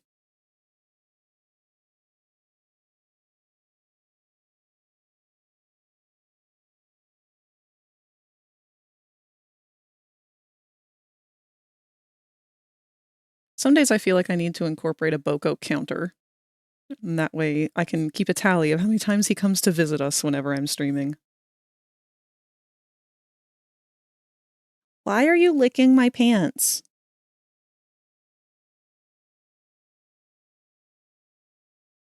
Don't do that. You don't know where they've been. I don't know where they've been, and I'm the one who's been wearing them.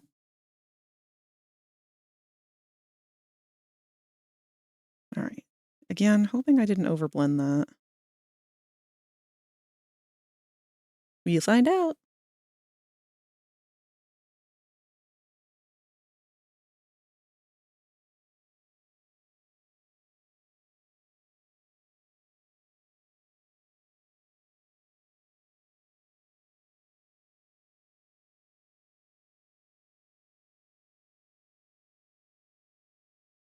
Hope I'm not making it too smooth, although I do have to blend out the rest as well.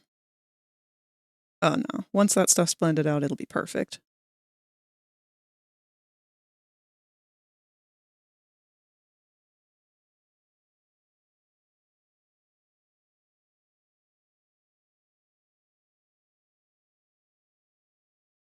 Actually, I forgot about his shoulder pieces. Nope. Alt unhide them, please. There we are.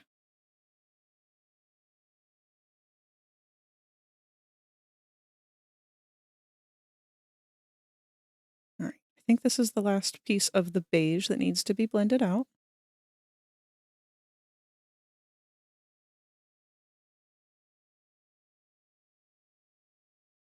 And then that'll do it for the base of the jacket.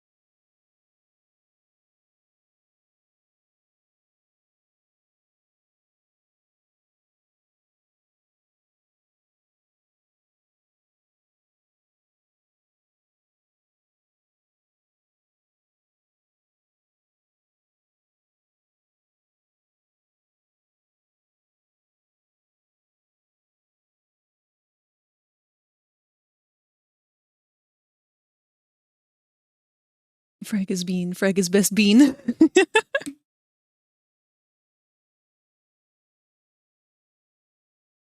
You guys are very sweet.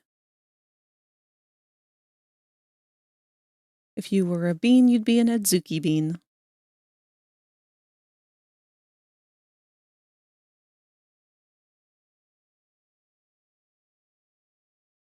Man, I wish we had somewhere local that I could get Adzuki beans. Or any kind of red bean anything. It's one of my favorite flavors.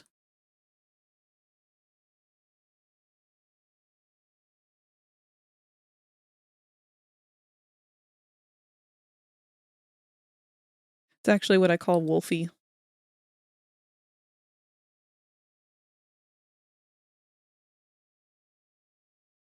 A little Adzuki bean.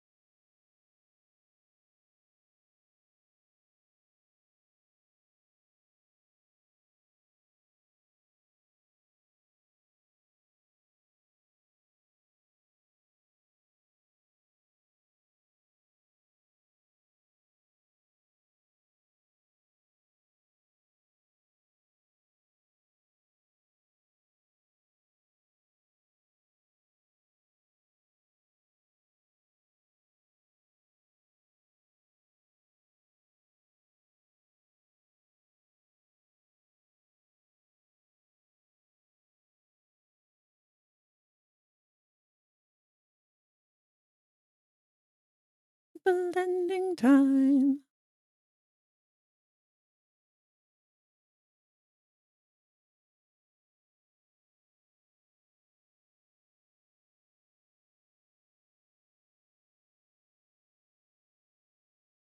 Wonder if we're going to get any more snow.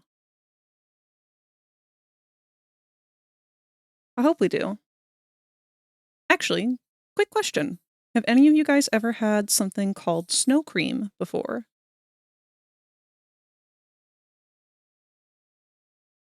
I will give you a hint if you aren't familiar with what that is.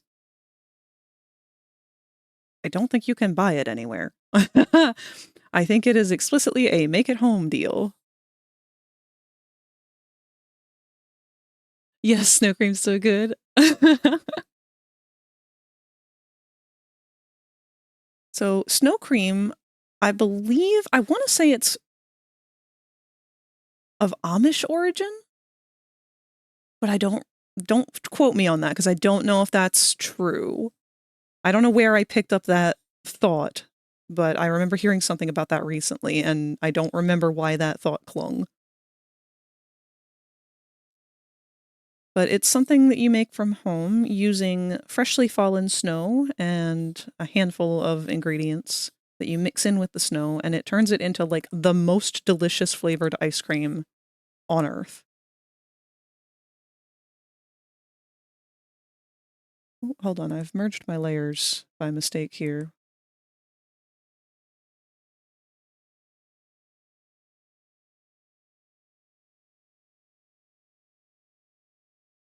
Fun fact, you can buy something... Wait, hold on. You can, in fact, buy something flavored like snow cream, or you could at some point. Snow, milk, vanilla, and sugar was the way that I was taught to use it. Ours uses an egg replacer. But I don't know the recipe myself because my mother has kept it hidden from me her entire life. I only get to have it when she makes it. Have you ever had maple taffy? I have not. That was one of the things I was planning on picking up on my trip to Canada. And I ended up just getting a big bottle of maple syrup because I thought, I know, I'll make my own stuff. And then we never did.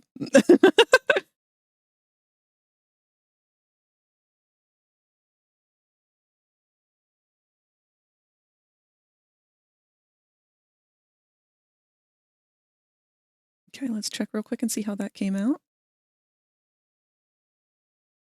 Egg replacer, I hadn't heard of that one before. Yeah, I didn't think anything like that went into it, but she insisted that it did, and then she told me not to confuse it with the expired eggnog that's in the fridge, and I took that very firmly. Rookie mistake, maple syrup in a bottle. The real stuff comes in cans? Where do you buy canned maple syrup? Like what, or is there a good brand? Like what's the solid best brand of maple syrup? I want to stay in vibe, but Void is sleepy. Oh, go get some sleep, Void. Thank you for joining us for the time that you were able. It is always a pleasure to have you.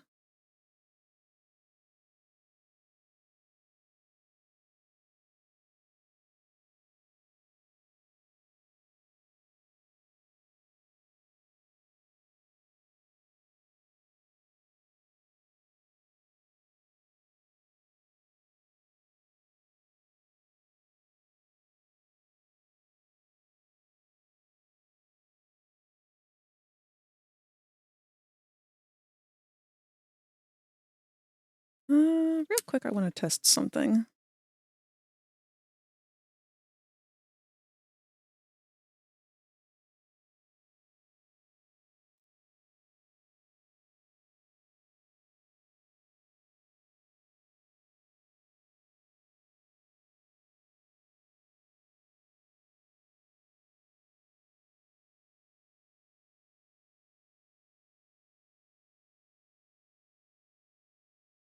Okay, yeah.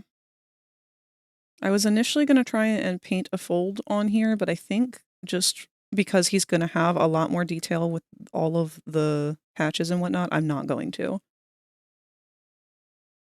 Oh. I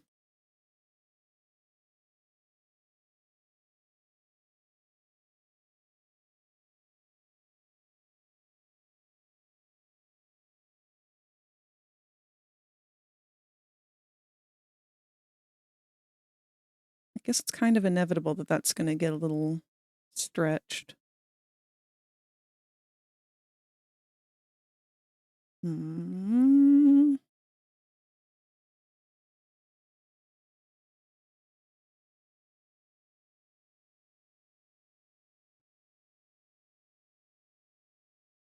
it in show and tell. Okay, I'll take a look in a second. I'm gonna go to bed. Love you guys. Have fun and be good, or don't get caught because I can't source bail money right now. Listen to the Void. The Void has good advice. But yes, good night, Void.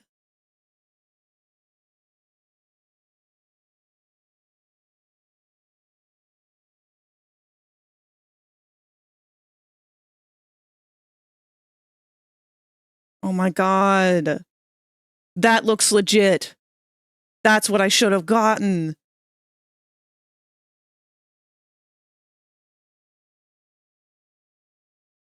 No, I didn't know. Okay, this was such an American amateur mistake on my behalf. I didn't know anything about like the fact that there is a whole culture around tourism and that the real maple syrup is something that apparently all Canadians, when you're there visiting, don't want to tell Americans where to get the good stuff.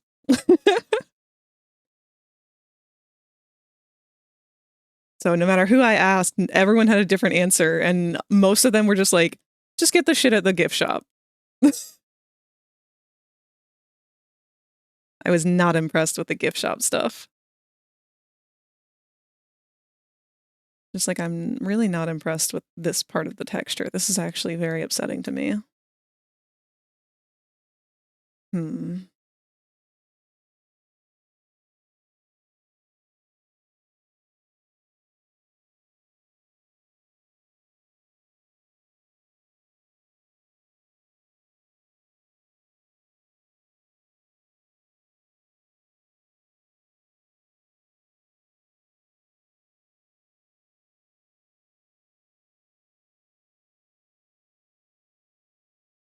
I want to be as accurate as I can, but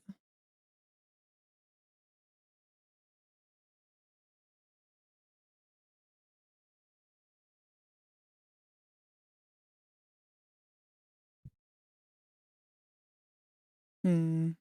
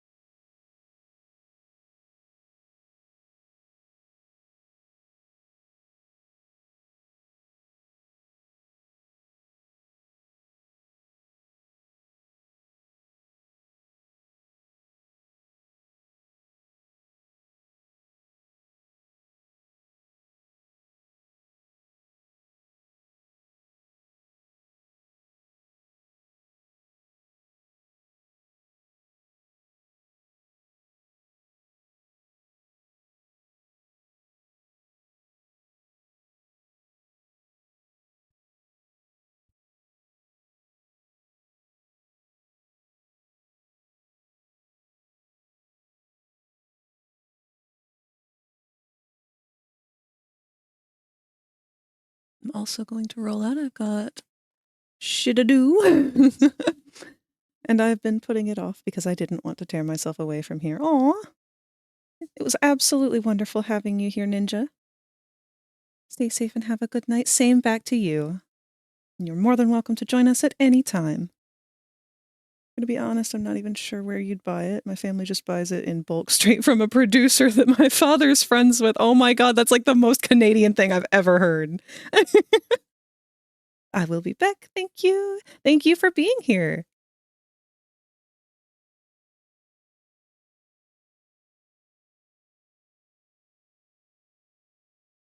I did not plan on doing any kind of weight painting today, but I kind of feel like I need to.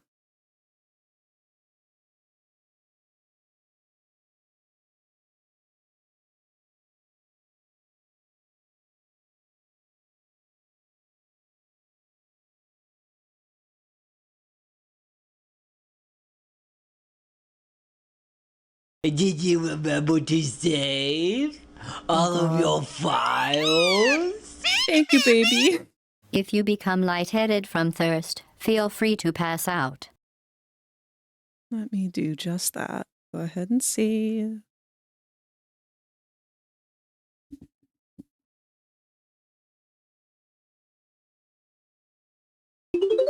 Not really thrilled with what that looks like.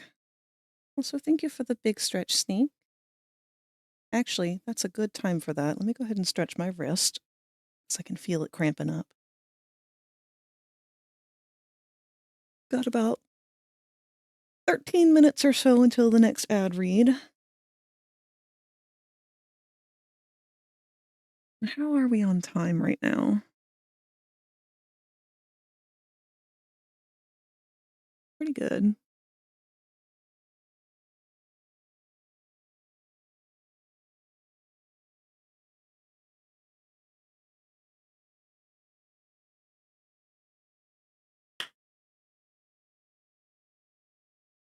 So things are kind of out of whack here right now because of the weird start we had to the day. I will be ending at 11 the usual time. And I'm saying that now as a precautionary to myself because I know me and I know that this, because this is bothering me, is going to continue to bother me. And I'm debating what the best course of action here is to do.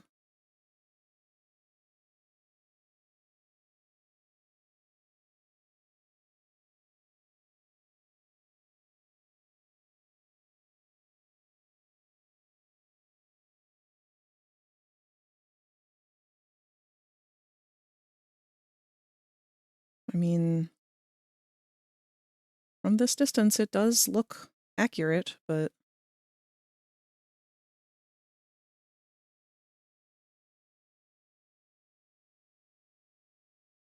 I wonder if I could move it somewhere higher res. Oh, how I hate to do that at this point, though.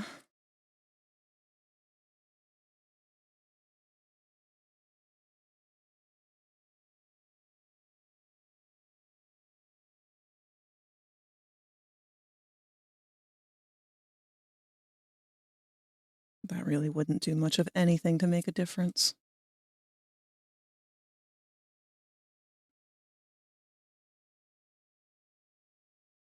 Ugh. Whoa. Skinny hand.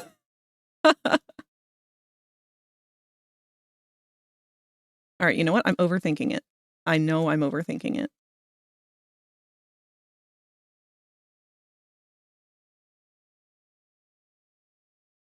What I'm gonna do...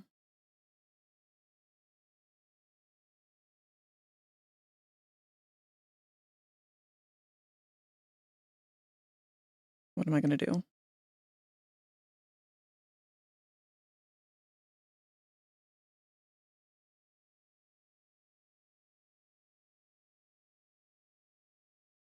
I'm gonna make sure that what I just did with the pose isn't going to fuck with anything.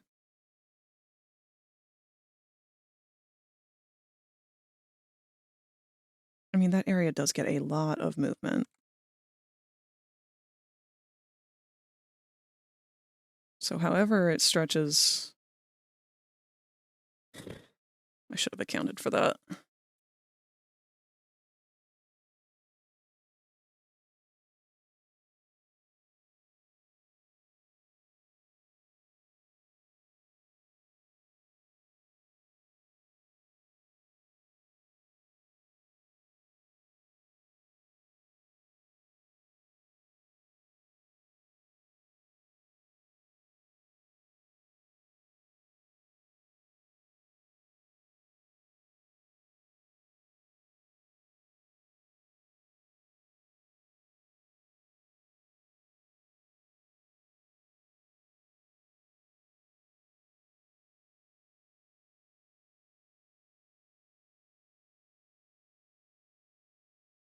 It's gonna be fine, he said unconfidently.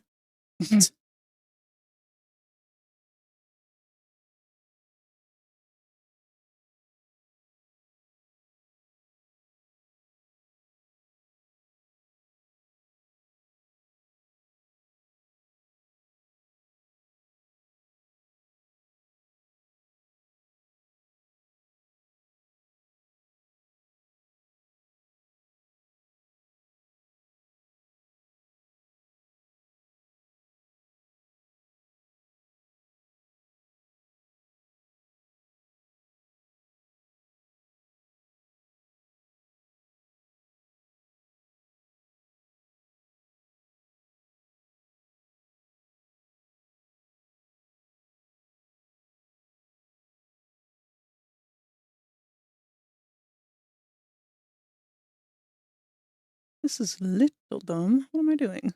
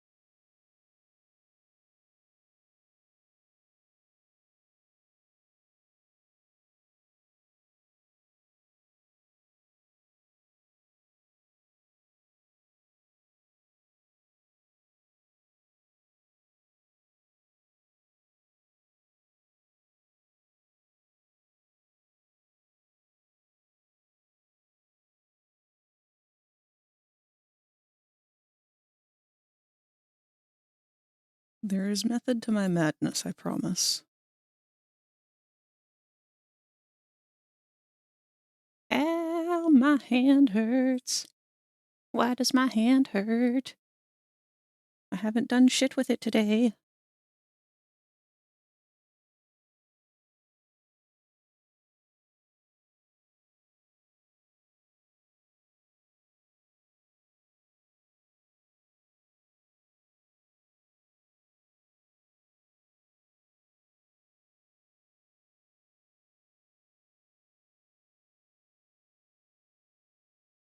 Oh my god.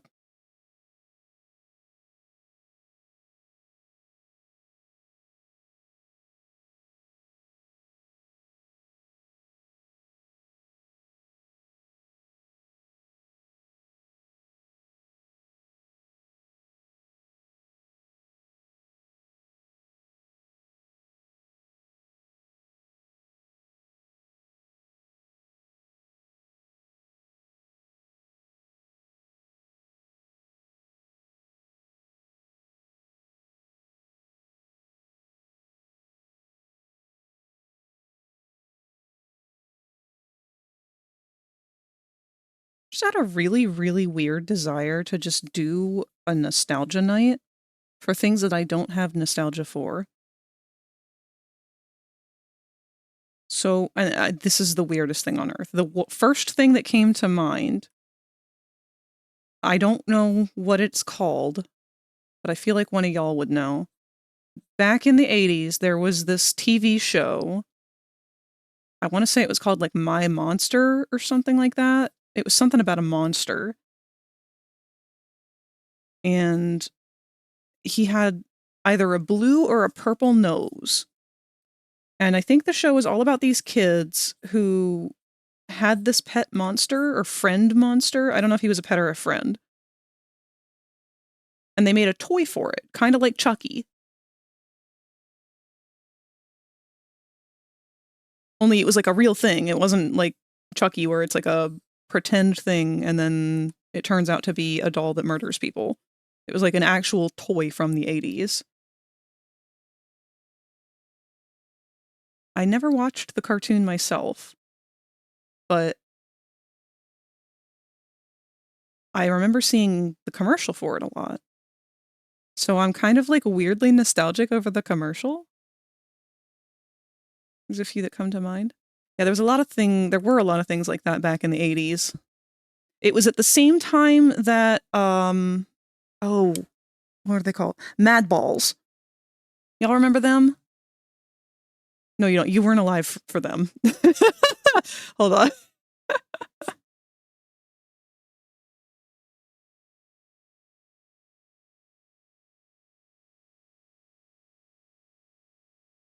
'80s were all about weird, gross humor. But these were Mad Balls. They were just a ball that were made to be something gross. I had the eyeball. But it was the same era as this, so it was 1985.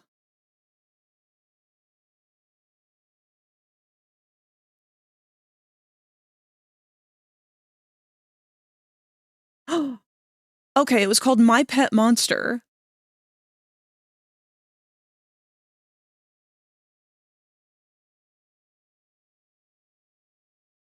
Yeah. I feel like I would have liked this show. Look at this little goober. He's so ugly and so cute. You can wear My Pet Monster's chains and break them apart.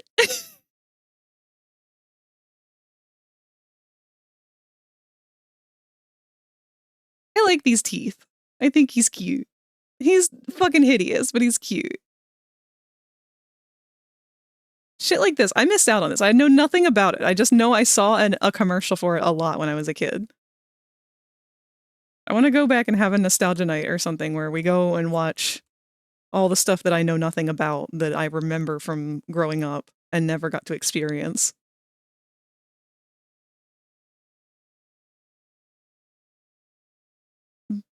The Blue Foster House or whatever?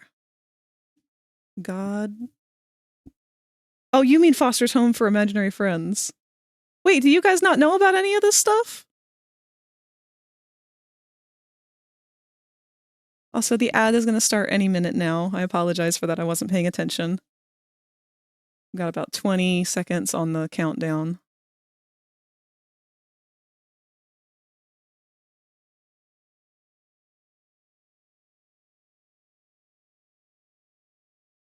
But yeah, My Monster was what that was called. I don't know if you guys were geeking over the Mad Balls or the monster, or both.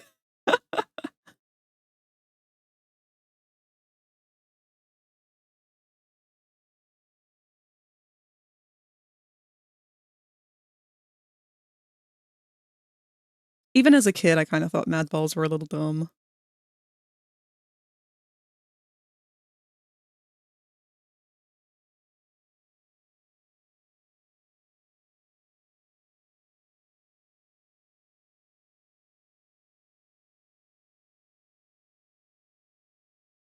I also was not into the Cabbage Patch Kids or the Garbage Pail Kids. I used to go to a convention every year. Way, way back. I haven't been in a long time now. It's just kind of too expensive to travel anymore.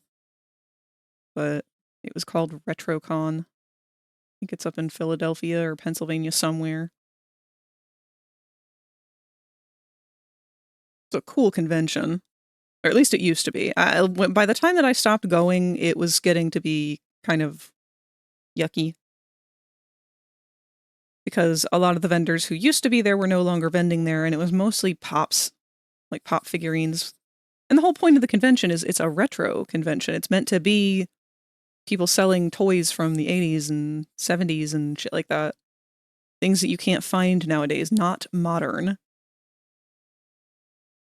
So pop figurines should not be there. Sorry, not sorry. I don't want your crappy rubber ducks.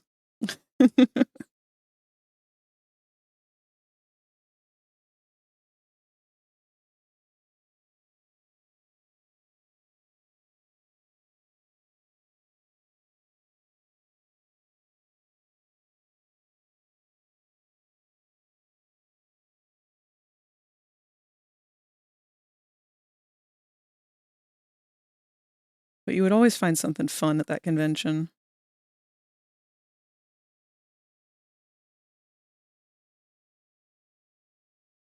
There's like this magical moment of digging through a bin and finding a gun to a toy that you had when you were a kid. And you definitely never had the gun.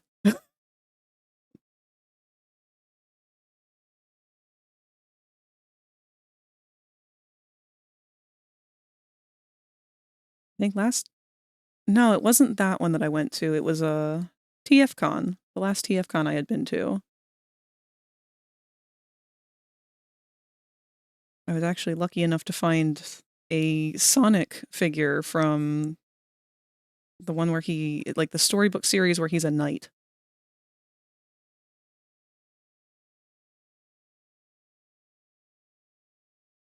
It was beat all to shit, but it was definitely the most exciting thing I had found.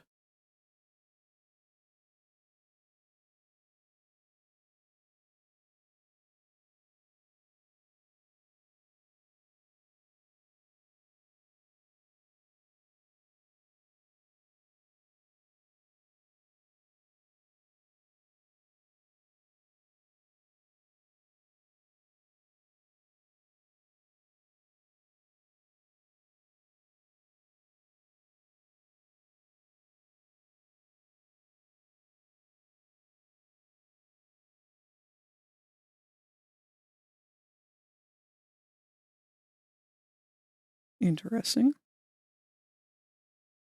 Why is that so bad at grabbing this right now?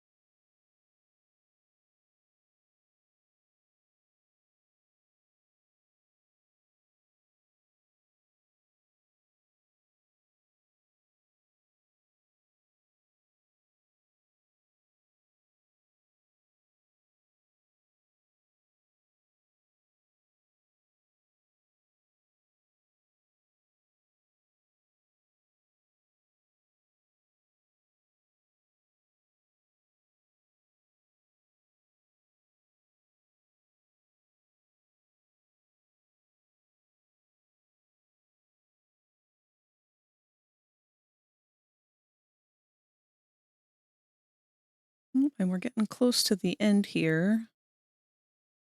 I'm a little disappointed that I haven't gotten to the patches.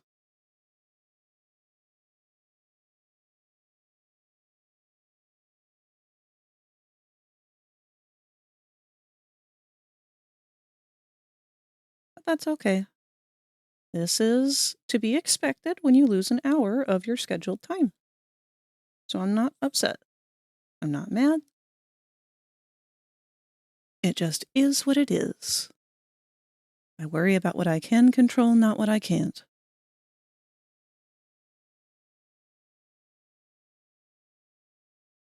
Y'all like those therapy mantras? I'm giving you for free what I've had to go to therapy for ever now to learn.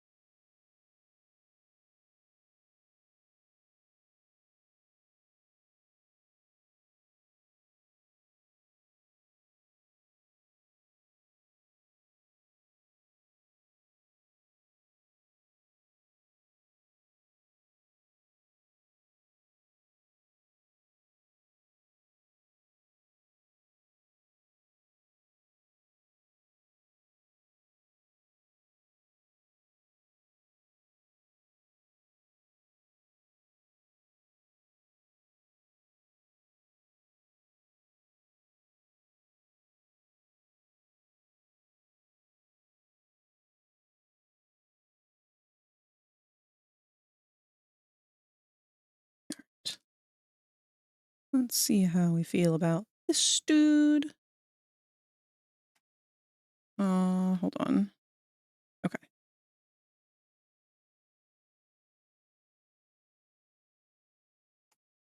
Let's just take a gander at that one. I feel like I'm saying that a lot today. I apologize.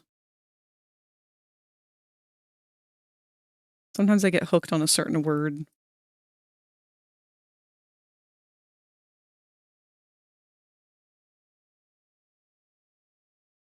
Whoa, what happened? Something happened.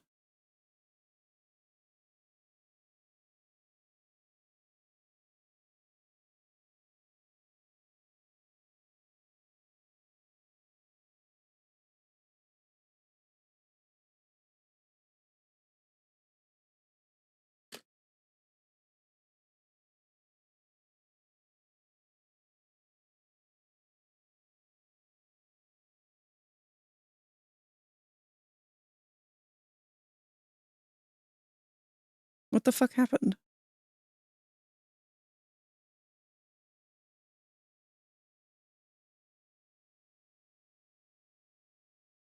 It's like all of the texture just lightened. Okay, that's not good.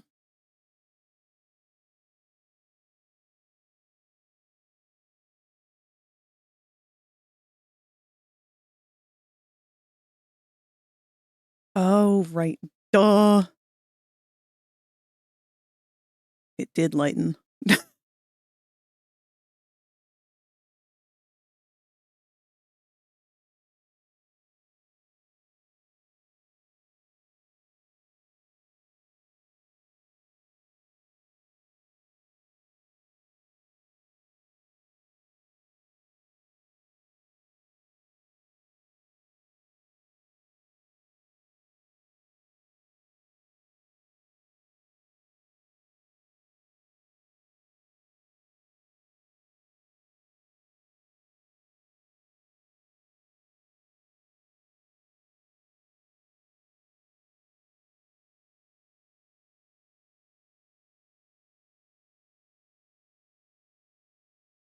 Okay.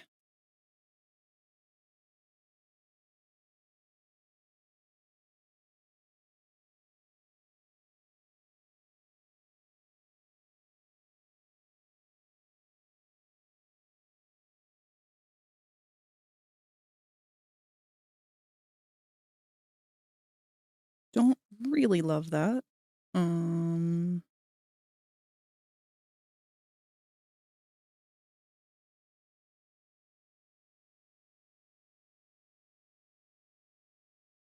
Love that even less. That's okay. That just means that I went too light. Let's find something in a middle ground.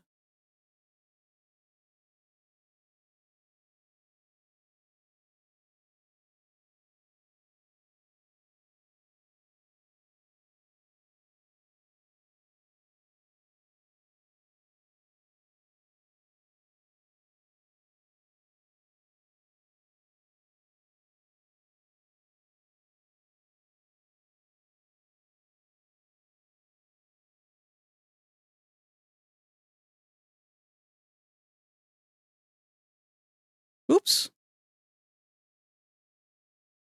There we go. Hum, hum, hum, hum, hum.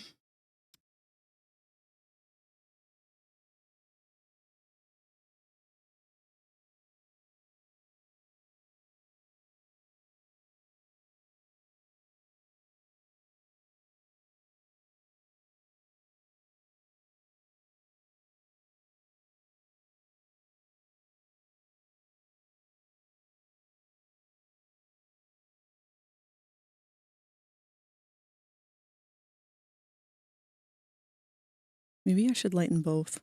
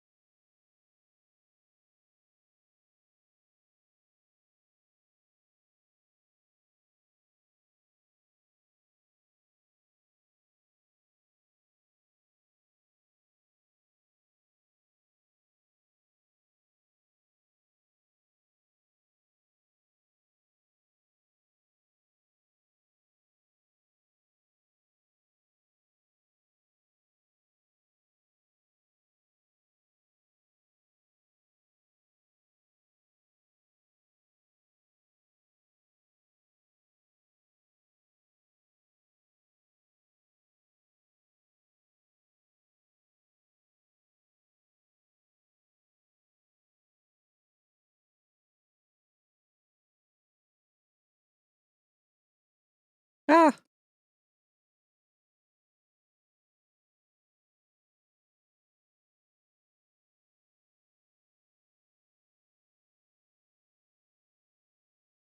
I hate it a little less. Maybe I should... What do I want to do with this?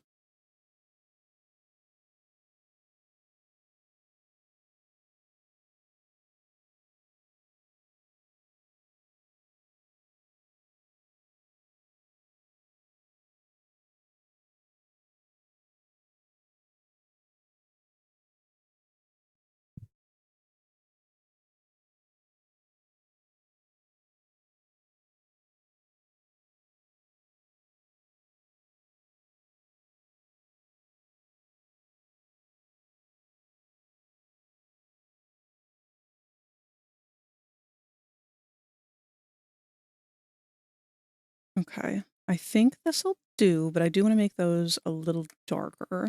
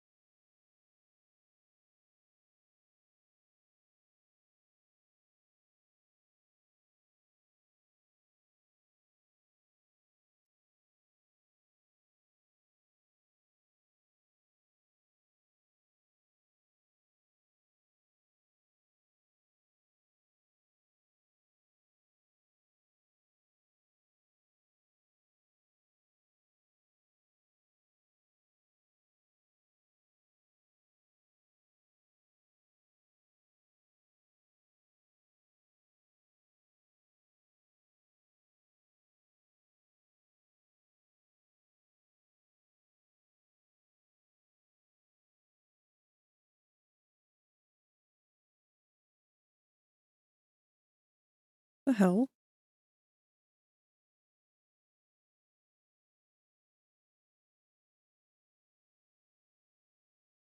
Okay.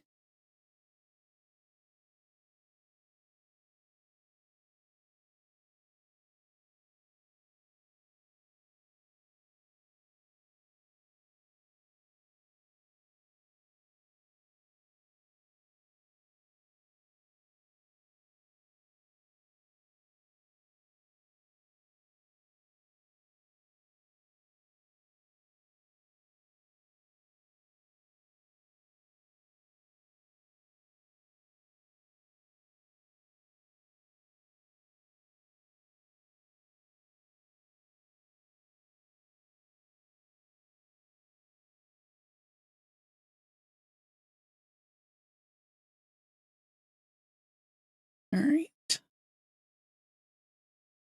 Let's reload one more time, see if this is any better.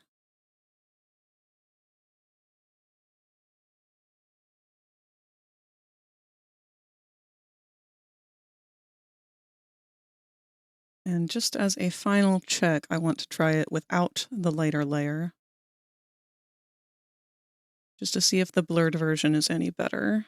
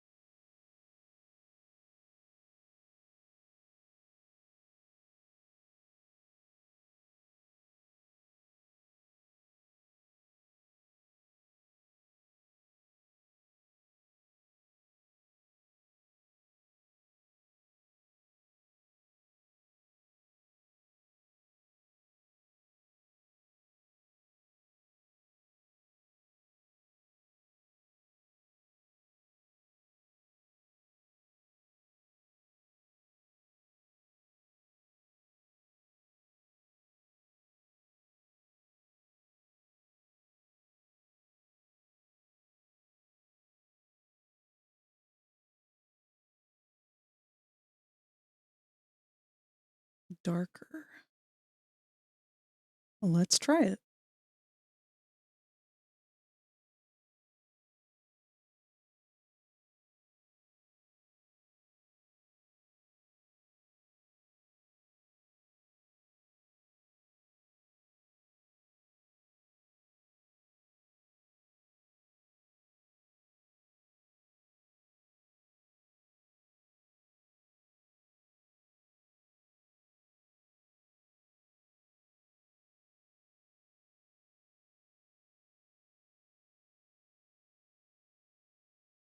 No.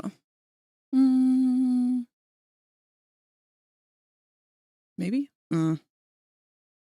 Indecisive.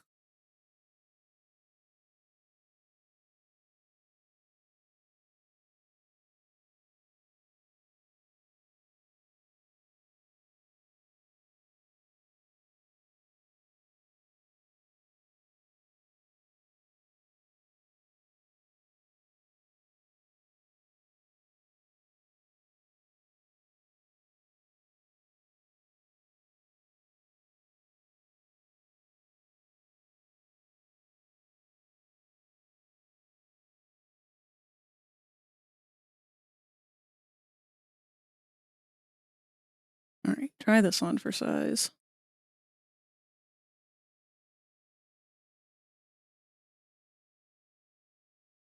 Nope, don't like it.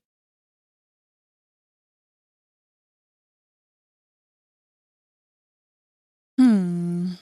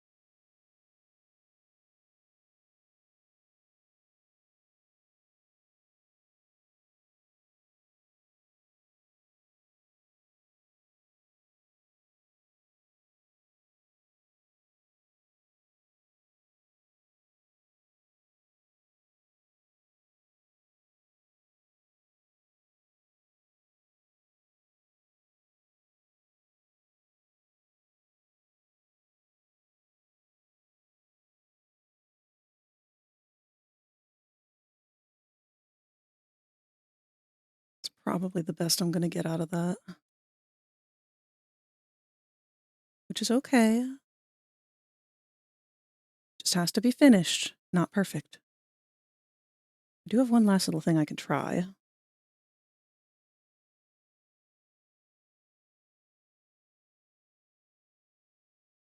And I apologize that you're not seeing a whole lot while I am jumping back and forth between Blender and Sai. I figure there's kind of no point showing the Sai side of things when I'm tweaking so much repeatedly.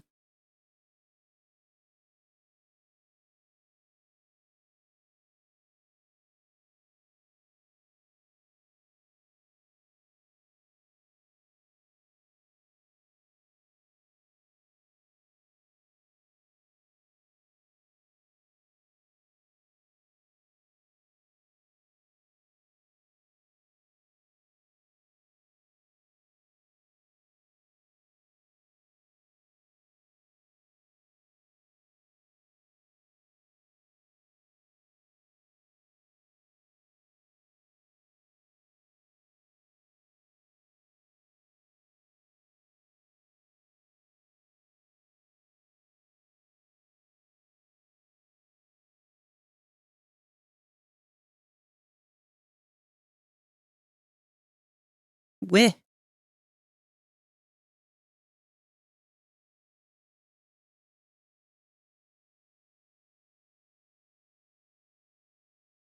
Good. I like that. Am I in love with it? No. But do I like it? Yes. All right. I could keep going, but I'm not going to because I need to set a hard limit on myself or else I will keep going. That being said, let's go ahead and call this done for now. I will be getting back to this throughout the weekend, probably starting up tomorrow with it right away.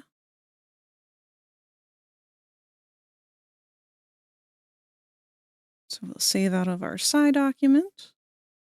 Save everything on Blender. Take ourselves a nice big stretch. Although, let me check my time, make sure I'm not getting super far ahead of myself. Oh, we're a little over, actually. Whoops. That's okay. Let me scooch on over to... Oh, let me show you guys the final results here for the time being. This is where we're leaving off.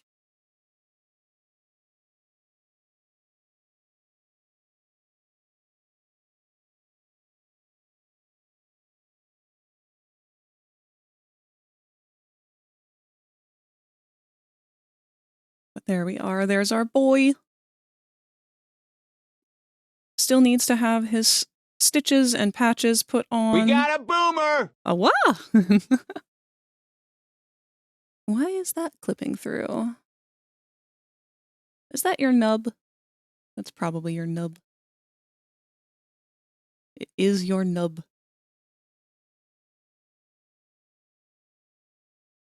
Nub. There's a reason I have an extra toggle for that.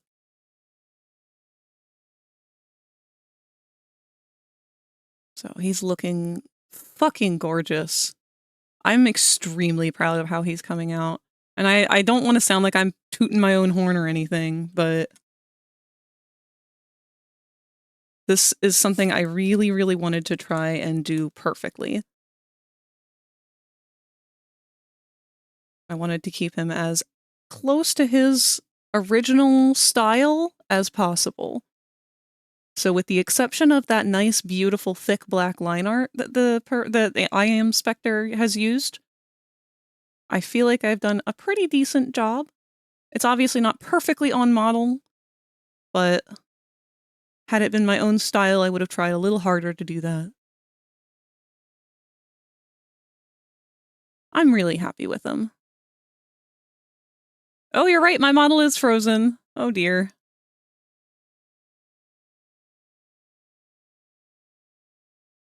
Thank you, Snake.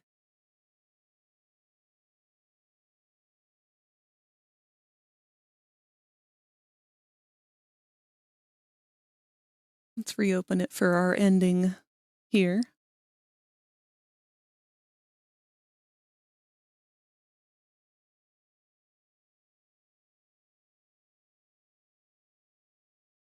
And we'll go ahead and move on over to our just chatting layout.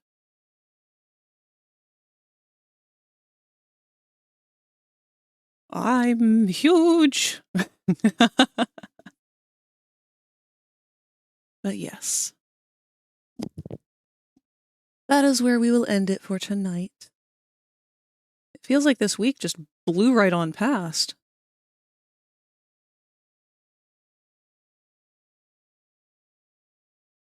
Okay, make sure everything is done with Psy and get closed out of that.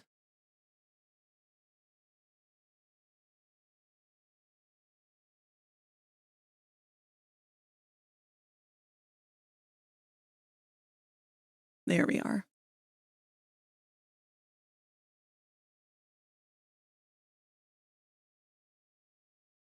Alrighty. Now I want to just briefly cover the next week's worth of things before we end up raiding out for the night. Oh, let's see here. Tuesday. That is going to be Nep's birthday! Yay! So with any luck, I'll be able to get this avatar done and we can show that off a little bit, but I won't put anything in stone. Just for my own sanity. It will be another 2D Tuesday that day, and I will most likely be picking up with those emotes once again. I know we didn't get them inked last time, but we did redraw Jax's questionable ones that I wasn't fully settled on, so that they are much better than they were before, and now they're going to be 10 times better. Very happy with that. Wednesday, we will be picking up with Bendy and the Dark Revival once again. I'm very excited to find out what's going to happen with the plot because I missed yesterday thanks to that migraine. But, alas, we proceed. We'll get to know the Ink Demon a little better. And 3D Thursday, if I have finished up Nep, then what we'll do is pick back up on one of my older projects that still needs to be finished. If not, we were going to finish Nep, and you guys are going to probably get to see the Unity end of things. But again, nothing's set in stone. Just kind of going to play it by ear, see how things go. All right. There's nothing else to cover, I don't think. Yes, I kept your message unread so that I can see it after stream and reply accordingly. I'm gonna catch you after, or before I start up with Baldur's Gate for the night, but probably after I take Bronx out and do all of her nightly stuff.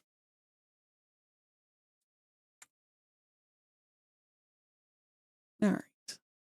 Now, tonight, I don't want to shift gears and go into gaming or anything, and there is someone here who I would like you guys to meet. I have only encountered them a couple times, but they have been an absolute sweetheart the entire time that I have been able to hang out with them. We played Lethal Company before with Rosie, and their name is Robin the Honey Pup. Their pronouns are he, they. I believe they might also be for a mature audience.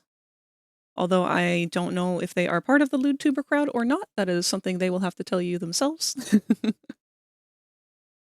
Oh, and it's going to raid out fast. Sorry, I love you guys. Goodbye! Never mind! It's going to give me more time. Sorry about that. It was going so fast. But yes, let's get our raid message in there then if we have a little more time.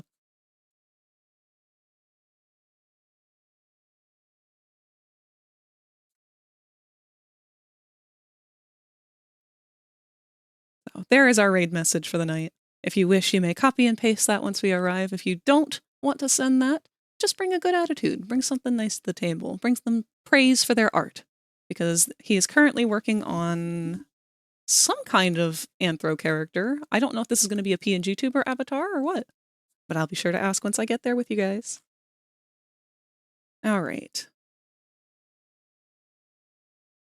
Let's head on over there. Hope you guys have a wonderful weekend. I love you all very much. Goodbye.